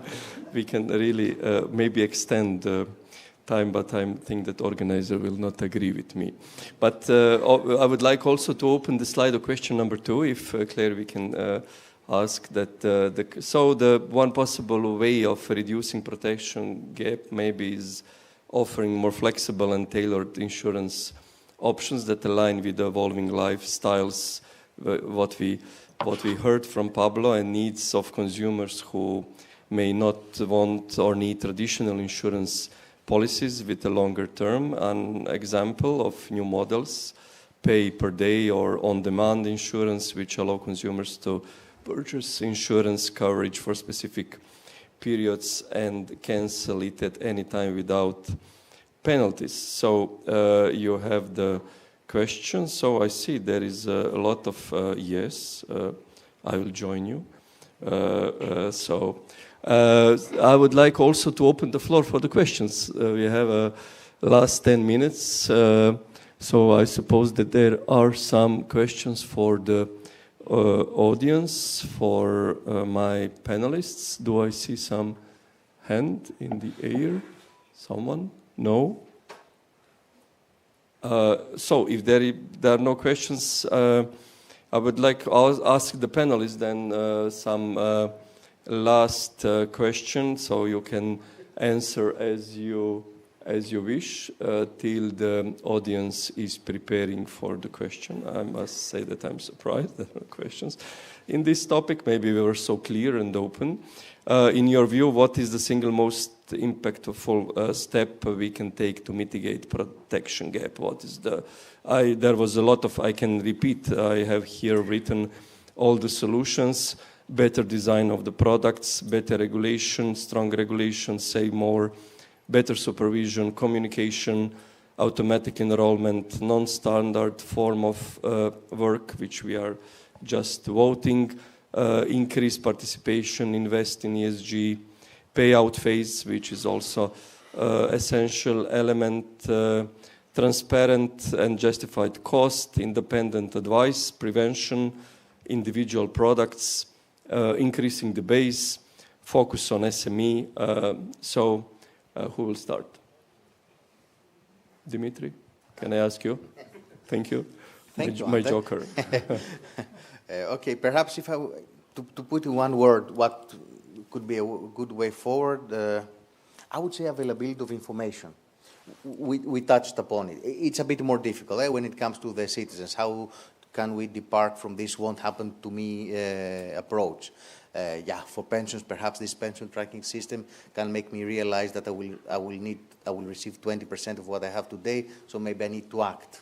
That's one way forward. But when we start talking about probabilities, things get a bit more difficult indeed.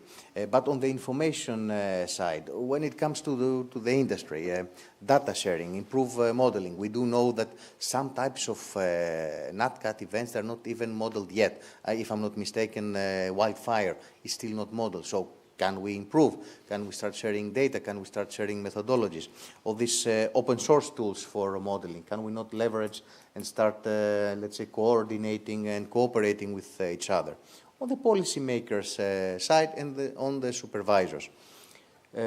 start enhancing information, available information, so we can have a bit more evidence-based policy measures, so not basing our measures and our proposals only on assumptions. On the pensions front, it could be through this protection gap dashboard, pension dashboards, targeted supervisory reporting. We do know for cyber risk now we're introducing some additional templates, try to get some additional information, some additional, let's say, input that we can use in our response. So I think at least, as I said, at a glance, at one word, availability of information could be a good step forward for all possible stakeholders. Thank you, Augustine. Augustine, can you be the next one, please? Yes, on all the measures that you mentioned, I would say all of them at once.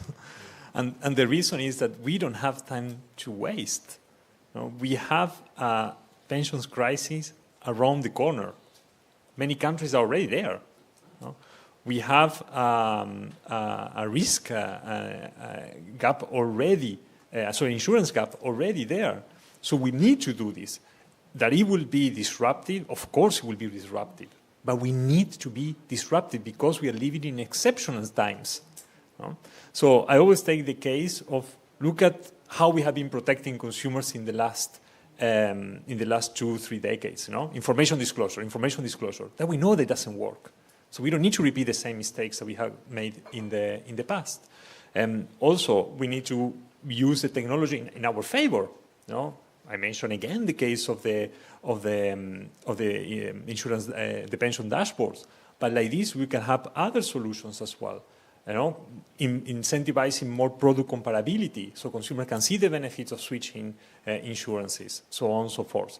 So I really think that we need to do all these measures, and I hope that the industry, because of this responsibility that you all have, will be accompanying this, because ultimately it's in the benefit of all of us that we get coverage and that we can afford a decent future in our late days. Thank you. Thank you, Augustine. I can agree with you that we need all measures at once, but I can see also from this Slido question and what you said, more flexibility in the products and more tailor-made products. So, Tiffany, please. Of course, I would agree with all the questions, so with all the measures at the same time, but I think what is very important here is that we need to redesign the risk sharing. Either on NatCat, either on cyber, we definitely need to look at it in a different way. That's why the layered approach, but also to be able to have this international dialogue across the partners, to have everybody around the table. At FERMA, we have done the exercise. We have put all the stakeholders around the table on cyber, and it worked. We came up with the first time on cyber resilience, a collective approach with a collective work. But we need also to have the public sector here to join us, because one of the conclusions that the private sector alone cannot solve all the solution. So the risk sharing needs to be redefined. And again, I would say there is also the need to invest in prevention measures because it pays off. One innovative solution that some of our members are always stressing is that some insurers, they pay back a part of the premium, so that the money can be reinvested in prevention and mitigation measures. That might appear simple, but it's again a way to foster, incentivize prevention. Thank you. Pablo, your view? Well, saving a pension system is saving for retirement in order to finance, to have a stream of income until you die. And for me, the key word is to diversify the sources to finance retirement. I agree with risk sharing. I see my point that I was going to make. And also risk sharing and combine different products and arrangements, I was saying. Just two quick examples. Diversifying the sources of retirement means that we need a public pay-as-you-go pension system, and we need an asset-backed pension, a capitalization system de capitalización.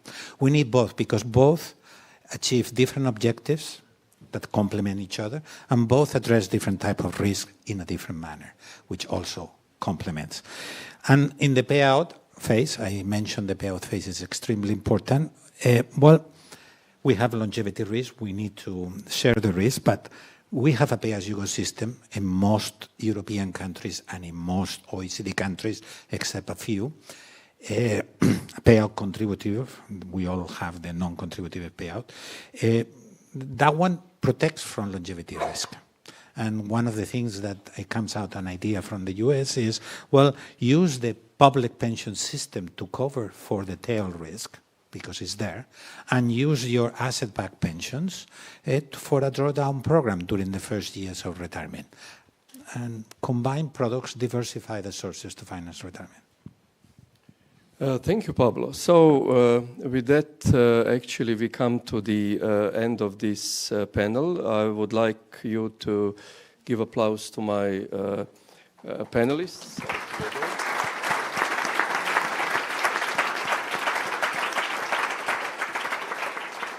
And we are in the hands of the organizer. Okay, thanks for a very good panel putting protection gaps in the spotlight. You can leave the stage. Thank you. And now we will, I think, just change the water glasses because it's thirsty work being on stage, and invite our colleagues then to join for the last panel. And this is as I said, the last panel of the day. And it's a reflection on what we've heard throughout the day. And our panel will be moderated by Fausto Parente, who's our Executive Director at EIOPA. And we're going to have our last Slido also.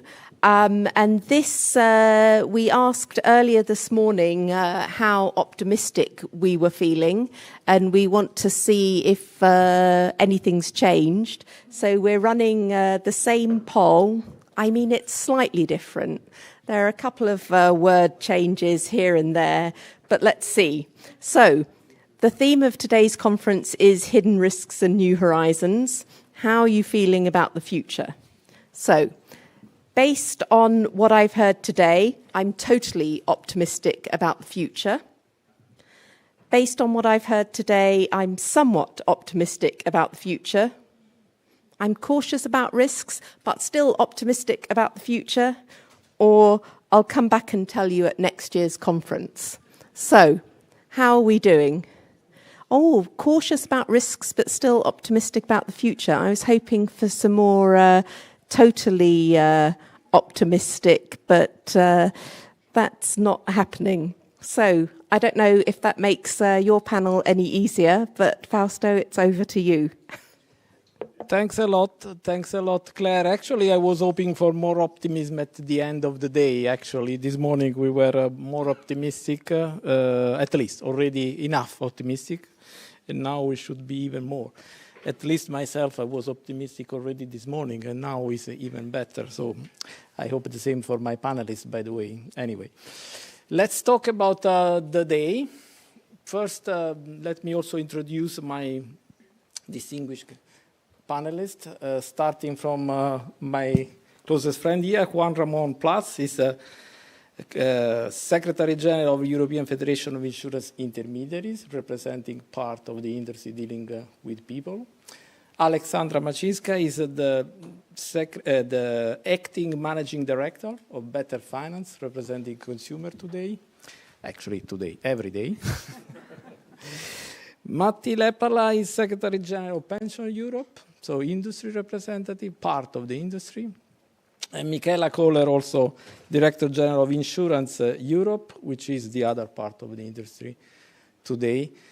And let's say that the panel, this final panel is basically about what we learned today, what we heard, what are our takeaway, what are our requests, and so on. So we started the morning with an excellent keynote speech from on the insurance about the gray rhino, actually, what the insurance can do to face climate risk change, to foster our society to be more resilient.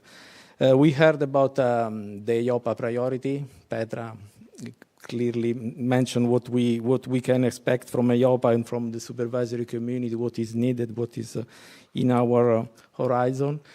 Then we heard about the great amount of horizontal legislation that is, how can I say, a bit concerning a bit the industry, because I saw plenty of you answering to the Slido question. Adaptation and flexibility is what we need when dealing with the horizontal. But let's see the positive. It's also true that many of us saw the horizontal legislation as quite an interesting and important and necessary, actually, step. So flexibility, but still need to have pieces of legislation that are treating the different sector equally, or almost equally. Interesting discussion also about DORA, industry calling for some proportionality, especially when it comes to some sector. Here, the concern on the risk was quite high. I recorded that some key answer on the slide on how much we are concerned about cyber risk. And the last panel now, I don't want to repeat, but Ante excellently drive us to the major gap that we have, protection gap against the natural catastrophe, pension, cyber, and so on. So my question to all of you is actually simple. What is your major takeaway from the today discussion? What is that you noted and what is that you want to highlight? And I will start from the consumer representative, Alexandra, please. First of all, thank you very much to EIOPA for inviting consumer representative to this panel. What I'm about to say is maybe not going to make me more popular with you, Fausto, actually. Okay, then Matti, please. No, I mean, you said just very recently that me coming from the previous slide, from the regulatory side, I should have more empathy and compassion for regulators and supervisors in this very challenging environment and times. And actually, I do. And especially, I have a lot of empathy for the struggle that you have with the resources, or sometimes lack of it, and the challenge of really being all the time on top of things and being able to up your game. And I have a lot of empathy also for a lot of frustration that I can just expect from my previous life that you sometimes face when you are being presented with quite often compelling, robust evidence and methodologies. You are being encouraged to act. But due to the political climate, quite often you have to really step into the shoes of Meryl Streep from the famous and missold movie as a comedy, which was actually quite frustrating, Don't Look Up. And you have to answer, that's very robust evidence, that's compelling evidence, so therefore we will sit tight and assess. So a lot of empathy for that. What really struck a chord with me from the first panel was really the world is burning and we have no time.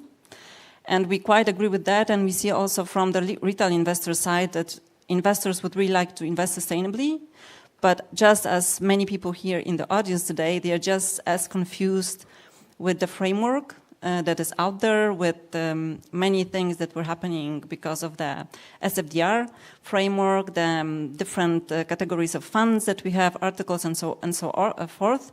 One of our German member organizations made a survey of the retail investors, checking if they are actually following up on the advice they are getting when they want to invest sustainably. And unfortunately, over 60% of the investors were not following up on the advice because they were not really sure that it's delivered in their, first of all, best interest, but also not having really trust in sustainable finance products. But actually what struck the most chord with me and what hit home was the third panel, of course, about the protection gaps and pension adequacy, and it's also because Better Finance, for years already, we do the report on the real returns of the long-term and pension savings, and the situation is pretty bad. So I agree with the statements that were providing during the panel, saying that people indeed have to have a higher awareness, that action on their side is actually needed, that pay-as-you-go and the first pillar are not going to provide enough resources for them to be able to live a life that would be in line with the pension adequacy and the rate of living and the standard of living that they were used to before retirement.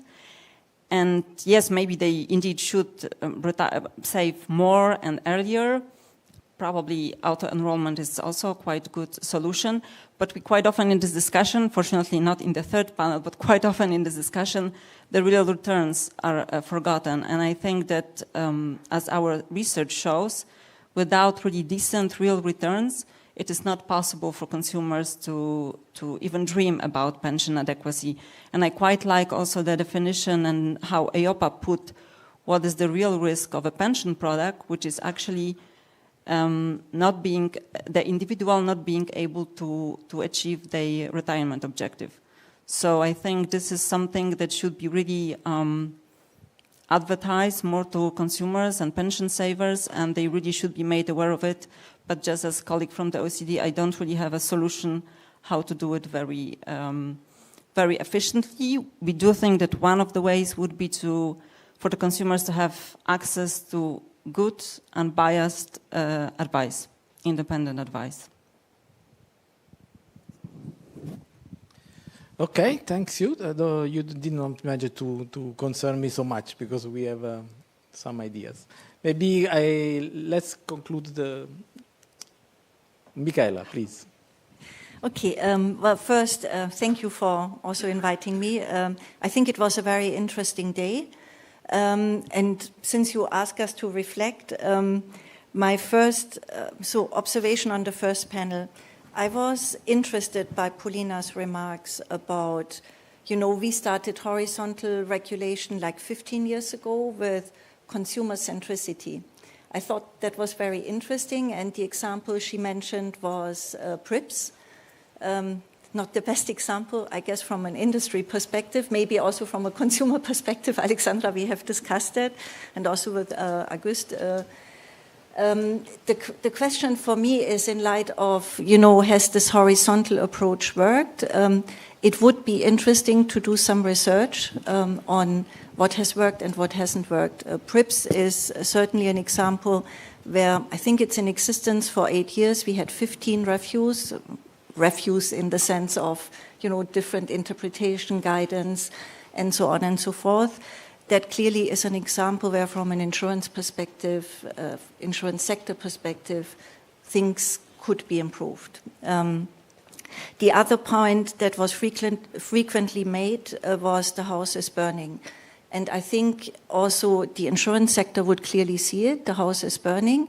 And I think there's also pride to a certain extent that Europe is really taking up the challenge and is addressing the multiple, crises that we see, and that Europe is developing responses and often leading the discussions, and we see that at international level. I think where we are struggling is that Europe leads the way, but then tends to overshoot in terms of, how far do we take it? We have a tendency of being very detailed, very granular, and sometimes very perfectionists. And then we see, especially also in international debates, that other markets copy a lot of the good ideas. And we have that, whether it's GDPR, Solvency II. We have it also certainly in the digital and green field, but other markets or regions of the world are then taking the good ideas and maybe not going fully all the way we do. And that, of course, begs the question eventually, what does this do to European competitiveness? That would be my thoughts on the first panel. The second panel, I must almost apologize to Fausto because I challenged him yesterday and I said I wasn't quite sure whether I'm convinced about having DORA as a panel debate. I thought this is very odd. We are, at the end of the second, at the end of level 2, what can you discuss? I found it actually really interesting, the discussion today. You managed to bring, I think, experts around the table that have conveyed the challenge. And I also want explicitly to commend EIOPA for the work they are doing and the openness that you are engaging with the industry. We can see very clearly that this is a joint effort, that you recognize also that we see the need for DORA. As an industry, we are embracing it. We try to get the best outcomes. And we see how hard it is for you to get this cross-sectoral approach. So all that really good. But again, we have this challenge of the house is burning, and that leads me to the problem that we as an industry are facing, namely the deadlines that we always have for implementation. And I'm talking not just DORA, I talk across the board. I know you are facing them too, but this is becoming an issue that we are not having the time to have these exchanges that are really helpful to getting the right outcome, and for the industry to have the time to come to the right implementation measures. It's difficult to summarize an entire day, so I move quickly to the last panel. I also thought that was very interesting. We have, of course, huge challenges across the board. I guess my summary of the discussion was we can only do this together. There are so many elements that need addressing. In the last two NatCat events, big NatCat events we had in Europe, and that was a small issue I was missing from the debate, I had calls from the relevant markets who said, we have already a very low level of insurance penetration, but we are happy that, we can serve the clients that were insured, but now we have demands from our national governments who tell us, can you also pay out to those who haven't been insured? And this is frequently, I would say, in 3 cases out of 2, these are issues that pop up when we are really facing a crisis. So I think there is also a need to bring national governments into these debates and to also, make them aware that it isn't always helpful. When we speak about a layered approach, which I think makes sense, that, for sometimes short-sighted political reasons, they step up at the wrong time and with the wrong messages. So a very short summary, and happy to follow up maybe later on follow-up questions. Thank you, Michaela. From a pension perspective, Matti? Thanks, Fausto, and thanks for including me in this discussion. I also like the panel discussions today, and the starting metaphor with the great rhinos, I think it was good. For pensions, of course, the demographic change, the aging of Europe, and the problems that are resulting, which we have known for a long time, but we have not dealt with them as we should.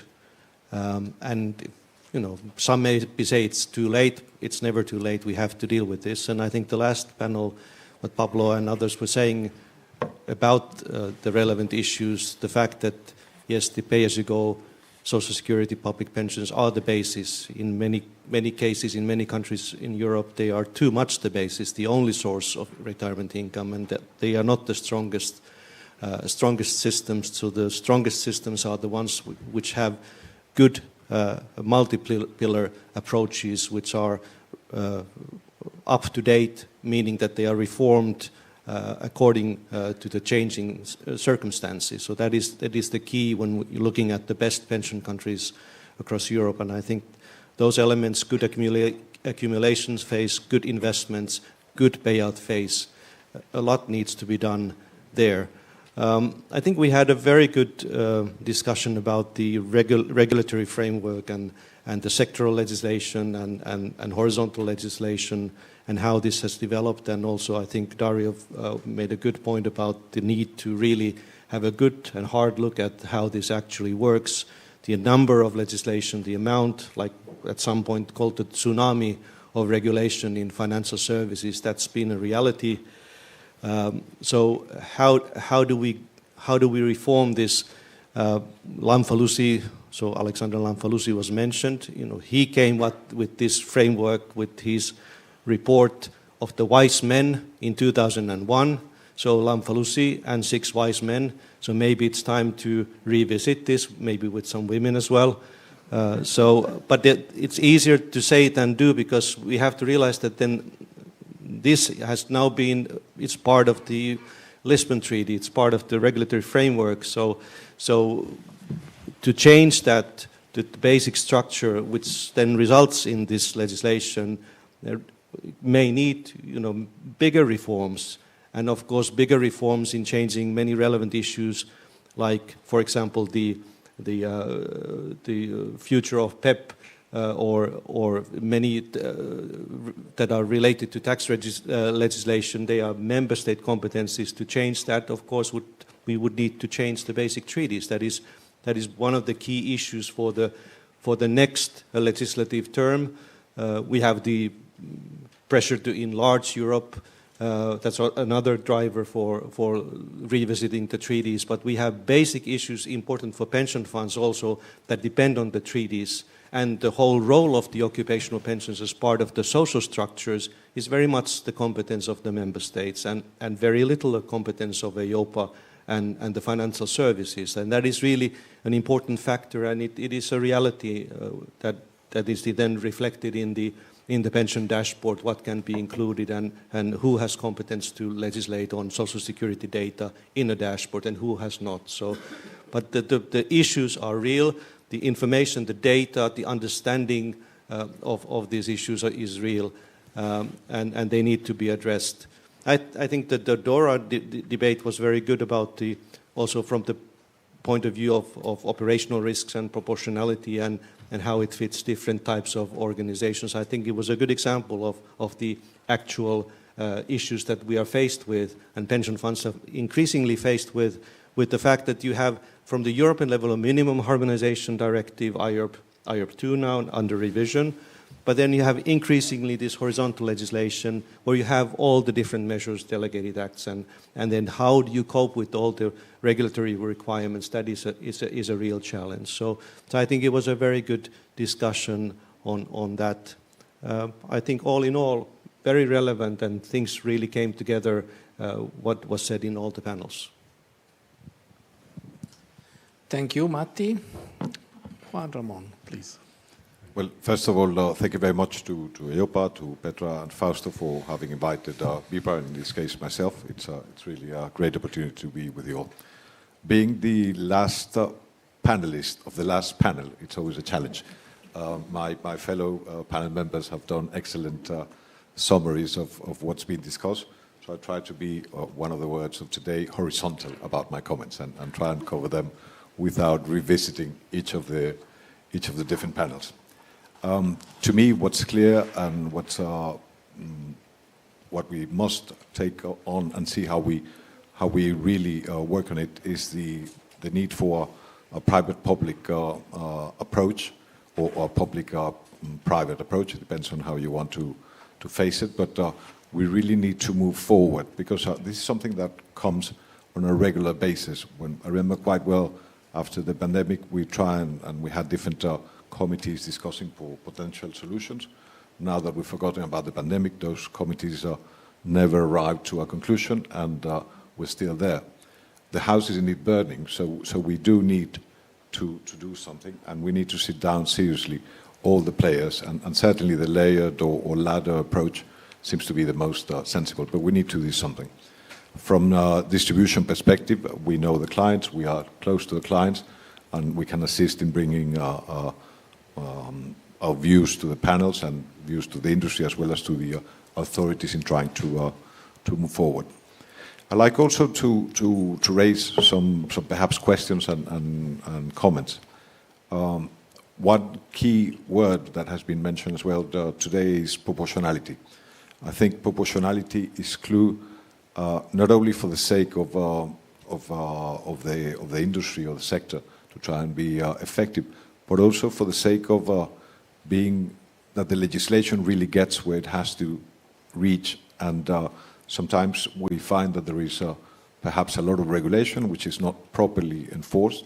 So one of the questions is, are the supervisory authorities at different levels properly equipped to actually see and actually oversee that things are done according to the legislation? Because otherwise we always run the risk of trying to bring new pieces of legislation that might not be necessary, because we already have the tools to correct those potential issues. So I think that's something we need to reflect on.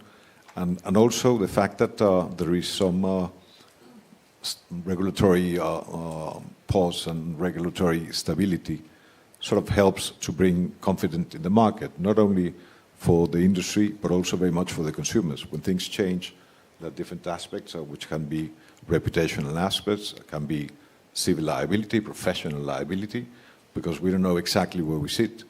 Perhaps the lack of progress yet on sustainable finance and some of the sustainable products is perhaps they're not well understood. We need to, for the clients to understand exactly what's happening and for them to understand where to go.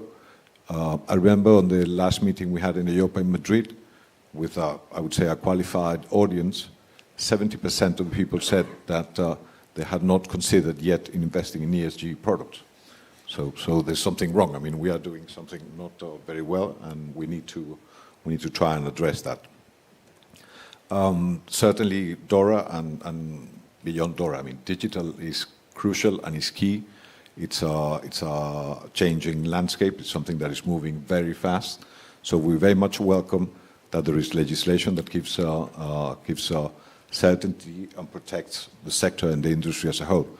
We also think that the current approach, which is a proportional approach, starting by the larger players, is the right approach in the sense that that would allow for the larger players to begin to adapt, to test the system, and then later on, once we know exactly how to operate and how to work on that, to expand it to a wider group of distribution, which is very important, it's crucial to all of us.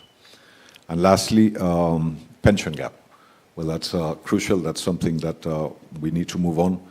And the only thing I'd like to remind here is that life insurance, and certainly life with an investment element, is not bought. I mean, people do not come round to the offices or even to an internet provider to look for the protection. You need to explain to them what are the risks. They need to be aware. There are different measures. Agustin, I think, mentioned dashboards, etc. So there's a lot of different tools, but people must be made aware. And certainly intermediaries, under the proper legislation and acting properly, can be a very effective means of explaining to people what they need and so on. And then they will be free to choose from where and which provider they would like to have coverage. Thank you very much. Thank you. A couple of reflections just on so first, we hear about deadline. I agree with you, Michaela. Sometimes we are given a tremendous deadline. But we also hear about a world which is rapidly changing. We hear also about the need to adapt our framework. So how these things can get together, because I also suffer deadline when a commission gives me incredibly short deadline. But in the end, the world is so rapidly changing that how we can really dream about a world where we will be given enough time to reflect, one piece of legislation, one in, one out, as this morning was mentioned. Is it really possible? Michaela, Matti, Alexander. Quickly, because... Okay, should I get started? Yeah. Is it possible? I think we should endeavor to do it. Next year we are facing a new commission. We have done some analysis in Insurance Europe. When you just look at the work that we expect in terms of, this is the existing regulatory framework, and how do we expect just the existing regulatory framework to develop, we know that the trajectory in terms of workload for you and for us is going up. And then we haven't spoken about any new risk that we all know is on the horizon. We also haven't spoken about, now I'm speaking for my sector, insurance specifics, because let's also face it, when I started in Insurance Europe, I remember very well, we were literally talking at Brussels level with 2-3 interlocutors at the Commission. Today, we are reaching out or are being, contacted by up to 14, 15 different directorate generals.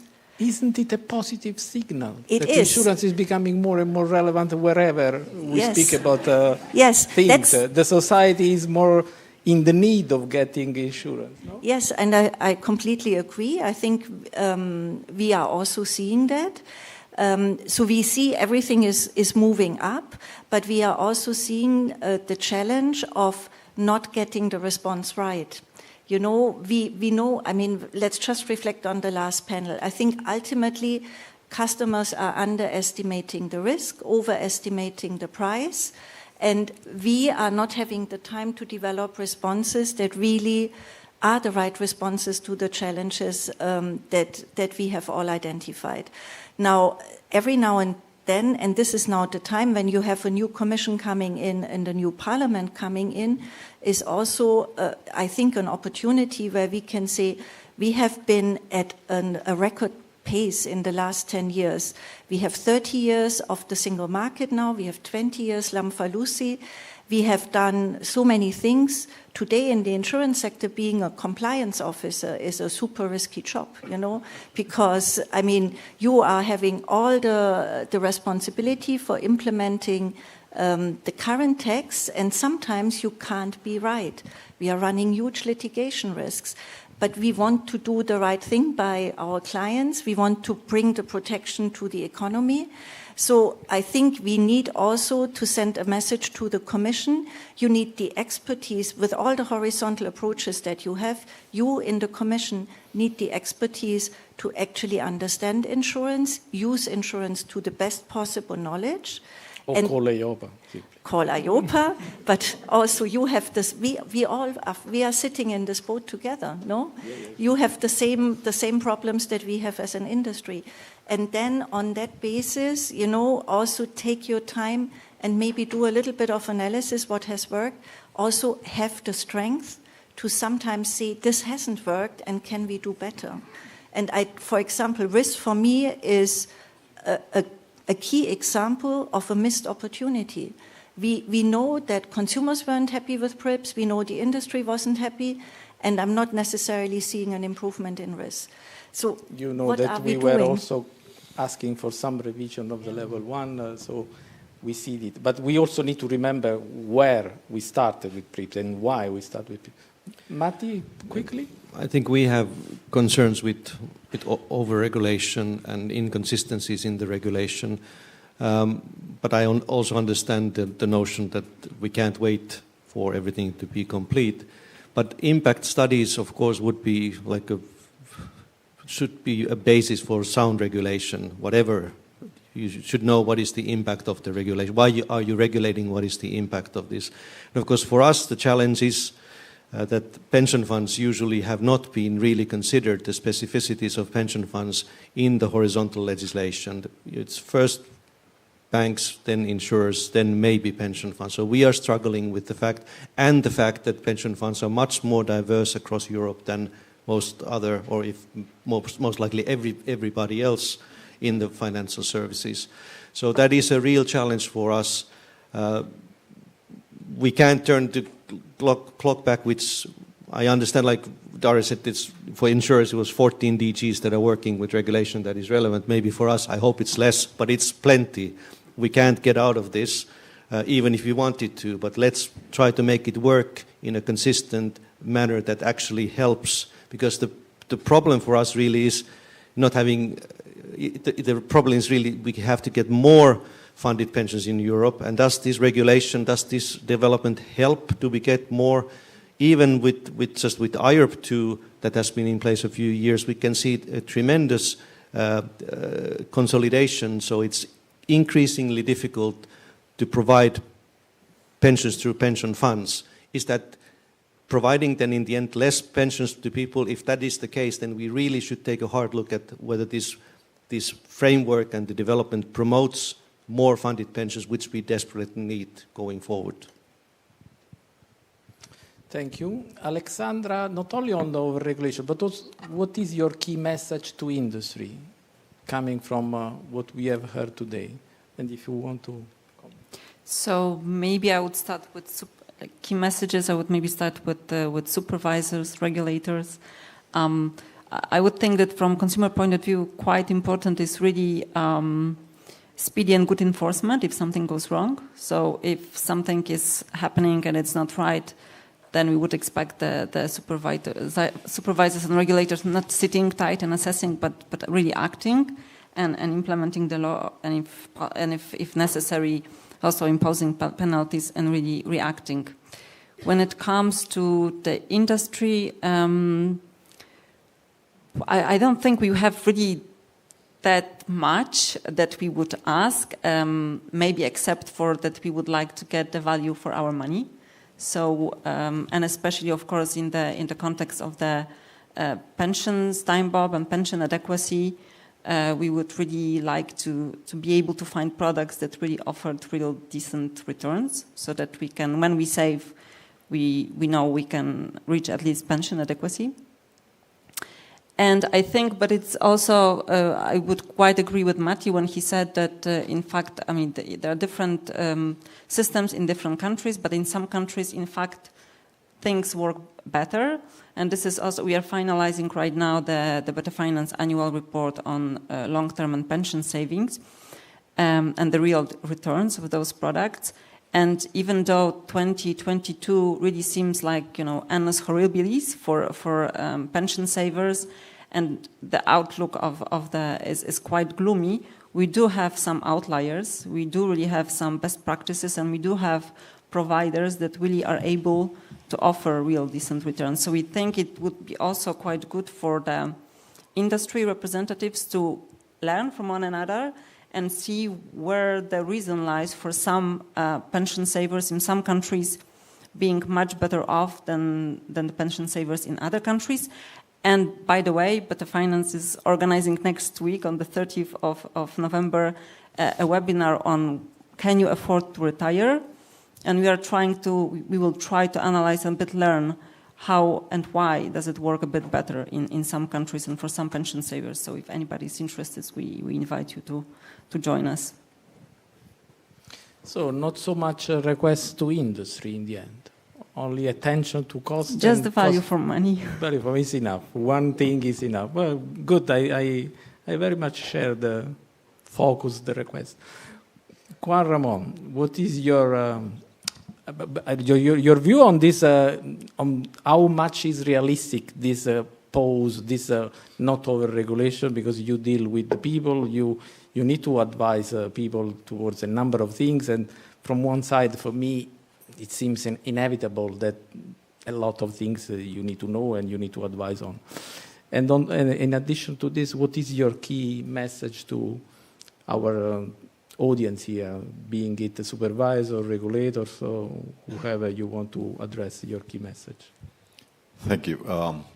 Well, the one reason is that Michaela was saying that being a compliance officer in insurance companies is a risky opportunity. Imagine that when you have 4, 5, 10, 15, 20 employees distribution, you have to be compliant, you have to follow all the legislation, and it's very difficult to keep abreast and really to provide the service we're expected. So, for that sense, my key message is we need to take stock on the existing regulation. There is plenty of good things which are already very useful, and I think could prove to avoid any issues. I do certainly agree that some of the areas that have been worked are not necessarily talking of RIS, because value for money is a concept that EIOPA had embraced before the RIS legislation. So that I understand. I think the best way to serve clients is to be transparent on all costs, for people to understand and people to make an informed choice, whether they want to buy in one way or the other, with or without inducements, or I rather call commissions rather than inducements, but for people to make informed choice. And then the last point where I think it'd be very, very important is we've come a long way over the past 20 years. And in that fashion, I think the authorities, whether regulators, supervisors, or national government, should encourage people to have confidence in a system that, although not perfect, but it works reasonably well. There are some issues that need to be addressed, but we should convey a positive message to promote people to save, to promote people to have the adequate protection, and to promote people to buy the right type of insurance for their needs. Thank you. How do you respond to the request of value for money, Matti and Michaela? Yeah, the value for money is really key issue. For pension funds, of course, it's relevant to recognize the fact that most of the pensions, when you're talking about pensions landscape in Europe, the biggest part of the funded pensions or asset-backed pensions is the second pillar, workplace occupational pensions, and they are, for the most part, collective, based on mandatory participation or quasi-mandatory, or then increasingly auto-enrollment solutions. So they are not products that the consumer buys from the market. They are enrolled or made part of this system, and then this enables, of course, and should enable good value for money from the investments, because you don't have the marketing cost, you don't have the individual client to deal with, which obviously leads to much bigger costs. But value for money is key, real returns is key, and then this also, of course, increasingly needs to be disclosed. Pension systems are increasingly moving from defined benefit, where the risk and the cost was with the employer, to a defined contribution or hybrid, much more defined contribution at least than before. And these costs are then borne increasingly by the individuals, and they need to know, and there needs to be a focus on this, because the costs have a great impact in the long term on the financial results, and then in a defined contribution, of course, on what you can actually get in the payout phase. So it is one of the key questions, and rightly emphasis is put on that, and many transparency requirements are already in place, and more is to come. You also agree with the request of Michaela, right? No, value for money, let me be very clear. I know you sometimes thought that, but as an industry, we have supported it and always embraced it. And that is not the element that we are critical about in the retail investment strategy. There are elements that we are critical about, let me be very clear. I think still, we had hoped to get out of the retail investment strategy a digital approach that would help address this massive overload of information that I think we have. I don't want to put words in your mouth, Alexandra, so I speak under your control, but the feedback I had understood certainly from consumer organization was also critical in terms of the vast amount of information that is provided. We have also vast amount of information on cost. We do not have enough on the quality of the product. That is definitely always an issue that insurance providers have always struggled with, because we provide quality elements in the debate that maybe doesn't come from other providers or doesn't come in the same way. So these were the elements we struggled. Now, when it comes also to come back to the value for money, we have embraced the system. Are we embracing as every element that is currently on the table? I think I would be remiss if I'm not saying, for example, on the benchmark side, we clearly see the value for the supervisors, and we absolutely support what supervision is doing. It is another question whether now the entire industry needs to be asked to develop benchmarks, because that adds yet another layer. And we can certainly have a follow-up discussion on this just alone. But I think, don't misconstrue it as a criticism of the industry on value for money per se, because we see the benefits and we really want to work on it and make it happen and support the concept. So you see, Alexandra, you will get it. Let me check if in the audience there are any questions for our panelists. Is there any appetite for any question? Or in the Slido, Claire, there is any Slido? We've got one Slido. Yeah, please. So Mind the Gap is mainly an income redistribution issue. Any magical recipe to raise awareness or get political priority on investing resources to close that gap rather than any other current or more visible issue? Daniel made the question. Who wants to pick it up?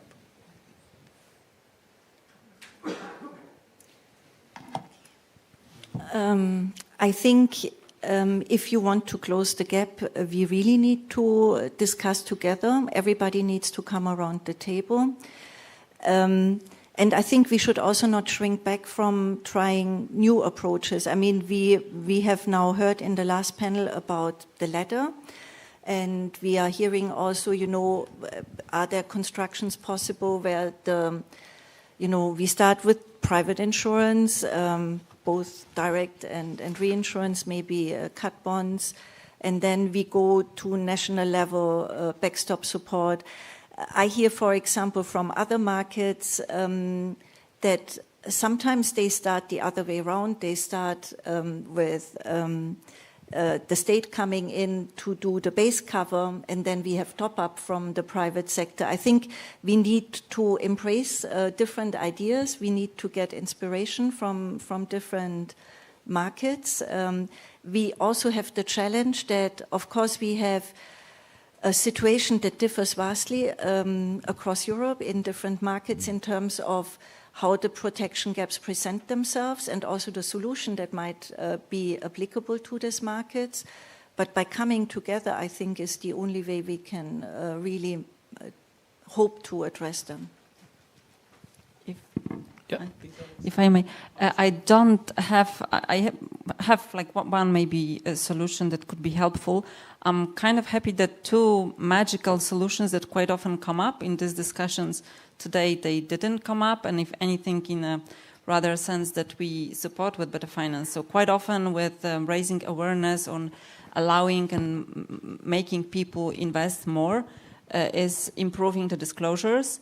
This is important, but I mean, there's a lot of also studies, behavioral studies that show that consumers are really experiencing information overload. And for financial products that are so complicated, really even with full information, most of the consumers are not really wired to understand them. And I think it was a very clear statement also from Mr. Smith, a behavioral economist that was here in one of EIOPA workshops in the past. And the second is financial literacy and financial education.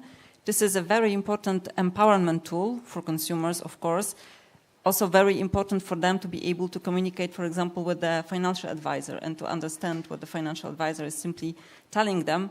But this is definitely not a magical solution or a great recipe. And I think also the Central Bank of Ireland that was trying to make people aware of the need of them to really step up and take action to improve the potential future pension adequacy, because the first pillar is not going to do it for them.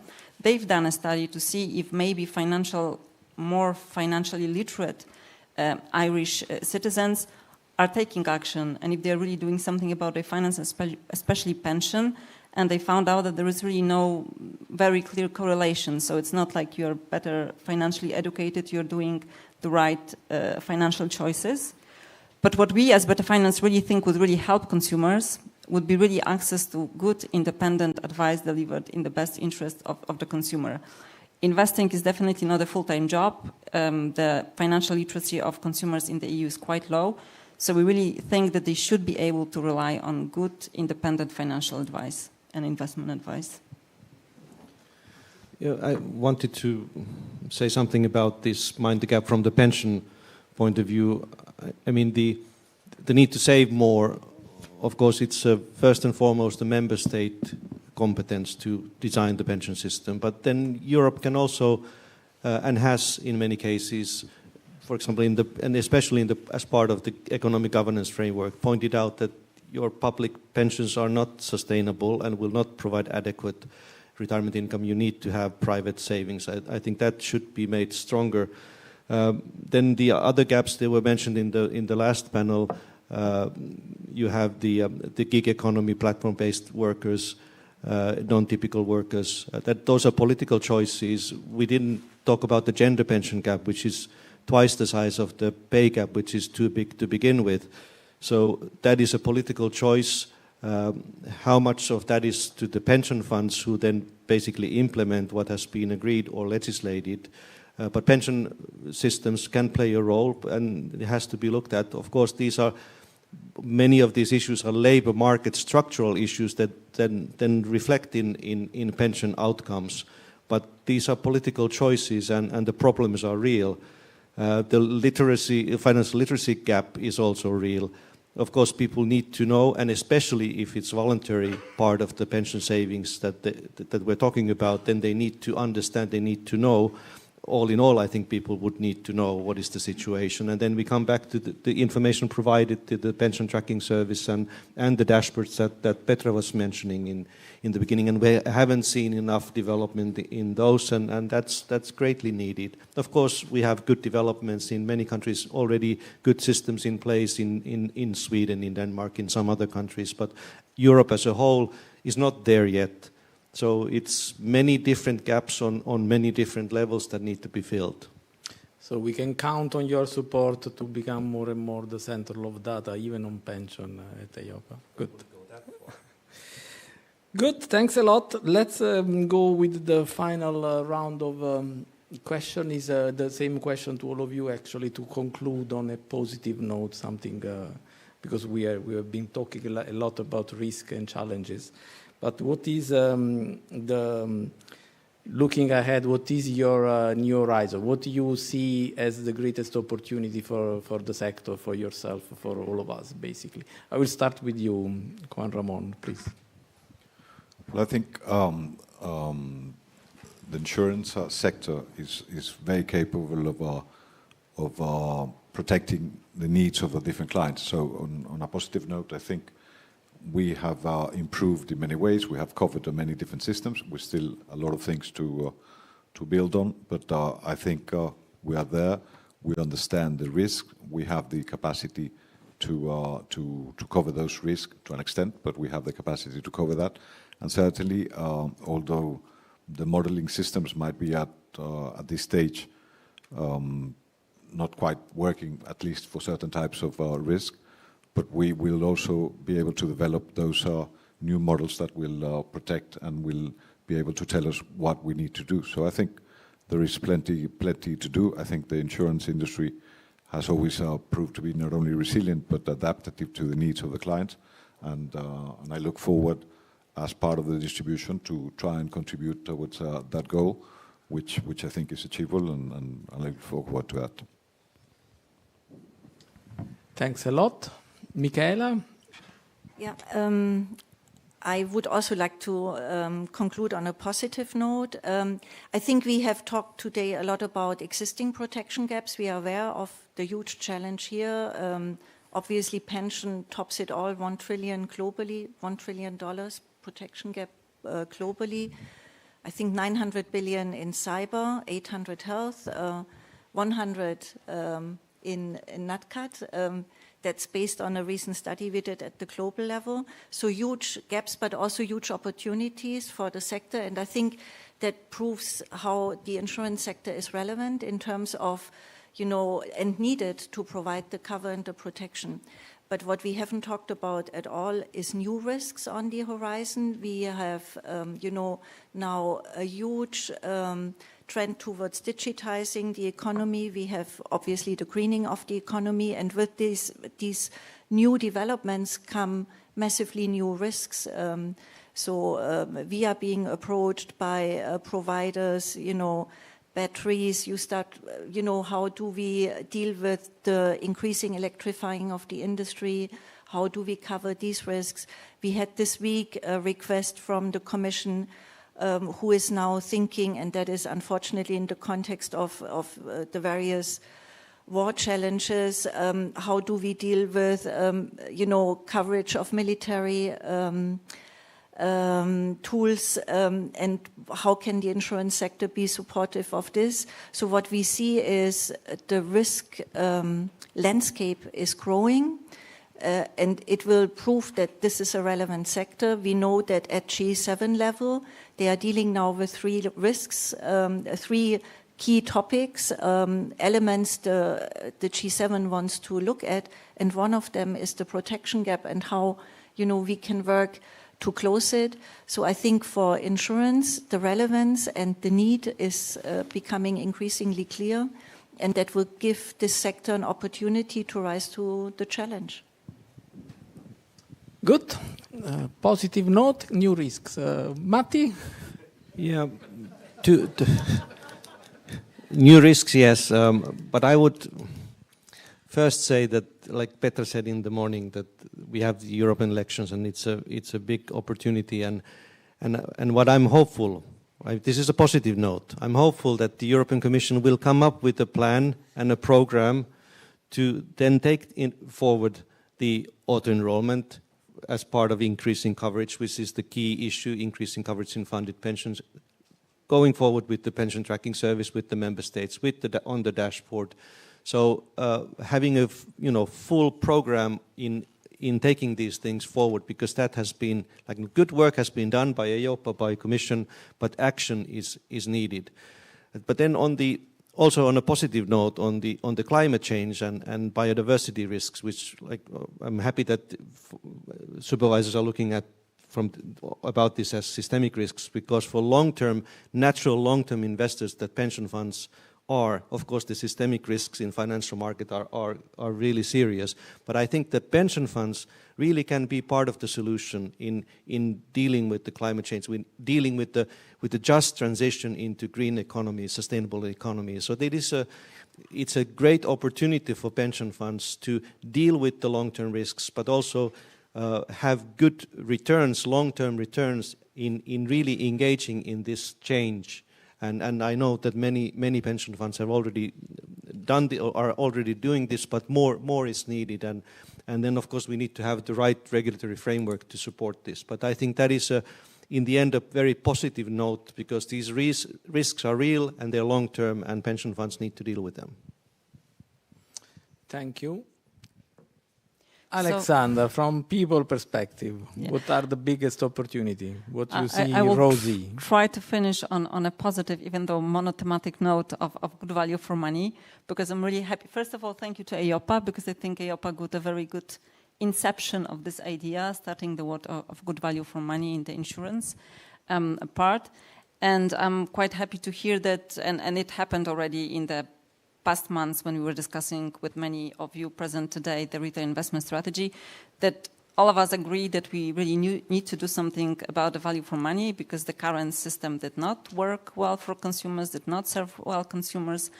And we do know that EU citizens are great savers. We have a lot of savings in our bank accounts, but we also need incentives really to move those savings and start investing. We do need this money for the green transition. So I also understand, I'm happy to hear that the industry is full on board with being able to provide good value for money for consumers. And I think if this is really going to materialize, we are going to have a bit less problems with pension adequacy and some of the risk we were talking about today. So, and maybe just a big wish in the future. This was a wish that we have had already for quite some time. With all this horizontal regulation, we think it would be good in the long term to also have a EU Consumer Protection Authority really responsible for consumer protection and conduct of business. This is not a wish. This is already existing. It's EIOPA. Come on. Why you need to create another one? Then there will be an overlap. No, thanks a lot. Thanks a lot. It was an interesting discussion. I think that now the audience have all the answer possible. All the team we cope with are clear. Thanks a lot to the panelists. Let me also, Claire, any slide or no? We conclude with the slide or fine. So then I simply thank all the panelists. We can leave. Thanks a lot, and I think they deserve.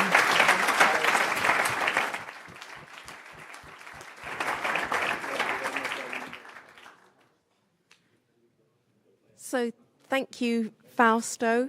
Fausto, you can stay. Petra, you can join and close. Thanks.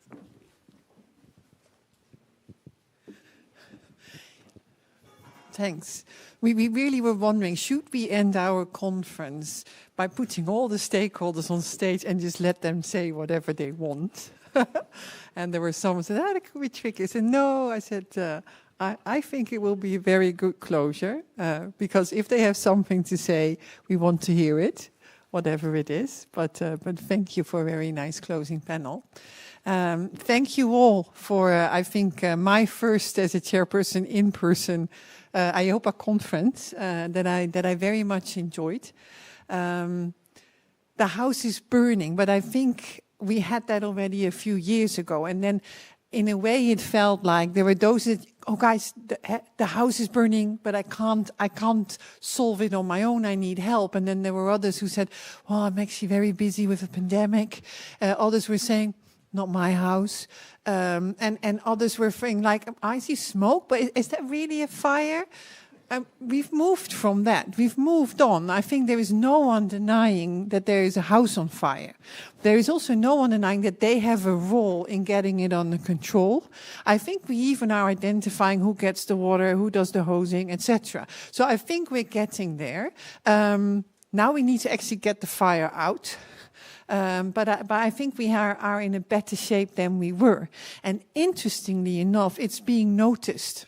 It's being noticed by the community that maybe is not in this room, but that is very much part of the financial industry in Brussels. So we have governments interested in what we do on protection gaps. We have an ECB who wants to work with it. We have an NGFS that is inviting us to help on scenarios. And this is really momentum, but I think it's also momentum that we want to keep. Because we do have the data, but we also have the understanding of what insurance is. And I think in a time that there is more interest from markets that get it now, that we have an important role, but do not know us really, at a time that there is horizontal legislation, because as Fausto said, it's actually good news that they know how to find us. I think it's excellent that they call you, Michael, because there was a time where they would still do it, not call you. But to get that better organized, and I heard a proposal from Dario today, I think that might be helpful. But all in all, talking about NatCat and coming from a country that had to deal with flooding for centuries, I know that the only way you can deal with it is as a community. It doesn't matter how big your house is, what your profession is, and who your parents are. If you do not jointly work together to fight the water, you will lose. And I think that spirit I heard today. And under that, of course, there are things where we still disagree, and how much reporting do we then have to do? Let's talk about that too, but let's also find a way forward. So thanks a lot, particularly to the panelists today, who I think did with the moderators, Damien, Ante, and Jerry, an excellent role, not only in making DORA actually a lively topic. Wow.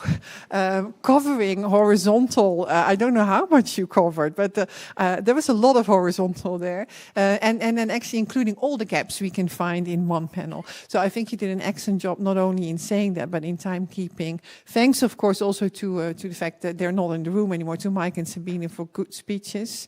But now that's my impression, Fausto. So you've been at more EIOPA conferences already. So how did you like but it? Before you was a disaster. No, thanks a lot. It's also from my side very, very nice to be in person again after some years. It's really too long. Now I see a lot of agreement today, because even in the last panel, putting together all the different stakeholders, but in the end, we have a way to go. And this way is the one that you depicted this morning, actually, basically. Because in the end, what I was happy about, listening to all the discussion, is that everything is already in our plan, in our agenda. Now we just need to make it. It's a lot of effort, but we are on the right way.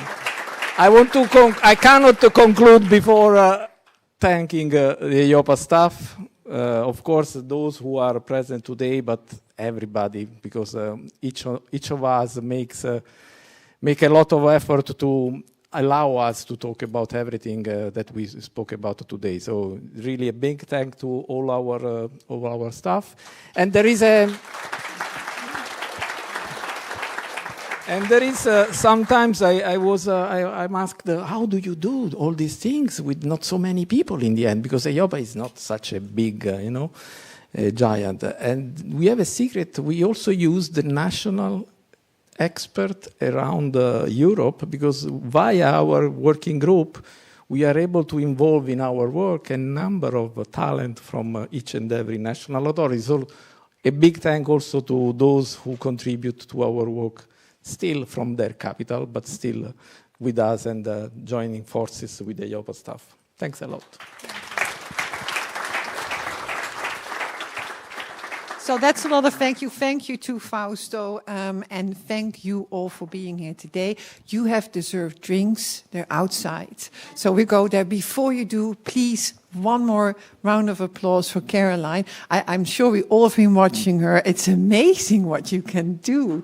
But have a close look at her work. It summarized the entire conference. We will also share it later on. But thank you very much for, I think, an excellent summary in a wonderful way.